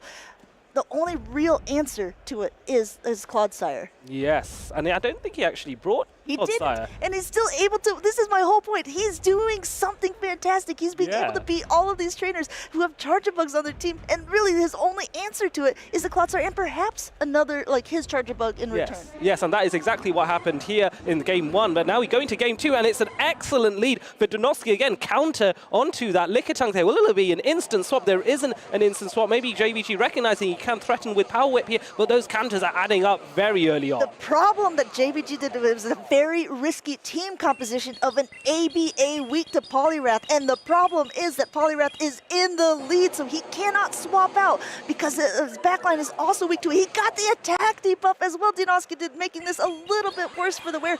Not only that, but shielding up this Power Whip. Donosky making the right calls every occasion, getting a bit of luck with the Skull debuff as well, as able to counter down, get a lot of energy, and that means for the next Pokemon that comes in, this is going to be very problematic. Charger Bug surely comes in at this point, but this Poliwrath needs to go somewhere, swapping immediately into his own Charger Bug, which is a sensible play here. Doesn't really have a great answer to, although the Clodsire is in the back, and now the X's are always being launched. JBG's Charger Bug does have an advantage. It is 1 volt switch ahead. It's 1 volt switch ahead, and he does have both of his Protect Shields left as well, and Donosky does not. This first X's are now going through, and I think if you're JBG, he's really wondering what is in the back then that he wants, tried to lure out my Charger Bug in this sense. He takes a little, what we were calling earlier, a chip and dip. He knows that everything that is going to be thrown here, he's not going to be doing enough to knock out the Sandslash, and he's so fearful of that Poliwrath in the back. Yes, but choosing to shield the Alolan Sandslash anyway, because the discharge, even though it's neutral, will do a lot of damage to the Shadow Alolan Sandslash just because it is a Shadow, farming up a little bit more, throwing on perfect timing there just before Charger Bug gets another discharge off. The Ice Punch is launched from Shadow Alolan Sandslash. And no shield left on there for Charger Bug. Charger Bug going down. In comes Poliwrath, but able to get to this drill run, and we have to see if Donosky wants to use the shield. Like you said earlier, it would not be enough to knock it out. However, wants to use that shield up, and it looks like JBG is really wondering. His switch timer is not up. He's not going to be able to get off another attack. Poliwrath now has so much energy and still in the green. Yes, I'm going for a Scald here, which will take that final shield from JBG. JBG is shaking his head. He knows he has to shield here, but he does not know what is in the back. Look for that facial reaction as Clodsire potentially makes his appearance very soon. Going for a charge attack priority event, which Poliwrath wins. Maybe this is not even going to reveal the Clodsire. Yeah, I think that this was a very, very decisive win for Donosky here, being able to take this home in the loser semifinals and be able to beat Paula Shaw, meet her up in the losers finals. Yes, oh gosh. Oh dear, JBG falling off his, well, he didn't fall off his chair, fortunately. But yes, congratulations to Donosky. Very nice bout. And of course, the camaraderie, of course, between these two fine, fine gentlemen. Donosky also, I think you saw it a little bit earlier, it's been passed around the Poltergeist. It started with Statistan earlier today. Statistan handed it to Tomahawk when he lost to him. Tomahawk handed it to Donosky when he lost it to him as well. Perhaps we will see two people of the same team and friends facing each other in the finals if he was to make it and face off against Colin 6. Yeah, so the question is, where will the Poltergeist go next, right? So Colin 6 goes up, as you say, against Polisha later on. And Colin. Sorry, not Colin 6, Donosky. So my apologies, goes up against Polisha later on in the losers final. Is that correct? I believe so. He has to keep going through. There are a couple more battles that we are going to be able to see, but we are getting down to the end. As you saw a little bit earlier on, we've seen all the top 8 competitors so far. This is the wonderful part about Day 2. You're really going to see all the different matchups. And just like the meta Pokemon, we're having little caster shifts as well. Yeah, of course, absolutely. A little bit of rotation, a little bit of surprise, a little bit of fun, just to keep the voices different and put another spin on this. For those of you watching at home, it's a pleasure to have you here watching this show as we get closer to naming who is going to be Stuttgart Regional Champion 2023 and 2024 season. And let us know who you think is going to win in the chat as well. I know that there are a lot of people cheering for so many different people who are still in the tournament. I know there's a lot of Colin 6 fans, a lot of Donosky friends. I mean, I think Count Sevius even said from the beginning he was so impressed with the way that he was playing. I picked Paula Shaw at the beginning. I thought that maybe she would be able to do it just like she brought home the Torino special event. So there are so many heavy hitters here, and there's still so much battles left to be played. Yes, for sure. I'm very excited to see how far Donosky can make it. Of course, it's always always a small amount of bias when it's someone from London. He's a player that I have scrimmed with, that I've battled with in the past, that I've in grassroots formats. honestly, he's a lovely guy. I have had many socials with him where I have sat next to me having chats about life, the universe, and everything, boiling down to just how good that friendship is. I really admire the man, and indeed admire pretty much every battler that has made it into all this way, because they're all brilliant in their own way. And what's really great about these tournaments is, yes, exactly, even if you aren't playing anymore, there are side events that you can be participating in. The lures and the stops here are incredible. We're getting a bunch of Pokemon that you don't get all the time. We're getting all these Licky-Chams. If you don't, Licky-Chams, that's basically what should be called nowadays. So we're getting a lot of Lickitungs, we're getting a lot of Metadites, which can turn into Metachams. So if you already don't have these built for your team and thinking, I want to do a show 6 pick 3 format, but I just still need to build these team compositions, come to a regional. You'll be able to collect a lot of these Pokemon. You'll be able to possibly trade with other trainers as well for things that you are missing. Yes, in fact, I actually did something really unfortunate happened to me yesterday, which is that I reached my maximum of Pokemon that I could catch because I was so busy in between commentating, catching Pokemon. There's the Carbink around, there's so many lovely spawns available here, and I'm saving all of them because I want to trade them with my friends and get that XL candy. So that is very much available here. You can take advantage of all the that's available at these regional championships.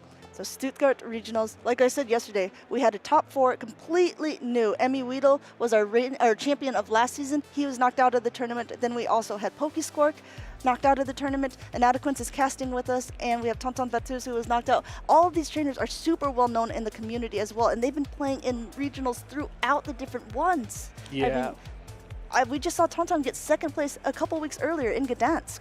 Yes, his track record, Tonton, is incredible. He seems to do well so many times. And what the best thing is, always brings something different. This time it was the Whimsicott, and to be fair, he got quite close within his group. He went all the way to, I think it was the losers final within his group, just missing out on day 2. But that does mean you've top 16'd, quote unquote, in Stuttgart. Of course, the legacy from beforehand with the Seeking and the Clefable in Gdansk.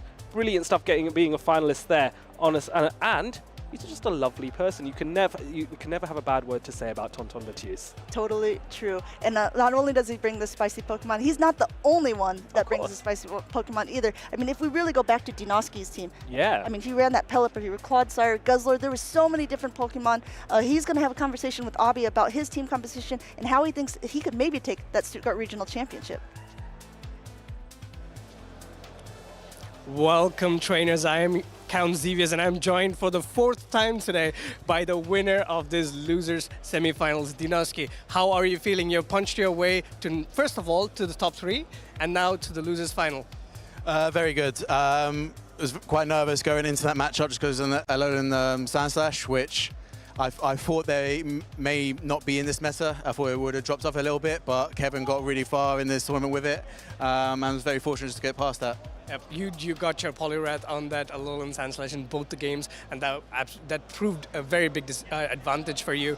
Of course, talking that game number 2 was very, very good, but what I want to talk about now is your preparation for battling against Paula Shah, who's a top contender. What is going on in your mind? A lot of things. I battled her in Gdansk, and she destroyed me. To be honest, in Gdansk, I was very much considering bringing Poliwrath for that one, but I just didn't think it was ready. But if I did bring it in that one, it would have given her a couple of problems just because she has Steelix and Sandslash in that one. So in this one, it's a bit more level playing field. We're still new, meta's new, so we'll see what happens. As you said, it's a bit more level playing field, so it's going to be like a long-distance redemption game again, trying to come back from Gdansk, your defeat, but now you have the advantage in a way with your team comp. Are there any Pokemon in Polish's side that you're worried about? Of course, you don't have to mention your strategy, but are there any Pokemon? There are 1 or 2. I'll keep them in my head for now, just because obviously you don't want anyone to get any thoughts in my head of what I'm worried about at the moment. But I'll see if I can overcome that in the best of 5 coming up. You are 1 game away from the grand finals, and this is the furthest you have come in the championship circuit, right? Yeah. Top 3 is secure. Are you pumped to be the champion? There's still a long way to go to be champion. I mean, even if I beat Paul Asher, I need to beat Colin twice. So it's a long way to go. Right now, I'll just take it game by game, see what happens with Paul Asher, and then go from there. Yeah, I'm hoping I get to interview you 2 more times today. This way you will be the champion for sure. Maybe 5th or 6th times is a charm. Yeah. Thank you so much for your insight and absolutely amazing gameplay. It was so entertaining to watch. Over to the casters. Thank you, Avi, and thank you, Dinoski. Yes, we want to see more of Dinoski. He is back on very, very soon against Paul Ashar. And of course, we have the lovely, the beautiful, the team in green with Martijn. Yeah, it's good to be here again, Adelian, and I'm very excited for this losers finals that we're going to get. We have a top 3 remaining here in Stuttgart. We have Colin right now waiting in the grand finals for the winner of the next matchup that we're going to get, Dinoski against Palasha. Yes, that's going to be a real match. He's going to be analysing, he's going to be there watching, seeing who comes out on top in this losers final. And remember, folks, for those of you watching at home, because this is a losers final and the keyword finals, it is a best of 5 again. So there is more chance for one of these trainers to win. So the journey for Palasha, she was in the winners bracket for the majority of the time, dropping into the losers final directly, whereas Dinoski has fought his way from losers round 2. Yeah, losing his first round of day 2, dropping into that loser bracket, but it was not over yet. No, absolutely. It was not over yet. He fought his way all the way to that losers finals and still has that chance to win the regional championship, but it will not be easy. Palasha obviously already won a tournament before the Turin 2023 special event, and then Colin also already has won a tournament in the Pokemon Go Championships last season in Lille, right? So yeah. 2 very tough opponents, and here we have them. One thing that I'm most excited about in this matchup is that we have 2 Clodsire. Oh, of course. So there might be a Clodsire face-off later on. So I feel with Palasha and Colin, they've got that experience being champions before. Dinoski does not, in comparison. Do you think that puts him at any disadvantage? It's difficult to say. I believe this may also be his first best out of 5 in a championship, right? Because only the winners, the losers, and the grand finals play best out of 5s. We're only going to get best out of 5s from this moment on. And this is the first time Dinoski has played one. I've played a couple of those, and I must say, I don't notice the difference. On the other hand, I don't win them either. So maybe it is something that is tough to play for a longer time against that same opponent.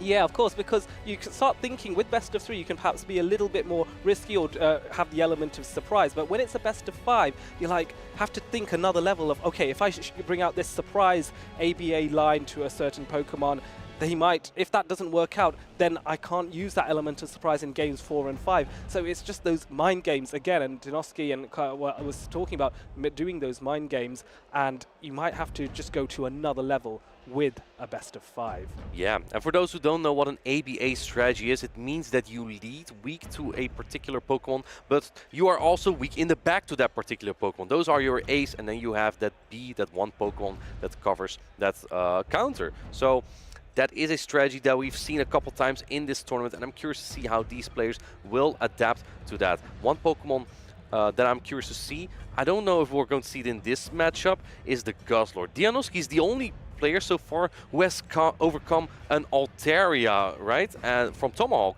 And yeah, you are going to need that experience against Colin as well, should you make it through this matchup. But this matchup has an Azumarill.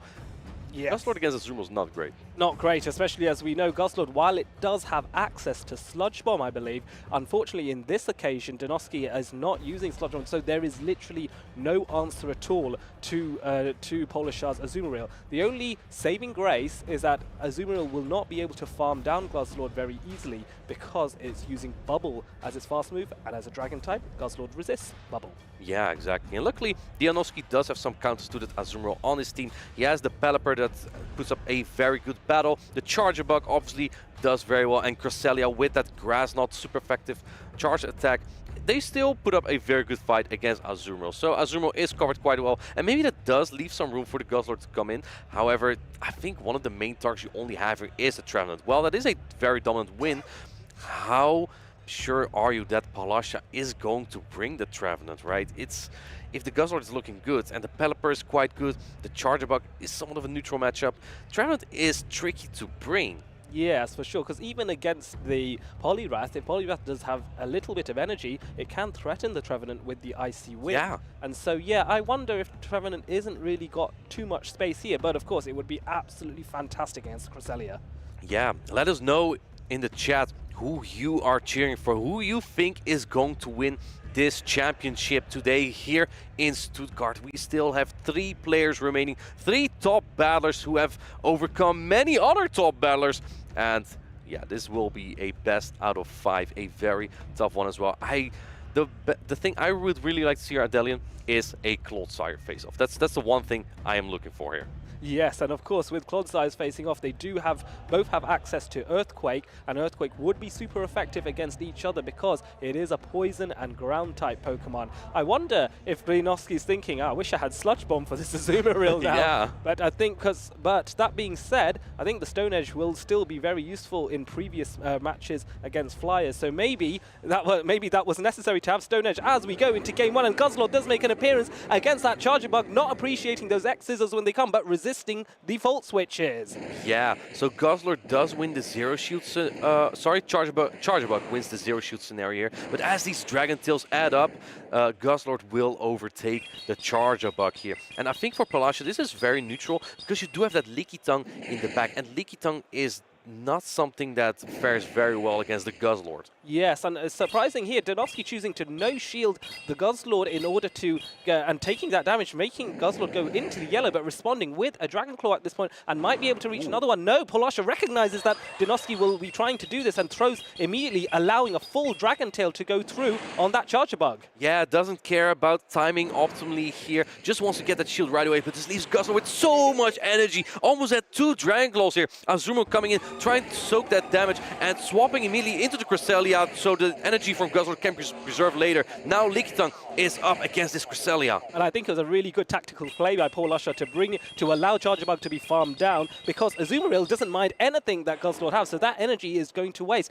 Anyway, we go into the Cresselia matchup. He's now launching a Future Sight, and so Lickitung responds with the Body Slams. A lot of health on this Cresselia, but the Body Slams will chip, and the Lickitung, and the Licks, from Lickitung are super effective, so that will slowly whittle away at Cresselia's health. Yeah, they're slowing it up. This is not even a bad matchup for Cresselia. Despite taking super effective damage the whole time, Future Sight just hits so hard, and Dianoski is almost about to reach the next one. This will do a ton of damage to Lickitung. Yes, and not baiting here, going straight for the Future. No shielded by Polasha straight away. I think she reckons her Lickitung can withstand this, but there is so little health left. That hit so much damage. And Lickitung is barely able to win the zero shield scenario, very close. Now what do you come in with Dianoski? You can come in with the Guzzlord, or you get an energy on your other Pokemon here.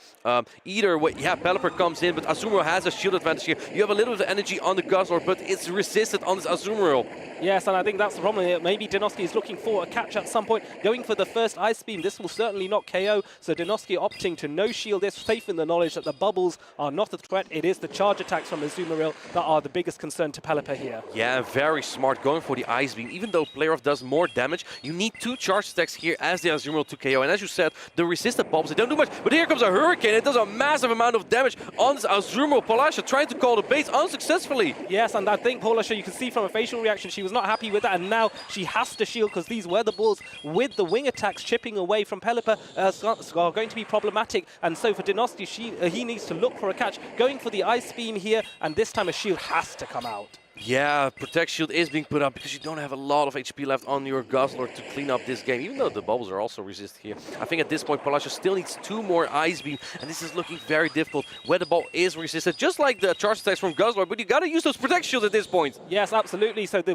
second Weather Ball is used, and now both shields are out, and now it's a race to get to another move, and another Weather Ball being launched onto the Azumarill. This is going to do enough damage, I reckon, to KO. It's going to be either KO or very, very close. What will happen? Barely not. Oh, barely not the KO. And oh, doesn't throw the Ice Beam. Recognizes her defeat here. Pelipper is going to sweep this game for Dianoski, and the score is 1-0. Oh, wow. Dianoski drawing that first win there, making a statement that even though I have not been a regional champion before, I am worthy. I have got the strength, the power to master my usage of the Pelipper in order to secure victory. Pelipper really pulled its weight in that battle. Pelipper is just a fantastic Pokemon, Adelian. It's funny you should say that. Yeah, so one thing that I noticed in this game is that Polasha just didn't really get the alignment that she wanted. She played a little bit soft to Guzzlord, but she also played this sort of ABA strategy where she soft leads weak to the Guzzler with the Charger Bug. Charger Bug only winning the 0 shield scenario against Guzzler, but then if you lose that matchup with the Charger Bug, your Lickitung is free from the Guzzler, and that's what we saw here from Palasha. However, she kind of needed that Charger Bug for the Pelipper of Dianoski, and because Pelipper avoided the Charger Bug, it just did so much work here. Yes, and I don't think there's really a great answer on Palasha's side to that Pelipper if that Charger Bug isn't aligned. The Azumarill struggles, it can land the play rough, but has to be mindful of the Hurricane. The Lickitung matchup is a little bit more even, but do you really want to use your safe swap against Pelipper when there's so much else? Maybe not. And then, of course, the Poliwrath is the Poliwrath struggles, the Trevenant even struggles because of those wing attacks. Yeah, and it's tough, right? I think as Dianoski, you kind of... Guzzlord is a pretty risky pick because the Azumarill is quite good here. It's good against the Clodsire, very good against the Poliwrath, and has a very even matchup against that Pelipper. So it's really a 50-50 to avoid your biggest threat there, the Azumarill.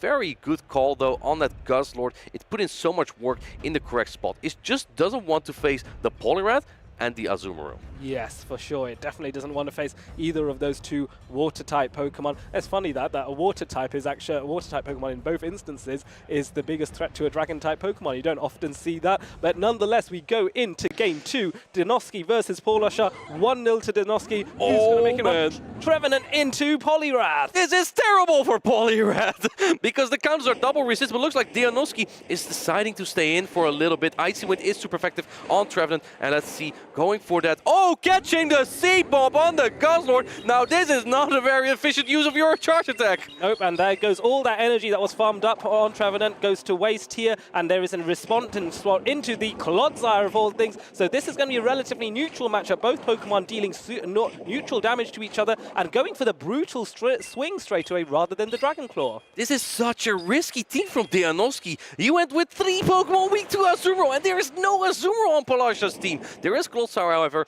which can tank all the attacks from Guzzlord quite well. But because of its low attack, this Earthquake is not going to knock out, I think, barely into the red. Yeah. Yes, and I think, therefore, Dianoski's Guzzlord can do a lot more damage. Those Dragon Tails chipping away, perfectly timed to get another brutal swing off. This will not KO, surely, but it will bring it pretty damn close for the Clodsire. Yeah, brutal swing, getting very close to knocking out there. And Palasha letting another Dragon Tail in just to make sure that the next Pokemon coming in getting less energy. That Poliwrath already has almost an... I think it already has an Icy Wind loaded, so Trevenant is basically behind. But the good thing for Palasha is she has 2 Pokemon against that Poliwrath. Yes, for sure. That Charger Bug is also very useful. And it is able to get a good amount of farming, so that is going to be very advantageous. So Trevenant may be coming in here. No, it isn't. The Scald is coming in. Dianoski opting to try and get a debuff here. It is that 50% chance, and this could change the dynamics of the battle. Will there be a debuff, Martine? Let's see. It does debuff, and is that huge? I don't know, but here comes another Scald or an attempt to catch. And oh, another catch on the Clodsire. This is double resistant and will do almost no damage. That is incredible timing by Dianoski. He must be very pleased with himself to see that. So now the Trevenant plays in against that Clodsire. Clodsire does have the bulk to withstand at least one charge attack as they race to charge attack, and this is a charge attack priority event here, which Trevenant unsurprisingly wins. Shadow Ball coming in, a right call on the shield by Dianoski as that Shadow Ball does almost no damage now. Yeah, Shadow Ball would have done a ton of damage here, but this Stone Edge will also chunk. Palasha actually not opting to shield, knowing Trevenant will survive this Stone Edge quite comfortably, not even into the red, and it's also Mudshots, so the Mudshots don't add up either here. Palasha has all the alignment that she needs here. However, Dianoski's just playing out of his mind, making all those catches, going for another Stone Edge here, and getting another shield from Palasha. Yes, at this point, I think Trevenant's looking to get 2 Seed Bombs potentially so that they can, Palasha can go back-to-back moves. No, going for the Shadow Ball here to try and take out this Clodsire. Dianoski has to make another bold call here. Does he shield this? No, he does make the call. What an incredible call. And look at that Poliwrath. It's still lurking there. It has an energy going for the Stone Edge here. Now, if you shield this shield, shields will be down for Palasha. You can't really lose this Shadow Ball here, I think. Yeah, putting up the shield. I think that the Poliwrath also has a Scald that might knock out the Charger Bug. It comes the ball. Oh, making the catch again. What are these players dancing around? Icy Wind will not knock out this Charger. Plus, you have the Shadow Ball for the Clodsire. Yes, and I think this was, but I think both trainers recognizing they were about to switch, and now it's a race to try and get that counter down. Is he able to do so? No, he's able to get the counter, and now it's going to be a charge attack priority event, which Trevenant is able to win. Yeah, and now it's going to be another race. Are you getting to the Shadow Ball, or is Clodsire going to get to the Stone Edge? This is going to get so close. Clodsire does have a lot of energy. Trevenant has a little bit of energy, but not a lot of HP. Machos are adding up and barely getting to the Shadow Ball on 1 HP. Oh, incredible. How close is this? Will this Shadow Ball KO? Clodsire is one of the bulkiest Pokemon out there, but Shadow Ball, will it boom? Will it boom? Boom! Taking out, tying the score 1-1. Palasha against Dianoski. Dianoski getting all the catches. Palasha getting all the alignment. And look at how close that got. That get to 1 HP on the Trevenant. I'll be honest, I genuinely thought Dianoski had that right until the very end. So, yeah. So close. As a caster, these are the battles that you want to see. They go close to the wire between two absolutely phenomenal trainers. I think this is what the chat wants to see as well, right? Give me a nod, chat. If this is the kind of battles that you want to see, this close, battlers just dancing around, making catches all over the place. And look at how close that got. So, looking at this game, Dianoski went so weak to that Azumarill. That's actually wild, considering how good the Azumarill was in Game 1. And then Palasha left it on the bench for Game 2, and it was so fortunate for Dianoski there. Yes, it absolutely was. And I wonder now, if you are Palasha, you're thinking Dianoski is a brave, brave man. He is one step ahead in terms of team composition. Didn't quite work out in this case, but now Palasha is thinking that Dianoski is trying to be unpredictable. He's trying to be surprising. Maybe I need to try and outfox him now. I have to think on another level that Dianoski is going to go left. I need to go right. Maybe he's going to go double left. I'm going to have to go double right. The mind games continue, and this is what Pokemon Go is all about.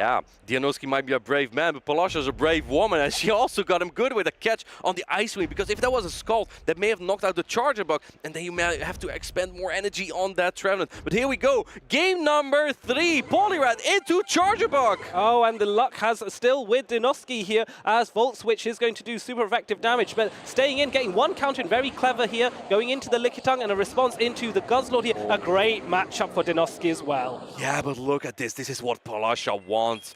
If Dianoski went in with the Poliwrath here, the Trevenant would have had nowhere to go against the Guzzlord. But now the Guzzlord's here on the field against the Lickitung. And while it is a positive match for the Guzzlord, where we might see a lot of Trevenant play later. And I think, looking at Dianoski's face, he may have realized that. Yes, he might realize that this was part of Palasha's game plan to get the Guzzlord out. Brutal Swing coming in now, an excellent move to chip away a bit more at Lickitung here. Look at the amount of damage being done on Lickitung, a bulky Pokemon, but not before a Body Slam is launched to try and soften up this Guzzlord that teeny bit more. Yeah, you have to go for another Dragon Claw or Brutal Swing here as the Guzzlord, though, before Lickitung gets another Body Slam, and that is indeed what Dianoski is doing. This Dragon Claw will barely knock out the Lickitung, and then Palasha can opt to go back in with that Poliwrath to gather some energy. Yes, and I think the energy on the Poliwrath will be very useful for dealing with Charger Bug a little bit more. If you can get a bit more energy there, maybe launch an Icy Wind, maybe that is possible. I think it might be doable. Go, no charge attack priority event, going for the immediate discharge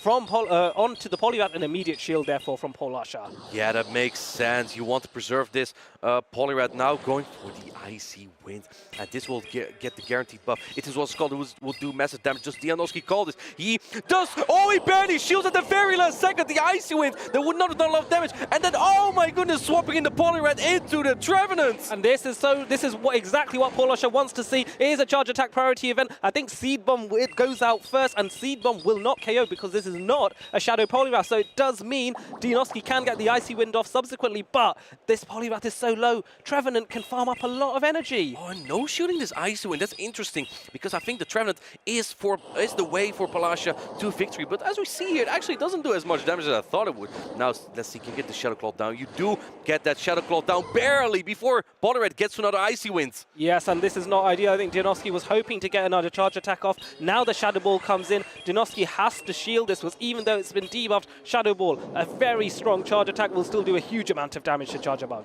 Yeah, now can you get the Volt Switch down here on the Trevenant? That might be crucial for Dianovsky. Oh, Trevenant goes down! This is huge! Dianovsky's almost at 2 discharge. He is now at 2 discharge. I think Polasha only has this Icy Wind, not the Skull. This is going to be so close. Yes, it's going to be so close. The no shield as well, trying to get the call on the Icy Wind. It doesn't manage it. Polasha assumes the bait. It does not happen. Dianovsky makes it another game win to him. This is so close to the wire. Yeah, trying to make that X-Scissor call there on the very end from Polasha, but it was the discharge. There was no reason to bait there because Dianovsky already had 2 discharges loaded. Now, one thing that I found very interesting there was that no shield on the Icy Wind from the Poliwrath on the Trevenant from Polasha, because I think that attack did more damage than a neutral X-Scissor. And maybe if you did shield that and you let an X-Scissor go, you will be able to get to 2 Shadow Balls. Yes, because it was such a close farm down there. I think you're right. Maybe a potential miscalculation. It happens to the best trainers. Even the best trainers, like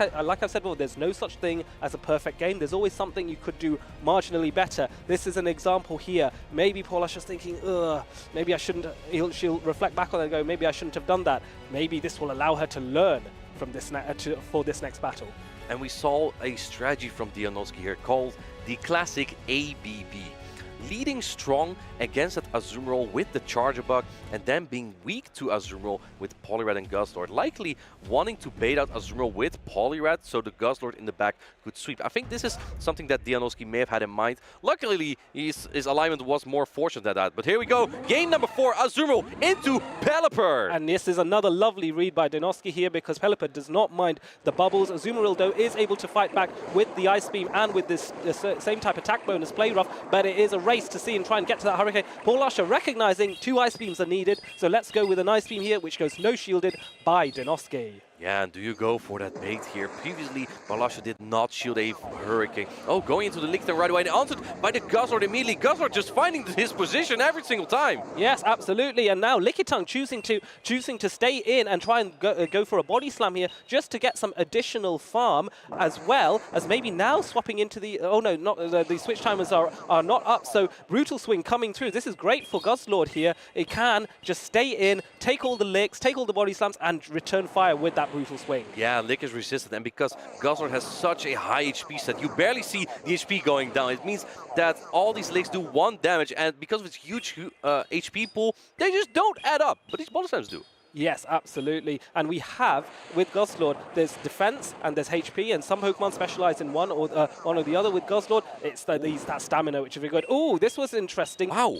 Letting it go, letting the switch advantage go, realizing, okay, I'm already pretty strong against Azumarill. I have so much energy on Pelipper, I'm pretty okay. Going for the farm down on that Charger Bug, and this puts Polasha in such a rough position. Can you get to the body slam? No, you don't get to the body slam. That may be crucial here. Incredible play by Dianovsky here, recognizing that this is what I need to do. I need to get some farm on the Charger Bug. Now this Charger Bug can launch X-Scissor after X-Scissor after X-Scissor onto the Trevenant here. Neutral damage, but coming off a high damaging a charge attack. This is going to be very problematic. And another X-Scissor launching, surely a shield at this point.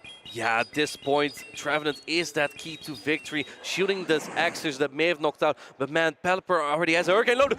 Oh man, going for the Weather Ball here. Does Polasha know? Does she know? Do you go 2 shields down here? And, oh, she does shield the Weather Ball. That's so tough. That's the one attack you don't want to shield on Trevenant. Going for the Seed Bomb here. This wouldn't knock out just yet, but Dianovsky does want to preserve that Pelipper. Yes, absolutely, because if the Seed Bomb does do damage, the Shadow Claws would be more of a threat. Going back into the Azumarill here, and now there is nothing to stop these Hurricanes being launched. There'll be 1, 2 charges going up all the way to excellent, and then you know what's coming. Here we go, it's a storm. Whoosh! And there goes the Azumarill dropping into the yellow there. Azumarill's bunk, very impressive, but takes a huge amount of damage from the Hurricane. Yeah, Ice Beam coming through, but Dianovsky knows his win condition now, keeping the shield for that Charger Bug. That I think the Trevenant also is in X-Scissor range, so if you get that farm down here with the Volt Switches on the Azumarill, this might lead to the victory of Dianovsky. Going for the Play Rough, actually, realizing this will do a little bit more damage, and if we can get to a Shadow Ball somehow, that will ensure the victory, but it depends on how much energy Trevenant has. Yes, and I think this is the race now. You farm down, get the immediate X-Scissor off, and Polasha recognizing, you know what? This was an amazing battle. What a respectable way Paul Usher's giving credit to Dinoski as this X's or KOs. And do you know what that means, Martijn? Dianoski is moving to the grand finals! For the first time in history for Dinoski, he is moving to the grand finals. Impressive run, dominating against a former special event champion in Paul Usher. Another brilliant and fantastic battler. Palasha is really good, but Dianoski showing he is in form. I think he likes his meta, right? Because he's doing so well in it so far. Yes, he definitely is. He must be pinching him and saying, how have I managed to do that? Look at that camaraderie between the two fantastic blasters. Genuinely warms my heart to see the bonds between the Pokemon Go battling community. I love to see it. Absolutely, even though it's pretty rough for Palasha because she got so far. She got to top 3 basically, right, to that winners finals, and then lost back-to-back to Colin and his teammate Dianoski. It's going to be a battle again of the friends, of the teammates in the grand finals. Colin, who had that Altaria, and Dianoski, who handled Altaria before, because Colin is running the same team as Tomahawk UK. Dianoski has defeated Tomahawk UK before, so he knows how to deal with that Altaria. I think we're going to see a really good grand finals. Absolutely, and we are also going to know whether this is going to answer the question about, is it the team or is it the pilot? Because Tomahawk was unfortunately coming up a teeny bit short against Dianoski with the same team, but maybe Colin is able to manage his team a little bit better to take victory. That will really answer the question, and maybe later on Tomahawk might be taking a few notes from Colin afterwards. So now I have a question. Yeah. The teammates have been passing around their mascot plushie every single time one of them gets knocked out by the other. Yeah. Who has the plushie now? Because two of them are now in the grand finals. Yeah, of course. So maybe the Poltergeist will sit right in the middle, and it's basically going to be sat there going, you know what, I'm going to go with the winner here or the winner there. You know, who knows? It's going to be deciding between these two fantastic battlers. So maybe that's the real prize. Absolutely, yeah, I think you might be right. I think they're very happy for each other as well to have made it this far, right? Because it's difficult to get far in a tournament with so many good players, and they have pulled it off. It is Dianoski's first time as well. You know, if you've not reached the grand finals before, like Dianoski, maybe your next tournament, it could be that one chance, right? Maybe even your chance. Maybe at a push. I don't know. Dinoski, I always felt Dinoski was a much better battler than me. If I can go anywhere close to his footsteps, I will be delighted. I'm so happy for him. I'm also very happy for Colin. I'm excited to see these two trainers. But before we see them battle, let's have a few words with them with Amanda. We started the day with 8 competitors, and now we are down to our final 2 competitors. Dianoski just beat out Palasha, and he will be facing Colin 6 in the finals. First, let's talk about your last matchups there. They were incredibly close matchups all the way around. How are you feeling going into those games against Paula? As I said before, very nervous just because she beat me in Gdansk. And I know she's a great battler as well, so it's just a case to figure out what alignment I could have. Before the match, I was kind of worried about the Trevenant, so I just had to basically work around that. And in the last game, just had to go triple good to Trevenant. No, but near the end of that game, it became not so obvious, but fairly obvious that you had that game in your hand if you continued to play the way you were, especially after you got that bait with the Pelipper and the Weather Ball. How are you feeling at that point in that last match? I felt very confident. I just wanted to get chip damage on the Trevenants. Again, the shield was a bonus in that sense. And then just knew the charge bug was the plan to finish the game, just because it was positive for both the Trevenant and the Azumarill. And so yeah, now you were through the losers finals. You're on to the grand finals. The first time making it this far, I believe. Yes, that's correct, yeah. How are you feeling about that? And also, how do you feel about your easy opponent? I'm not sure about that. I mean, he swept me earlier on today, so I'm very happy we could finish in top 2 at the very least. We'll go into these games, and they'll be very good games, and see if I can, first of all, just do the bracket reset before I can see if I can actually win the matchup. So we'll see. We'll see. And how about you, Colin? How are you feeling? I know you said earlier in the day that if you win this, you are our first ever 2-time regional champion. Yeah, that's correct. So I'm excited. Dean is a teammate of mine, so it's quite good that we both got here this far. It's pretty amazing. But I won't go easy on him. I want that title, so we'll see where we go. Yeah. I mean, team composition-wise, and like you already said, you guys have played against each other before. I know sometimes if you lose the first one, you say, I know what I should have done. I'm not going to make you reveal any strategies, but how confident are you coming into this final rounds? I think confidence is a strong word. It's just the case just to rethink what happened in the first two matchups and then just assess what I should do going forward. We'll see what happens in next minutes, in a few minutes or so. And Colin, same question to you. Do you feel like you have a better team composition that you're like, okay, I think I got these matches. I did it once, I can do it again. It's true that I did it once. I think I got the right alignment there. But Dean also faced Tomahawk, who's running the same team, which he did beat. So he's got play. Yeah. We'll see what happens. Yeah, some room to be worried. Okay, well, we won't take up much more of your time. Is there anything that you guys want to say to each other real quick before? I know, like you said, you guys are friends and teammates, so you probably chat a lot anyway, but anything you want the whole public to know? Well, I won't go easy on you, but I'm happy to be here with you. We've been traveling to these regionals together, and I'm looking forward to it. And the same goes to me. I mean, you're a great opponent, and may the best person win. Well, that is great. I'm so excited to see these grand finals, to see who will be crowned the Stuttgart Regional Champion. Don't go anywhere. We're getting to these matches right after this. As well, you saw the camaraderie and respect there. I really hope they don't go easy on each other in the grand finals, though. I don't think they will. I think both these trainers are here to win. We saw Dinoski doing a very good job in day number 1, going to day number 2, losing to Colin, and then flipping the bracket all the way, going up from all the way to the losers bracket to this grand final. You also heard from Colin that Dinoski did a great job in beating exactly the same team that Tomahawk is running. So it's going, I would say, advantage Dinoski. I think so too. And he's won about 4 or 5 matchups already today, right? So he is in that battle form. He has dealt with this team. He's going to deal for the 3rd time now today with this team, right? First, as you said, against Colin, then he defeated Tomahawk, also a teammate.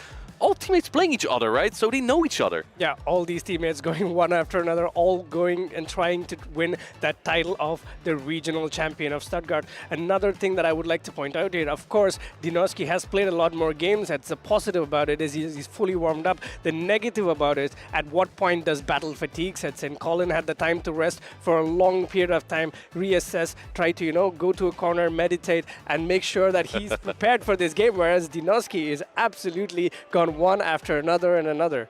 Yeah, just meditating a little bit, getting that focus into the battles, right? Because as you say, of course, when you're playing that long, you might get a little bit tired of it. And after that, you play the grand finals. You have to be at your peak form, your peak focus at that point. That's what's going to go down here soon in Dinoski versus Colin. Now, Chet, I have one question for you. Who do you think is going to be the Stuttgart Regional Championship? What do you think? For me, it's going to be Dinoski. I've been saying it since day number 1. I've seen him play as well. He's a very consistent battler, does not take a lot of risks. And also, the only time he lost to Colin was when he took a lot of risks. If you watch that game back, you would see that Dinoski safe swapping his Guzzlord only to be met by that Poliwrath. He had a very good matchup there. He had a very polarizing setup in a way to put him at an advantage, but unfortunately, trying to make that swap cost him the game. So what you're telling me here, as long as Poliwrath is not on Guzzlord, you win? I think so. Yeah, that's what we saw before, right? Because when it's on Altaria, or when it's on Lickitung, or when it's on Charjabug, Guzzlord's just chomping, right? It's just eating the wins. Guzzlord is eating the wins after all. It does take up most of the screen, so it needs it needs sustenance as well. It's huge! I would like to know how a huge Guzzlord looks like on the screen. Yeah, it definitely expands the screen for sure, as we see in battle as well. And I think it will be one of the key components for Dinoski to overcome Colin's Altaria, because Altaria, like Colin said, I think a lot of people just have overlooked Altaria. We haven't seen many Ice-type Pokemon at all. Only JBG Winston, as far as I can remember, had that Alolan Sanchez. And here again, we see the teams, Abi. Yep, the team sheets here, we see the same team that we saw a bit ago, which is Tomahawk versus Dinoski. But again, what I would like to point out here is that Guzzlord has amazing play into Colin's team. Only two big answers is a Poliwrath and the Galarian Stunfisk. But even with the Poliwrath, you apply so much fast movement pressure with those Dragon Tails. So it'll be interesting to see how much Dinoski relies on that Guzzlord, which he used previously to great success. Yeah, exactly. And one more important thing to point out here, Abi, Cresselia. It doesn't have Moonblast, and that means that Guzzlord is really good against Cresselia. It resists the Grass Knot, and it double resists Future Sight. So that's another Pokemon for Guzzlord to chomp on. Yep, two Pokemon in Colin's team that Guzzlord can chomp on, and it's going to take Colin everything he has to try and avoid this matchup. And he did as well, so I would say advantage more towards Colin in this case that he just has a best of 5 now. Yeah. So, but Colin needs to reset the winner's bracket.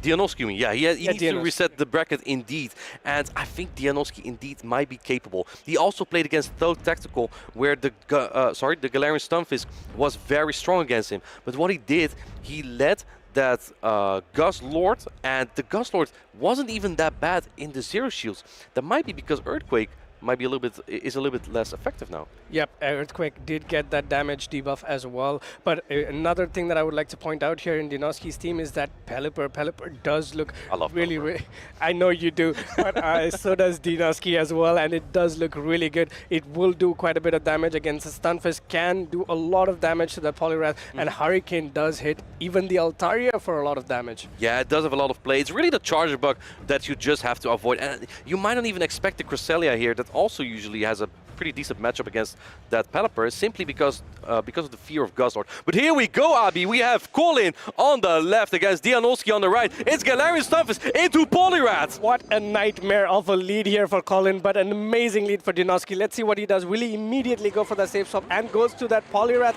and in comes this Cresselia. This is not looking good for Colin. And you don't even have Skull to hit back with. This is terrible for Colin. You can't go on that debuff train here with those Icy Winds. This will weaken the Cresselia's attack, but it still has super effective charge attack. At this point, I still think a Future Sight, a Future Sight would have knocked out, but I don't know if this does, Abi. I'm not sure if this knocks out, but I guess Dean's play is to try to build as much energy as possible on this Cresselia, and he gets a shield from Colin. Yeah, interesting. Shooting the Grass Knot there. I don't think it would have KO'd. Going for another Ice Wind here. Looks like this Poliwrath is just putting in work, but I don't think Cresselia really minds. It just takes this. Yeah, it takes this Icy Wind, but then again, potentially what we're probably looking at is Colin trying to play that 2-shield scenario, going for that full Future Sight here. Will Colin shield this? If unshielded, this will take out the Poliwrath. In comes his Future Sight, and boom! Massive damage on Poliwrath. It's going down. You lose Switch, you lose the shield as well. And now Galarian Stunfisk comes in. It does have the opportunity to get a lot of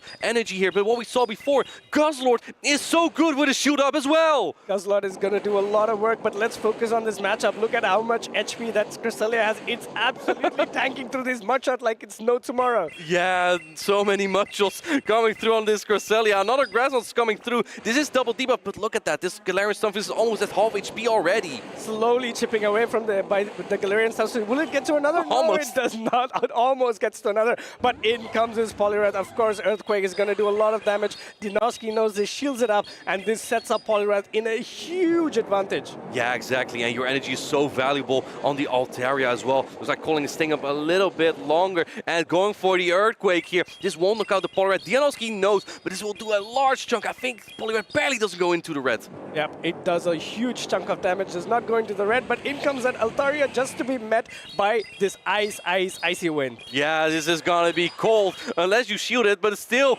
will drop the attack stage of the Altaria. And this sets up the big chopper. Here it comes. Guzzlord enters the field and going to outpace to this Dragon Claw. Guzzlord clawing at that Altaria, trying to get it down from the sky. In comes this Dragon Claw again. Will this be enough to knock out the Altaria? But I don't think so, but puts it so deep into the yellow. Yeah, and at this point, Moonblast has to be respected, though. Dianoski should not forget about the Moonblast because this is double super effective. effective, and he does put up the Protect Shield. I was worried for a second there. He pulls up this Protect Shield, puts him in an absolute dominant position here. There is no coming back in this matchup from Colin. Guzzlord is still so far ahead. Will he go for that brutal swing? Yes, he does. And this brutal swing will be enough to give Dinoski the 1-point lead here. That's a 1-0 victory for Dianoski. And remember, he needs to even reset the bracket. And this is one step through there. One step closer to resetting the bracket for Dinoski, and this is exactly how we want to do it in a game of attrition, in a game of these long drawn-out matches. You need to have clear-cut wins. You need to show how dominant you can be against your opponent, and you can already see Colin's like, I need to bring this back. You need to focus at this point. You can't let the championship just slip out of your hands like that, right? So one thing that I noticed about this matchup here, Abi, is that Colin did very much expected Guzzlord, right? He brought the Poliwrath, he brought the Galarian Stunfisk, but Dianoski basically avoided both Pokemon with his Guzzlord. Yeah, Guzzlord did so much work for Dianoski as well. And another thing that we would like to kind of bring back is that the Poliwrath does not run Scald. Yeah, it has Power Punch, so it doesn't even hit that Cresselia very well. Yeah, that was one of the key reasons why that matchup went so bad for Colin. But again, Poliwrath with Power Punch, especially the Shadow Poliwrath, can do so much more against Dinoski's Poliwrath, which is running Scald and Icy Wind. But also, it's not a Shadow Poliwrath, though. The counters from this Colin's Poliwrath is going to add up one after another. And just imagine if your Poliwrath can farm down Dinoski's Poliwrath, and out comes that Guzzlord for that Icy Wind. Yeah, I do like that you pointed out, because Colin actually, his Poliwrath's actually better against Dianoski's because of the Power Punch. You just buff yourself quicker than Dianoski's Poliwrath can debuff your Poliwrath. And if you debuff, you know, you just reset it again to regular because it already was buffed from a Power Punch. Yeah, it's going to be like, hey, you're going to buff yourself, I'm going to debuff. Yeah, exactly. In comes the next Pokemon. It is Guzzlord against a Poliwrath. This is another good matchup for Colin, but unfortunately not so much for Dianoski. Let's see what he does. Immediately goes for the Cresselia save swap, only to be met with this Charger Bug. And this is exactly what he wants, because imagine, I was thinking for a second, oh man, if he goes into Pelipper, it will be met by Charger Bug. But it is Cresselia facing Charger Bug. I don't think this is that bad of a matchup, but the X-Scissors will be super effective. Yeah, X-Scissor is super effective, but first this Future Sight lands and does so much work on that Charger Bug. At this point, potentially Cresselia can try to go for that Grass Knot and put it into the red, but here comes that X-Scissor, super effective damage onto that Cresselia. Yeah, the next one will likely knock out, and looks like going for that Grass Knot. This won't knock out the Charger Bug, and it looks like Colin knows, but I think this might give Dianoski the chance to flip it, no? Yeah, that is exactly what I was thinking as well, but I don't think so. These Psycho Cuts don't do a lot of damage, and double X-Scissor here will call Dianoski commit 2 shields to try and secure the switch. Yeah, you gotta invest 2 shields now, because I think Charger Bug lives this Psycho Cut. And yes, it does get to another X-Scissor. Dianoski fully committing to Cresselia. Yeah, it was such a bad matchup for him, and he has to commit to this Cresselia. He does come out with a lot of HP, and we know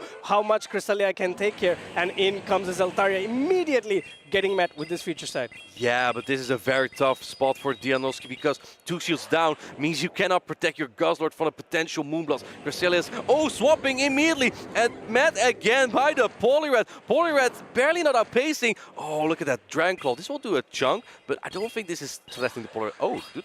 Does put up the Protect Shield, though. Yeah, Poliwrath does put up a Protect Shield, and this is very surprising for me as well, why you go into the Guzzlord maybe to draw out this Poliwrath. But again, Poliwrath has such a dominant matchup. It goes for the full counter down and gets it.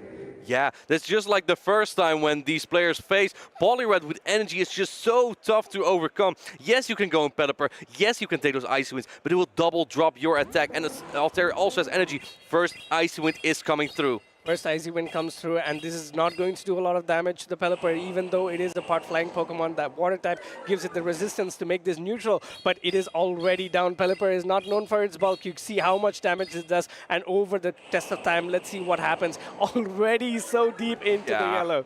Yeah. And in the red even. And you need so much energy still against that Altaria. But the Dragon Breath add up so much. You don't even get to the Hurricane. Pelipper is farmed down. In comes Cresselia, but it doesn't have energy either. And Colin is going to win this game. The score now is tied by 1-1. That score is dead even, 1-1. What an amazing gameplay by Colin as well. Of course, Dianoski did have that very, very difficult lead, and we saw how it worked out. Game number 1, it was very favorable for Dianoski, and game number 2 to Colin. Both these players are on each other's heads, trying to out-predict themselves.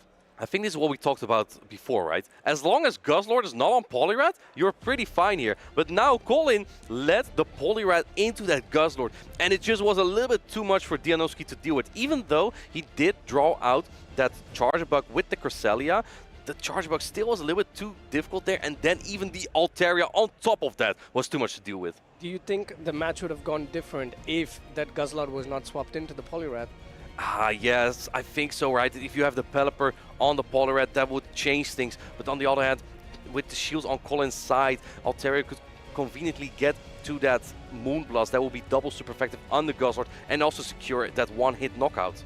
Yep, you're right, but I think the best play, at least personally, I would consider the best play would have been staying in that with that Cresselia and then coming in with the Guzzlord to try and do as much Dragon Tail damage. Of course, the Altaria would have gotten quite a bit of energy, but not before you secure a few more Dragon Tails. It's difficult, right? Because you do need the energy, of course, because it's good against both Poliwrath and that Altaria. Guzzlord definitely is key for Dianoski to align in the right spot here, because if you have that energy for the Poliwrath, it will still do like 40% damage. The Dragon Tails add up, and you still put up a fight there, even though the counters add up really quickly. Yep.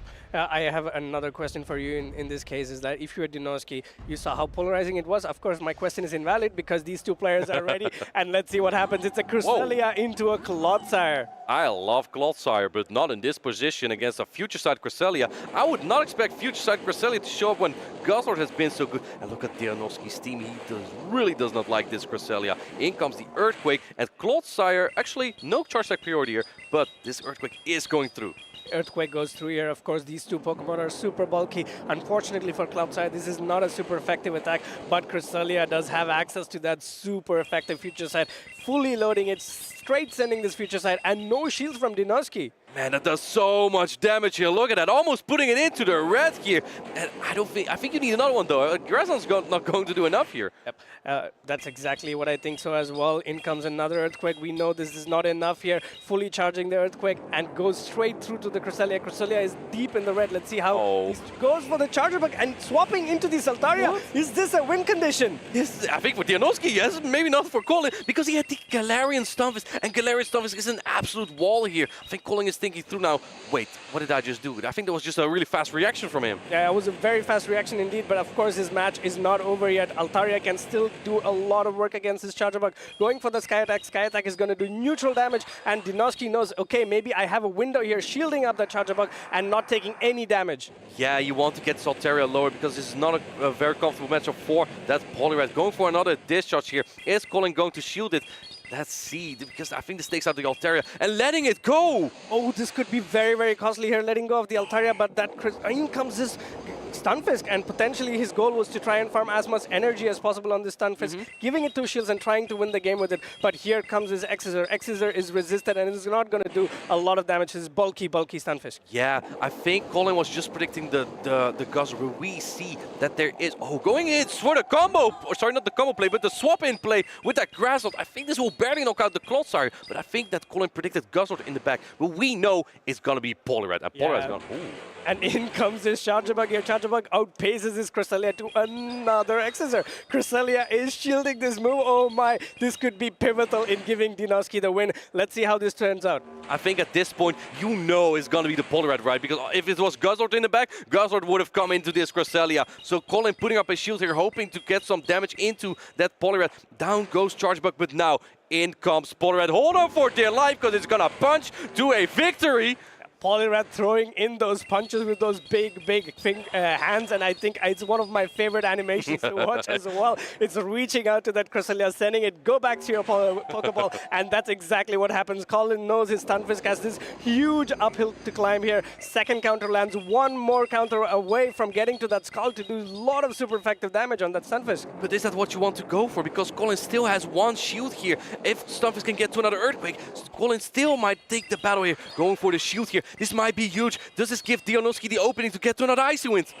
Icy Wind does get shielded and attack gets debuffed here. Let's see if this is enough. Will he get to the Earthquake? He does. Is this enough to knock out that Poliwrath? Of course, this is debuffed, but we have to find out. 5, 4, 3, 2, 1, and boom! And it takes out the Poliwrath. This is a 2-1 victory for Colin, getting closer to becoming the regional champion of Stuttgart. He has 1 point away to be crowned the next Stuttgart regional champion. What an amazing gameplay there. Of course, we thought that him giving that win condition to Dianoski was very, very, very crucial in the game, but unfortunately for him, for Dianoski, Colin played perfectly. No, identifying that the Charger Bug is his win condition, playing for it, and he played it to perfect. The Stunfisk was his win condition, and he played it for perfection. And that was really interesting because he brought that Altaria into the Charger Bug despite having that Galarian Stunfisk, just predicting, oh, it's easy. It's going to be Guzzlord in the back. I'm just going to counter that Guzzlord easily. And then realizing in the very end,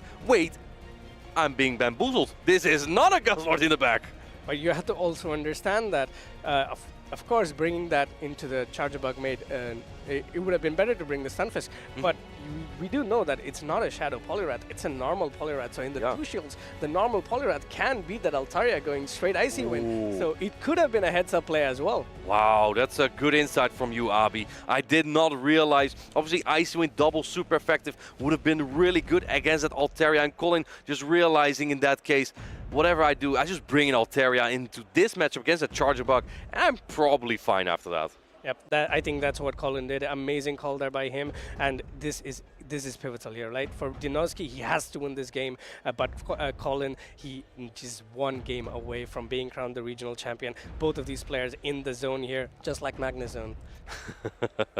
Yeah, except that Magnezone didn't make it to the grand finals in Lille. However, Guzzlord is making it here to the grand finals, and I think the absence of Guzzlord in that third game may have been very crucial, especially since Colin brought the Cresselia in the previous game. Now let's see what they bring here. We have Lickitung into Poliwrath. Again, this has been very polarizing leads for both parties here, but this time around it's polarizing towards Colin. Poliwrath is reaching out, and it comes a safe swap Poliwrath, and it is met by this Charger Bug. This is not looking good in Adequance. The most popular Pokemon on day 2 making its appearance. The shiny form has a really, also the regular by the way, has a really good matchup here, taking it Icy Wind. Since this Poliwrath doesn't have Scald, it doesn't hit as hard.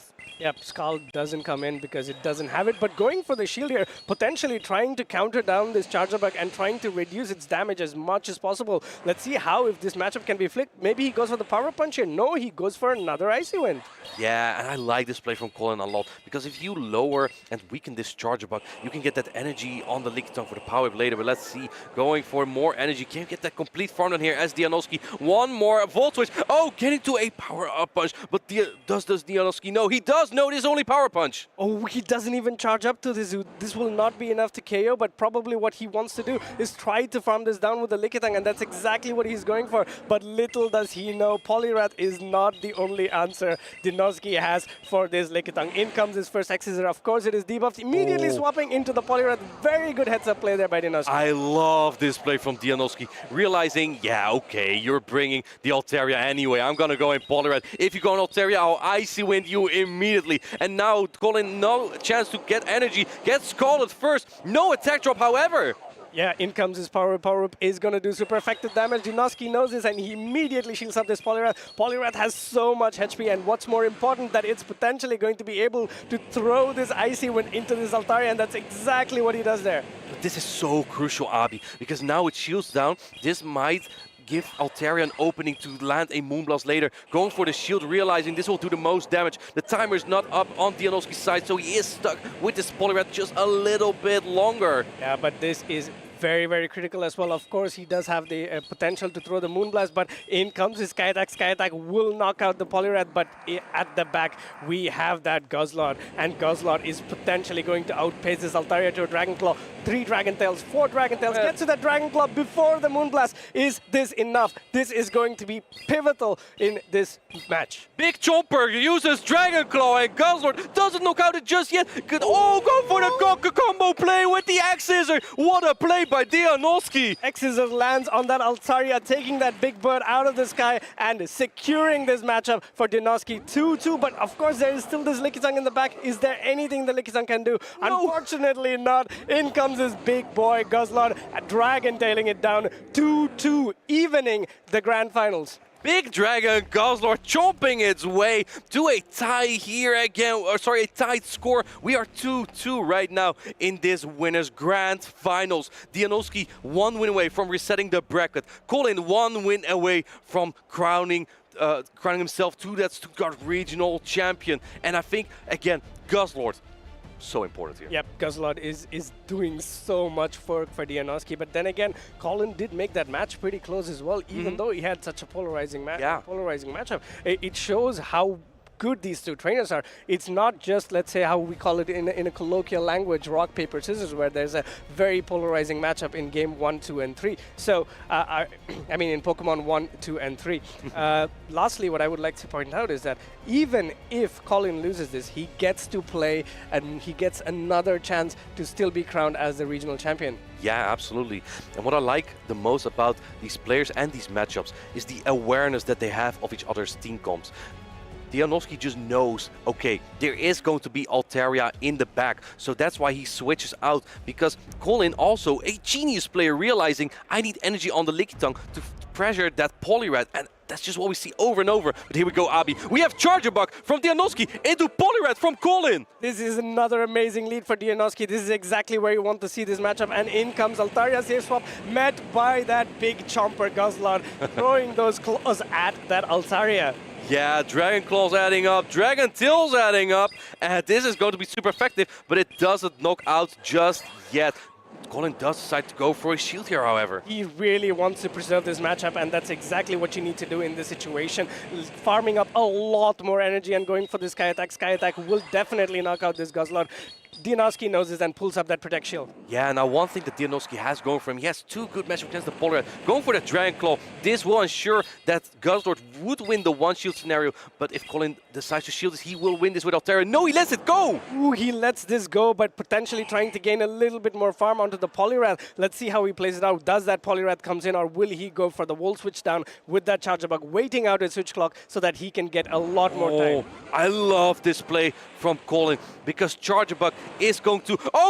reaches the Dragon Claw! This is massive, because Charger Bug is the end game play here! Charger Bug was going to be the end game play, but it will have to deal with this Dragon Claw, putting it already deep into the yellow there. In comes Dianoski's Dragon Claw. Charger Bug now giving Colin a very good idea of what is the potential Pokemon that can be at the back. Yeah, and if Colin sees the Pelipper, I love Pelipper. I don't think Colin loves Pelipper right now. But yeah, look at these Charger Bugs going and catching the resisted X-Scissor. That is a really good play here from Colin. Can this save him in this match? This is a really good play indeed, but then again, it gives the Charger Bug an opportunity to farm up energy, but Dianoski says, no, I really don't need the energy. I'm going to bring my Pelipper, and I know you have Power Punch and Ice Punch. Yeah, exactly. Icy Wind, it still adds up a little bit from that Poliwrath here. It might be able to get to the Power Punch as well. I don't know how threatening that is going to be, honestly. Yeah, it's not going to be, let's say, a full farm down for the Pelipper, but we know... Wait, whoa. It is! Oh my, Pelipper has so much energy, but is not going to be able to get to one more charge attack. Colin gets another Volt Switch in here. This is going to be so close. I think Dianoski is 2 Volt Switches away, 1 or 2 Volt Switches away here. I think Dianoski is 2 Volt Switches away. He's just 1 away, and he gets that. And let's see what happens here. Pulling up a shield, but he is not in X-Scissor range here. In comes this X-Scissor and shielded by Dianoski. Yeah, and Dianoski is at the X-Scissor here. And you know what this means, Abi? We are going to get a bracket reset in Stuttgart. So many more games to watch here. An amazing bracket reset. Perfect gameplay by Dianoski. Reading Colin, as you said before, awareness of the team comp and making sure that he preserves that switch advantage. It takes a lot of pressure off Dianoski now, because now it's another best of 5. Of course, Colin has an opportunity as well. He has done it before against Tomahawk. He lost the first time against this team. Then he defeated Tomahawk with this team. And now he has won best of 5 in against Colin. Dianoski has figured out Colin, and how is Colin going to adapt in this next best out of 5, because we are having this bracket reset. I am so excited for this last best out of 5. I'm excited as well. As I said before, one of the most important things that now Dianoski has to kind of watch out for is that fatigue here, the battle fatigue, because you have played 5 amazing games, 5 really close games where both these trainers were trying to win. Colin has played 5, but Dianoski has played so many more games today.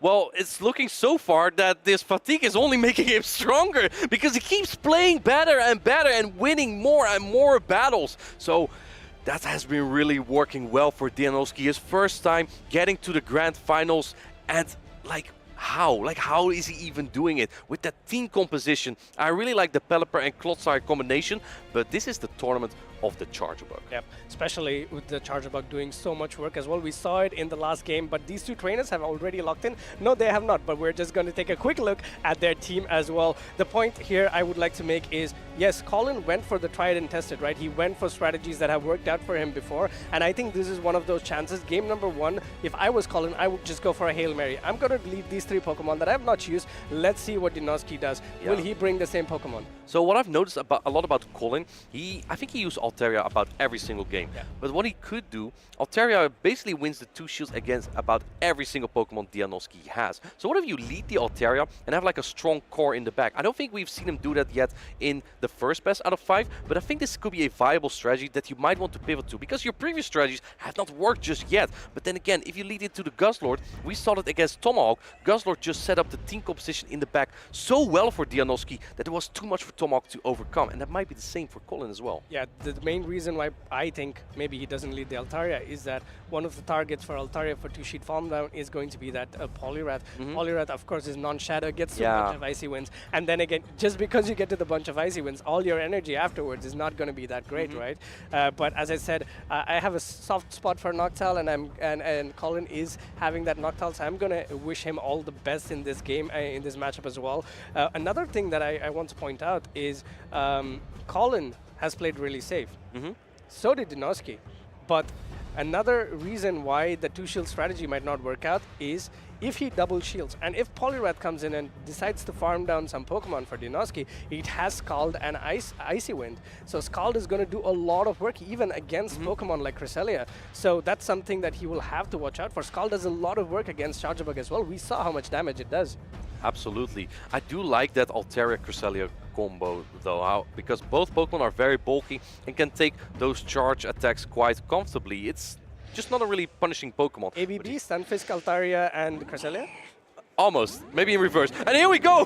I think I predicted it correctly though. Altaria lead versus Big Chomper Guzzlord. And we know how this matchup goes. Guzzlord wins that 1-shield scenario. Altaria wins the other ones. Yeah, and it looks like Colin might have to play for that 2-shield scenario as well. First, Guzzlord gets to that Dragon Claw. Dragon Claw is immediately shielded by Colin, and he is going to continue Dragon Breathing down this Guzzlord. Yeah, oh man, this is going to be so crucial. If you go shields down here, man, Poliwrath in the back is looking really good. Yeah, that's exactly what what I predicted as well. Poliwrath will be pivotal in how this game goes away. And in comes another Dragon Claw. Does Colin pull up the shield? Because if he does, it will be very, very good for Dianoski. But no, he does not. This is crucial. What is Colin come in with? Going to get that energy on the Galarian Stunfisk. I think Dianoski is very fine here. One Pokemon that Charger Bug does not want to see is this Galarian Stunfisk. So just going for another brutal swing. This will do about, I think, 30% damage. Yeah, it is very surprising how good the Guzzlord can fight back against his Stunfisk, already putting it so low as well. Dragon Tail slowly added up, and these Mudshots are not doing a lot of damage. It's already at half HP. Yeah. And in comes the nightmare of Stunfisk Poliwrath. This is not what Colin wants to see here. Yeah, not shooting this Earthquake. Dianoski thinking, okay, there's going to be a counter in the back anyway. Likely that's Cresselia, but Colin is still staying in a little bit. Going for the Rock Slide bait here. This is only resistance. And Dianoski is taking the bait. This would not have done a lot of damage. This would not have done any damage, I think. But this is good as well, because Poliwrath can now do a lot of work here. Going for that Icy Wind, putting this Lickitung in even more disadvantage. Even shields here for both parties, but at this point, you do want to come in with that Charger Bug. Yeah, actually, Colin has one shield, whereas Dianoski doesn't have one. However, what we do see here is that Colin decided to call the bait here, because a Scald would have done the most damage by far, and now you're going to take X's, which do less damage. So a really good call by Colin there. Yeah, it does less damage, but in turn, not getting that icy win means you do less damage as well. Yeah, we saw that the Stunfisk is so deep, but of course, let's see if this Charjabug can come out of this matchup with a lot more energy advantage. Those body slams are not doing enough. No, the attack has been dropped by one stage here. Going for the body slam right before the next X scissor. You know what I would like to see? Charjabug taking out the Galarian Stunfisk. That's not something you see every day. That would be really amazing to watch as well, but I think both these trainers are trying to run down their switch clock. That's exactly why. Ooh, that is a charge attack priority there. Oh, and no shooting. This is so smart by Colin. You know why? He can potentially get a farm down here, and that would guarantee him a victory if he can get an Earthquake, because he baited before, so he still has energy. He still does have energy, but the switch clock, I think, for Dianoski is up. Of course, the shield from the Stunfisk. Let's see what happens. We will see an immediate switch into that Poliwrath, and that is it. Can it get to that Earthquake? No, it does not. This Rock Slide comes in. 1 bubble, 2 bubble, 3 bubbles. And let's see, this Rock Slide is going to land, but it doesn't do that much damage. Poliwrath hangs on, and it's a 1-0 victory for Dianoski. Oh. Dianoski is in the lead again. Of course, this is a bracket reset. He's done amazing so far, outplaying Colin, and he is carrying on that form into this matchup. He had a lot of practice playing against Colin's team. He has already played it again in the losers bracket, and now he's playing it. He played it once more in the winners final, and again in the bracket reset. Yeah, and you know, again, what we saw here, we saw Guzzlord not aligned on Poliwrath. In fact, Poliwrath wasn't on Colin's team this time, probably fearing that Charjabug, but one thing that Colin may have wanted to do here is draw out the Poliwrath. The problem with drawing out Poliwrath, though, is what we've seen many times in this tournament. If Poliwrath counters down one of your Pokemon, it could get to 2 Skulls or 2 Ice Winds on potentially that Altaria, and that put Colin's position just so rough. I think this was about the worst team composition he could have faced. Yep, of course, you know, sometimes you have these polarizing matchups, and the only way you can overcome them is to try and reverse it. That's what he tried to do. If Colin had even double shielded the Altaria, I don't think there's nothing he could have gone. Dianoski went like, how we would call it, ABA strong to Altaria. Yeah, well, in fact, I think all those Pokemon don't win against Altaria. Maybe Clodsire with 2 Stone Edges, and Clodsire is very bulky, but Clodsire is difficult to bring against Pokemon like Galarian Stunfisk is a so-so matchup. The Poliwrath is not a great matchup. The Cresselia, we've seen it from Colin, is also not a great matchup. We saw Colin bring Cresselia once, but we haven't seen it since, and I think Guzzlord has to be the reason. Yep, Guzzlord has scarred Colin, as I said. But again, we see what we discussed before. Colin is still going for that really safe, tried and tested strategies and playing into Dianoski's game. Let's see if he switches it up. Both these trainers are locked in. And here comes Cresselia Mirror. And this is not looking good for Colin because Dianoski does have access to that Moonblast. Yeah, let's see. Cresselia is going to take over. Actually, they both have Future Sight. Either way, Grass Knot is not the best attack to have in this matchup. That will be the Moonblast. So this matchup is going to take a while. I think in the meantime, we could take a look at how these team compositions are going. Because sometimes players want to swap out halfway and draw something out, right? And in this case, I think Colin is playing a team where he leads strong against basically anything but the Guzzlord, and then have his core in the back. Yeah, it's like a, let's say, a fake lead scenario where you try to get a little bit more energy on the Pokemon in the lead and try to work your way around your opponent during the mid and the late game, and that's exactly what these two trainers are, what Colin is doing. But here we go, another Grassloud. Dianoski is in control just because he knows that he wins a charge attack priority event. And that's actually huge in this matchup, charge attack priority, because Poliwrath in the back is looking so good, and this is one of the Pokemon that threatened the Poliwrath. It is the one Pokemon that threatened the Poliwrath the hardest, right? So knowing that you will win this matchup, I think this puts Dianoski just a little bit ahead. Yeah, it does put Dianoski a little bit ahead, but of course, winning charge attack priority also comes with its flaws, is that your opponent knows exactly when you want to throw it and can pull that switch in maneuver. Yeah, exactly. Another Grass Knot coming through. The next one will likely knock out Colin's Cresselia, and we know that Dianoski wins the charge attack priority. I don't know, this will get really close. And here we go, charge attack priority. The lead matchup might be very important, but this also means that the next Pokemon coming in takes the farm down. Here we go. Cresselia hangs on! Cresselia hangs on with 1 HP and a dream. Let's see if the Dinoski's Cresselia has enough stats to withstand this Grass Knot. Grass Knot comes in and it doesn't. But this is good for Dinoski. Now he has that energy advantage on this Poliwrath. In comes the Altaria, but will he be able to secure the 2-shield matchup here? You kind of have to. If you realize that it is Galarian Stunfisk in the back, you need to play out this matchup, potentially get to a Scald on Galarian Stunfisk. This is going to be very rough, and Colin knows he's got to protect his Altaria. And that's exactly what he does. Protect Shield comes up, and Poliwrath is trying to chip away slowly at this Altaria, but these Dragon Breaths are adding up. In comes the Sky Attack being Protect Shielded by Dinoski. Yeah, you have to. At this point, as Dinoski, you might be like, okay, there's one Poliwrath answer in the lead. There's one soft Poliwrath answer in the back. There has to be at least one Pokemon weakness. And he lets it go. This will do a massive amount of damage on the Altaria. It does so much damage. And again, the attack is even further debuffed. In comes his Charjabug. Oh no! It is met with this Stunfisk. Oh my, this is such a horrible matchup for that Charjabug. I thought Dinoski was going to counter down this Altaria, get so much energy on the against the Galarian Stunfisk, and that would maybe have put him in a good position. But now this Galarian Stunfisk, it's laughing at these Axe Scissors. Yeah, Axe Scissors are still slowly adding up. We already see 30% of HP vanish from that Stunfisk. Rock Slide comes in, super effective, does so much damage. In comes another Axe Scissor. Of course, Stunfisk is potentially sitting here saying, I'm going to farm up a lot of energy. You want that energy, because in combination with that Sky Attack that Altaria already has, this puts Colin in a very good position. And as we see, you are correct. He doesn't mind taking another Axe Scissor here, because it's only resisted. It doesn't do that much damage, so he wants the energy. Yeah, that's exactly what he's playing for, but let's see what happens. Will Dinoski try to make this swap here into this Poliwrath? Unfortunately, Switch Cloud is not up here, but in comes the Rock Slide. Now, the biggest thing is, can this Stunfisk get to an Earthquake before being counted down? And it does! Yeah, it does. This is crucial. Earthquake will draw that shield, but looks like Dinoski knows his only win con is no shielding a potential Rock Slide bait, but Earthquake comes through, and this ties up the score to 1-1. Colin versus Dinoski. 1-1 indeed, and this is exactly what happened in the grand final before the bracket reset as well. Yeah. Game number 1 went to Dinoski, game number 2 went to Colin. Let's see how these players adapt. And we saw a little bit of change from Colin as well, bringing that Cresselia, which he did not play as much in the first set of rounds. So that actually helped him flip this matchup. Yeah, exactly. And chat, let us know, what do you think after seeing all these battles? Who is going to take the crown in Stuttgart here today? Both players have been playing phenomenal. That Altaria of Colin has been so safe, but the Poliwrath from Dinoski has just been outperforming. You know why he didn't win, I think? Why? No Guzzlord. You're actually right. Imagine if he led the Guzzlord again this game.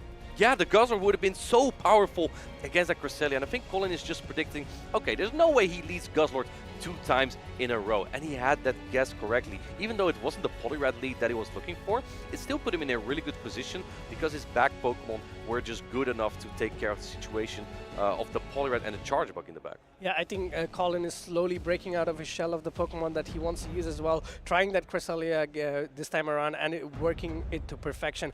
Dinoski has been very, very, let's say, he's been more adventurous with this Pokemon pick. We've seen the Pelipper, we saw Clodsire, we saw the Charjabug, we saw the Poliwrath, we saw the Cresselia, and also the Guzzlord, making full use of his team of 6 there. Yeah, he has used all Pokemon.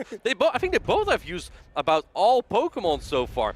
And that shows that they are just trying to surprise their opponents as well. But I think from Dinoski's side, Guzzlord and Poliwrath have put in the most work. From Colin's side, definitely the Altaria. Here we go. We have the Battle of the Birds. We have Altaria into Pelipper. This is not the matchup where you want the Pelipper to be, and in comes these Dragon Breaths. Dragon Breath doing so much damage. Pelipper is losing HP faster than that Dragonite, Altaria is. Oh, an attempt to catch the Sky Attack on Clodsire, but it doesn't work. However, Colin still decides to expend some energy here to weaken up this Clodsire just a little bit. Clodsire can take the Sky Attack, however. It's a very bulky Pokemon, and in comes a Lickitung. This is not even that positive of a matchup, but I think Colin is just making that call here, right? Colin is making an amazing read into Dinoski's team. He is predicting for that Guzzlord to be at the back, and that's exactly what we see. But then again, Clodsire into Lickitung with this much energy is not an easy matchup for the Lickitung to overcome as well. But Clodsire is getting to these moves so fast. Yeah, another charge attack coming in here, Earthquake. And you know, one thing that's really important with that Earthquake nerf is 2 Earthquakes won't knock out this Lickitung. You still have to go for another Stone Edge here as the Clodsire. Well, Lickitung is building up so much more energy.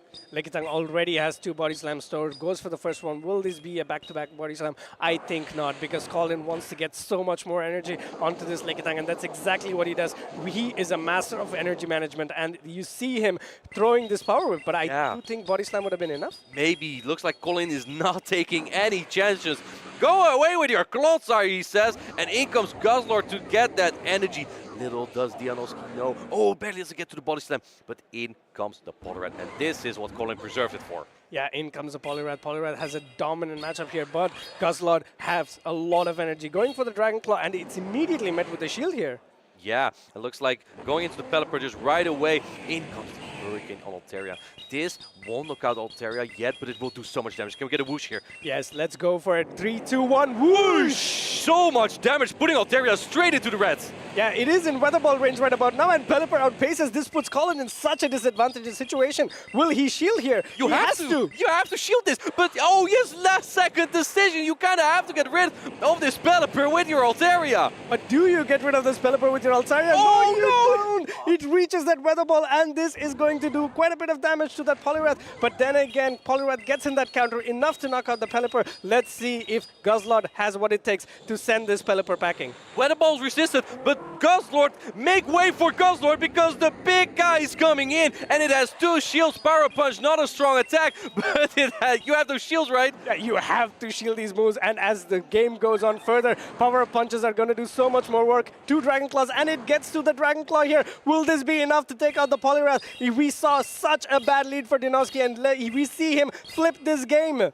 Guzzlord takes game number 3 for Dianoski. It's 2-1. Ooh, what an amazing gameplay there. Colin had the best lead possible going up against that Pelipper, but no, he did not bring that Clodsire answer. And as you said, Clodsire is the answer. It's just Clodsire business. Yeah, but that Clodsire, I think Clodsire basically set up that Guzzlord to get some energy, then threatened the shields, and then Dianoski kept all that energy on the Pelipper that was going to be useful later. Once Colin used 1 Protect Shield on his Poliwrath against that Dragon Claw, he was like, I can't afford to shield Altaria again.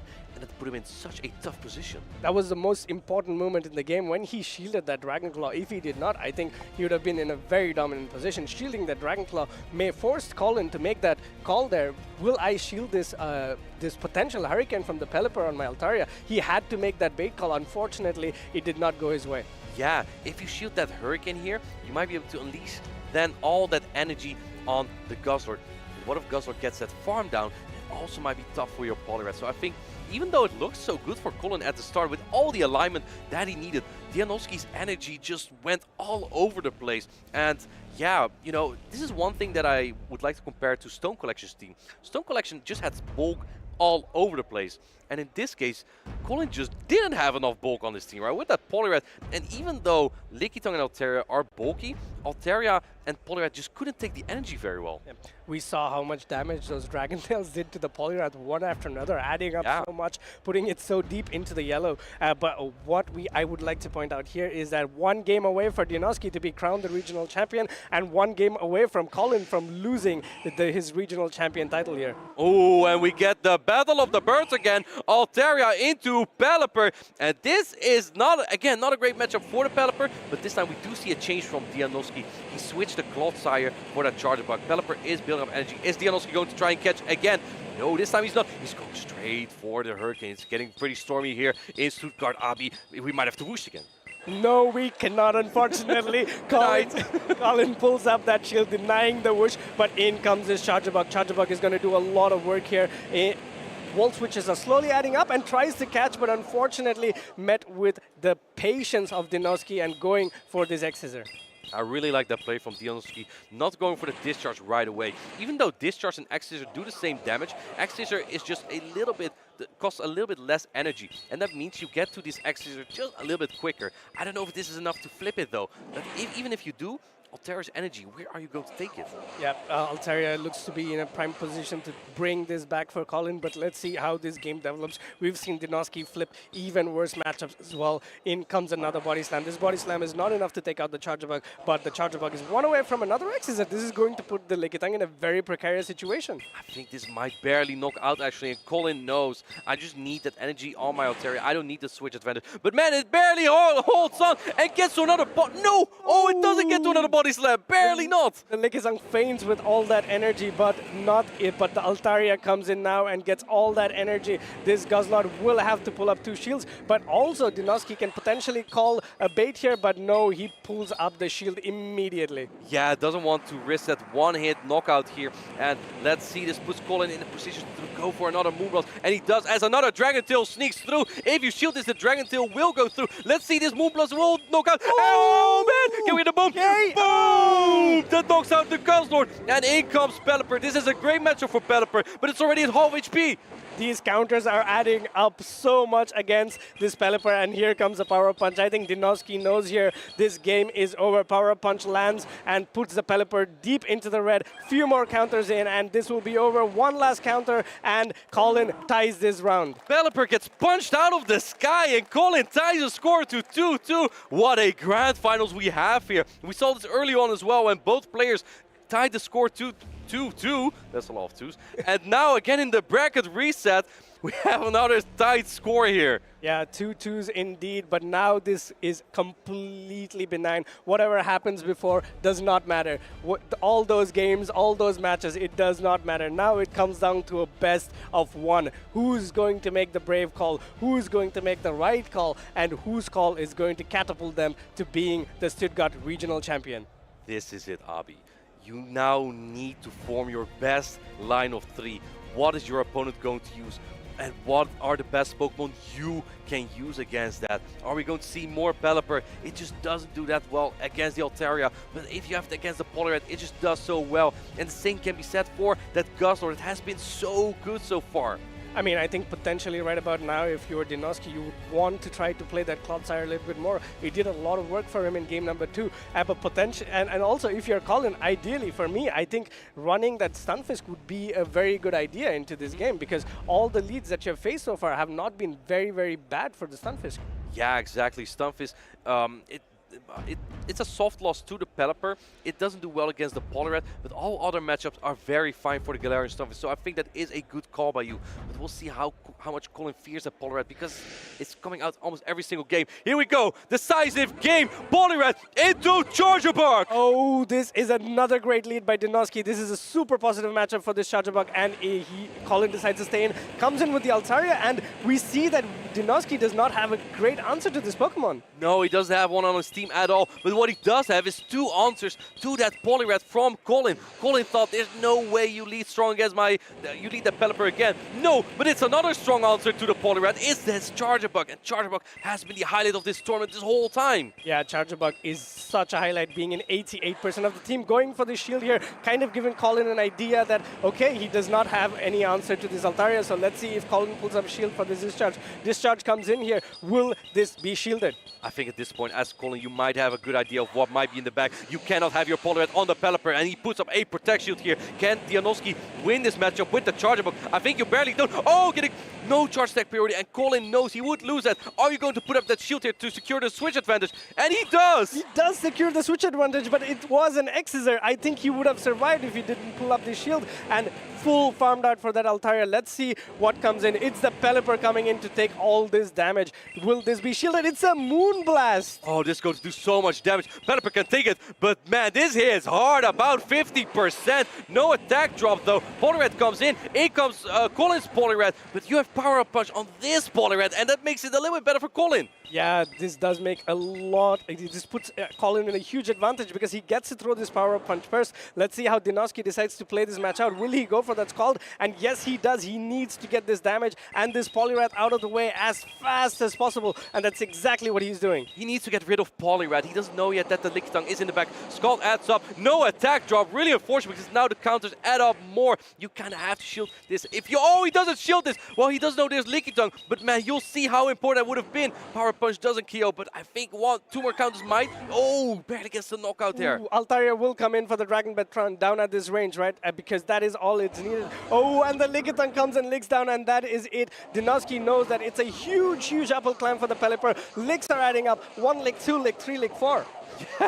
And now we go for the weather ball here. You need a weather ball and a hurricane, however, as the Dinoski. I'm not sure if you can get there. Lickitung is very bulky. There's still a little bit left of Altaria as well. Lickitung is farming up. I think Colin is going for the full farm down. This is a hurricane. Is this enough?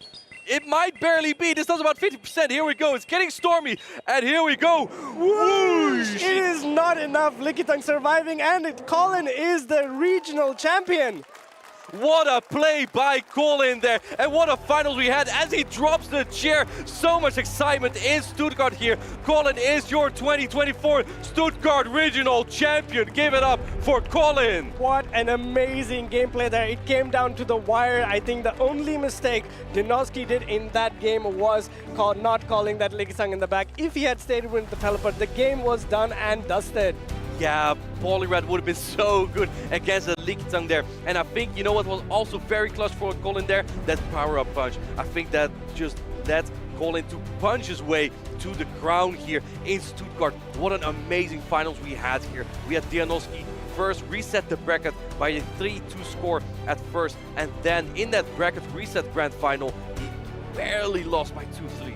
The most important point here is Colin is going to be the first champion in Europe to win a regional twice. It's true, he won the Lille Regional Championship in 2023 already, and now he also wins Stuttgart.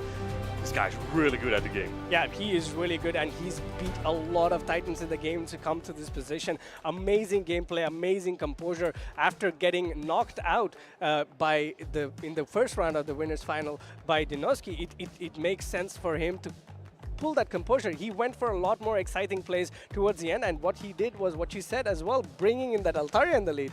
Yeah, absolutely. Now, soon we might be able to take a look at the path to victory of these players. We do have the winners and lower brackets available soon to show you.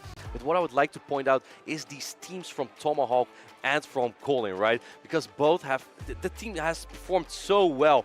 And one Pokemon that stood out to me, even though Charjabug was so good, Altaria just led Colin all his way to victory from the winners semis to the winners finals and to the grand finals. Yeah, there was no ice on his way, and there is no ice in the meta. It was not slippery. It was not slippery indeed. Neither was it frozen. Yeah, we see here the winners bracket. Colin basically defeating Dinoski first, and then in the winners finals, Palasha by 3-1. In the grand finals, he lost 2-3 to Dinoski, but then he barely managed to defeat Dinoski in another best out of 5 by 3-2, and that led Colin to win the regional championship here in Stuttgart. And here we see, Abi, the losers bracket. Yeah, the losers bracket started out with an amazing match. Toe Tactical going up against the Stone Collection, which we casted, and unfortunately Toe was not able to overcome the bulk of Stone Collection, but then again Stone Collection could not able to overcome the ice, the only Alolan Sandslash in this tournament, and again, but unfortunately, Dinoski's putting a stop to all these contenders, beating them in the losers final, and crawling his way back into the grand finals. But Colin said, nope, this is as far as you can go. I am the champion. Yeah, and speaking of those final contenders, let's take a look at them in our next graph, where we also see their teams, the players that made it to day 2 here. We see first place, we see Colin with that Altaria that has been so good for him in spot number 2, with the Pelipper and Clodsire from Dinoski and the regular Polyrat. In spot 3, we see Palasha with that Trevenant, and in spot 4, we see JBG Winston with the only ice on the team. It's the Alolan Sandslash. Yeah, that ice would have given a lot of problem for Colin, but good for Colin that it was not JBG that's in the grand finals. Yeah. But another thing that I would like to point out, just looking at this overall, it's so refreshing to see that there is a huge shakeup in the meta, except for Stone Collection's team. Yeah, Stone Collection didn't get the memo, used a team from last season basically, and he still got to top 5. So really good performance on Stone Collection as well with that Shadow Sableye. I don't think we saw it a lot, but I think it drives really well in those neutral matchups. Another good example of it's not the Pokemon, it's the pilot. True. As I say, it's the driver, not the car. That is true as well. But so many different Pokemon, so many different counter users. We had this huge discussion on which is going to be the potential prime counter user or prime fighter in the meta, and it seems, as it stands right now, it is Poliwrath being used so much more than Defense Deoxys. Yeah, it's also on Tomahawk team, obviously, because he has the same as Colin. And then on StatStand team, we also see Poliwrath. We see 2 counter users, also the Deoxys defense, which packed Rockslide, I think, which fit very well to fight back against Charjabug. And on Though Tactical's team also, that Shadow Poliwrath. We see so much diversity, as you said, in the current meta. And I think one thing that players who will compete in San Antonio next week in the United States is that Altaria might be back. Yeah, I think Altaria could make a huge comeback, but then again, just looking at the teams we have here, I also think that there's a huge potential for Medicham to come here as well. We just saw recently when we did that, when we tried to simulate this matchup with a very high stat product Medicham, it could flip that Charjabug as well. Yeah, exactly. Plus, you have Ice Punch for Altaria. Altaria now gets slower to those Sky attack, and in that case, Medicham might be a little bit better in that matchup. How about we take one more look at the top 12 Pokemon uses on day 2? Because this is something we haven't seen before at all. It used to be Medicham and Lickitung on top the whole time, but here we had 88% had Charjabug. 7 out of 8 teams. 7 out of 8 teams, that is, and I think it's the new Medicham. Perhaps it has neutral matchups all across the board. Take a look at this meta. It's neutral against Lickitung, good against Poliwrath, good against Cresselia, not great against Galarian Stunfisk. And a Trevenant is let's say it's an iffy matchup. It's manageable indeed. You just have to shield the Shadow Ball. That's all. That's all. It's not difficult. But another Pokemon that I think has been a constant throughout the whole championship series, and that's that Lickitung. I have never seen it go out of the top meta. It is such a good Pokemon. Yeah, this is the one Pokemon you probably want for your team if you participate in a tournament like that. It just has the bulk, it has a good typing defensively and offensively, and that just makes Lickitung always stand out. I think I like Lickitung personally just because it gives players a safe option to always play with, right? And that makes Lickitung just so good all across here. And one more thing I want to point out, they also spawn at these championships. So if you don't have the Excel candies, Abi, well, you can catch them here. It's not just the Lickitung and also the Carbinks as well. I finally finished my Carbink now. You did? Yeah, it took a while, but yesterday was the day. I mega evolved my Altaria to farm those Excel candies, and I finally can make my Excel Carbink. Another thing that here with the Lickitung that's very important is that if you just look at the whole meta here, it does really well. It's not. There are a lot of matchups that it cannot completely secure, but there is so many matchups that it can win with that shield advantage, with a little bit of energy advantage, beats that Charjabug, can beat the Poliwrath. Power Whip is such a good move, and even can beat the other counter user, which is Deoxys, which is why I think there is a high chance for Medicham to make a comeback in San Antonio. Well, the thing is, Medicham doesn't fare as well against that Lickitung as well, but I do agree with you. Poliwrath, just not that bad if you can get energy on the Lickitung to threaten it with a Power Whip. I also see 2 Flyers, not the Flyers I expected, to be honest, because I expected more Pokemon like Skarmory and Talonflame, but here we see Altaria, Pelipper, and we also see Mantine, all on 2 out of 8 teams. Yeah. These Pokemons were unexpected. We were, as you said, I was also expecting some Skarmory as well, and actually I was expecting a lot more of the Whiscash. Whiscash is a very bulky Pokemon, and just looking at the meta, people have prepared for that Whiscash. We see Cresselia, we see Lickitung, we see Poliwrath, we see Trevenant, and Altaria, so I don't think Whiscash had anywhere to go here. I think players were just having none of that 50% chance to drop the attack, right? Including a very strong water-type charge attack. So yeah, we see a lot of how the current meta is developing. I think what I would expect for the next tournament is that we might see a drop in Dragonair as a Dragon type, and maybe an increase in Guzzlord or Altaria, because those have performed so strong here today, right? Yep, Altaria came in and then stole the show. Yeah. It's a Pokemon that we did not expect. I don't think it was in any of our predictions, was it? It was not, no. I must say though, other Pokemon that we had in our predictions, we both had the Poliwrath. Let's go. Yeah, we did a great job with that prediction. We're extremely proud of it. Yeah, it was a good prediction. We saw the Pelipper that I had. Pelipper got to the grand finals. Klotzai got to the grand finals. Dugong was nowhere to be found. Yep. I would also like to point out that before Martin made his change to the Poliwrath, I was the one who put Poliwrath first. He did not have Poliwrath in his meta. Okay, okay. I don't remember what I had at first, but yeah, I noticed that Poliwrath is just so good in the current meta that many top players are very likely to bring it. Now, who is the biggest winner here, Abi, and who is the biggest loser? I think the biggest winner has got to be you. You predicted the Poliwrath, you predicted the Klotzai, and also the Pelipper. Both of them, all three of these Pokemon have done a lot of work here. I think biggest loser, in a way, is a tie between Adelian and Amanda, because Amanda did have that Sableye in round 2, but of course, if we really have to wait, 50% of the teams having Cresselia, we got to give it to Adelian to the 3rd place, right? Yeah, I think so. Simply because Amanda predicted Bastiodon, right? Bastiodon was nowhere to be found. I heard at the tables there were some Talonflame. Artifacts also not super common. I think that's because of the increase in Skarmory as well, right? So yeah, I think the predictions we made, some of them were very accurate. We also saw Cresselia that Adelian had. We didn't see. Did we see Wigglytuff? I think at the very start of the tournament. Yeah, we did see a Wigglytuff. Jojo Gogo Dancer. Yeah, yes, yeah. You are correct, and of course these predictions were made immediately after the changes. We did not see any tournaments beforehand. Yeah. This was our fresh predictions, and I think we did pretty good for it. Yeah, exactly. What do you think of Swampert and Frostlass in the current meta? I think Swampert still has play, right? If you're running a Shadow Swampert, it's going to do quite a bit of work. It always hits hard with Hydro Cannon. Yeah, always hits hard with the Hydro Cannon and has that Earthquake. You could put Lickitung so deep into the red if you can land that Earthquake plus Hydro Cannon. If you shield the Power Whip, you can potentially land these 2 moves and then shield and farm down the Lickitung. So it is not a Pokemon that you should look down upon. The only big answers that we saw here was the Pelipper and the Altaria and also the Trevenant.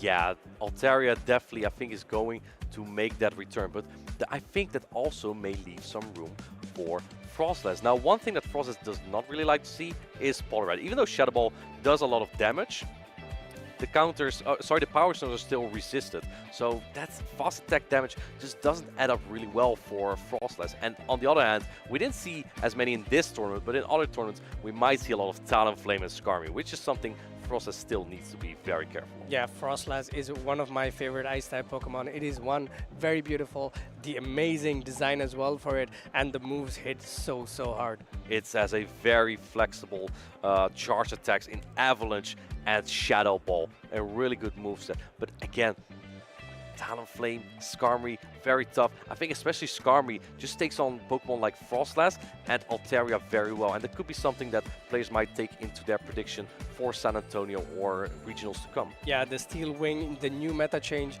with the Steel Wing buff kind of put Frostlass away from that Skarmory. Of course, there is a new meta change, and we do have the first champion of the new meta change with Amanda. Over to you.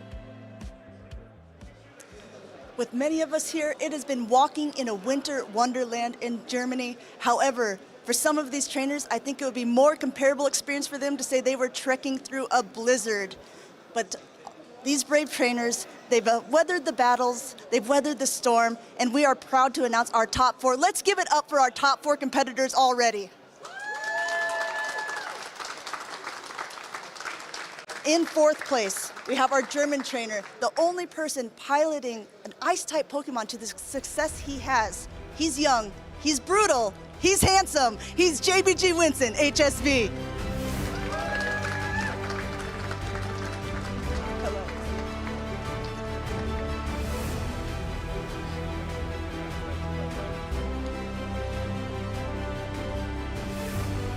So JBG, how does it feel? You're representing Germany, being able to come so close to a podium finish here in Stuttgart. I feel really happy right now. This is probably my best tournament since 2 years, and I'm just pumped up to be here. Well, we hope to see you in more tournaments to come as well. Let's give it up one more time for JBG.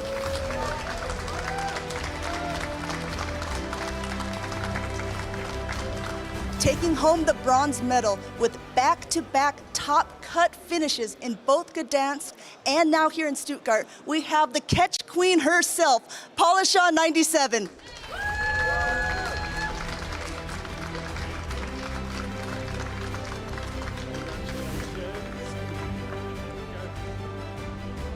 Paula, you've done so incredibly well in basically almost back-to-back weekends, going and now coming into third place here. What do we have in store for you for future tournaments? I don't know. I have to work hardly in mental crashes that sometimes I had, like in dance or something like this. But I'm very motivated right now. We're very happy for you. Congratulations again, bronze medal and a lot of championship points as well. One more time for Paula Shah.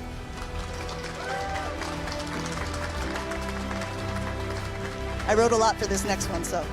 Our second place finalist has masterfully played his way through the tournament, defeating all of his opponents, including the champion, even once. He drinks pee, or no, he doesn't. He drinks tea, he eats pizza, he's Dean Oski.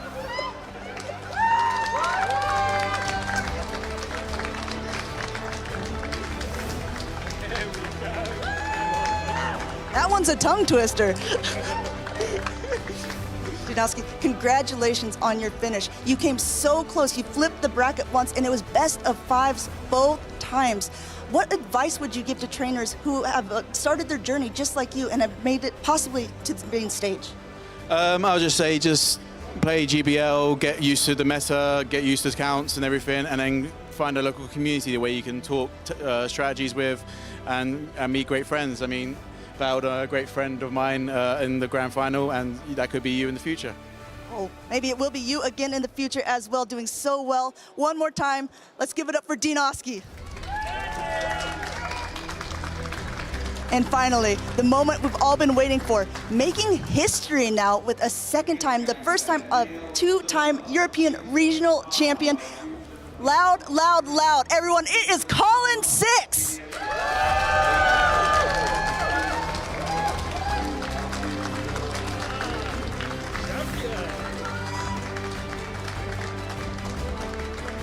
Colin, how does it feel knowing that you've made history here in Europe with this? Well, I'm still shaking a little bit from those previous battles, but it's just incredible to experience this for the second time. Now, I have to say, a lot of times, since this is the new meta, it seems, and it sounds like you have a masterful mastery of it as well, do you think that other people from San Antonio and other people watching in from all the different regions may be copying your team to success in future tournaments? They might. I can definitely recommend it. There's some good counters to it in the meta, so if you look for those, maybe that will work out as well. All right. Well, one last question for you. Now that you've had your championship, it's solidified, you're making records. Where are we going to see you in any more tournaments this year? I was planning to go to most of the next ones, and I think I'm still going. They're quite close for me, so you'll definitely see me around. Great. One more time, everyone, loud as you can be. Let's give it up for our regional champion, Colin 6. Thank you, everyone, for watching. Don't go anywhere. We're going to have a small recap right after this. We're going to be talking about everything that you've seen here at the Stuttgart Regional Championships.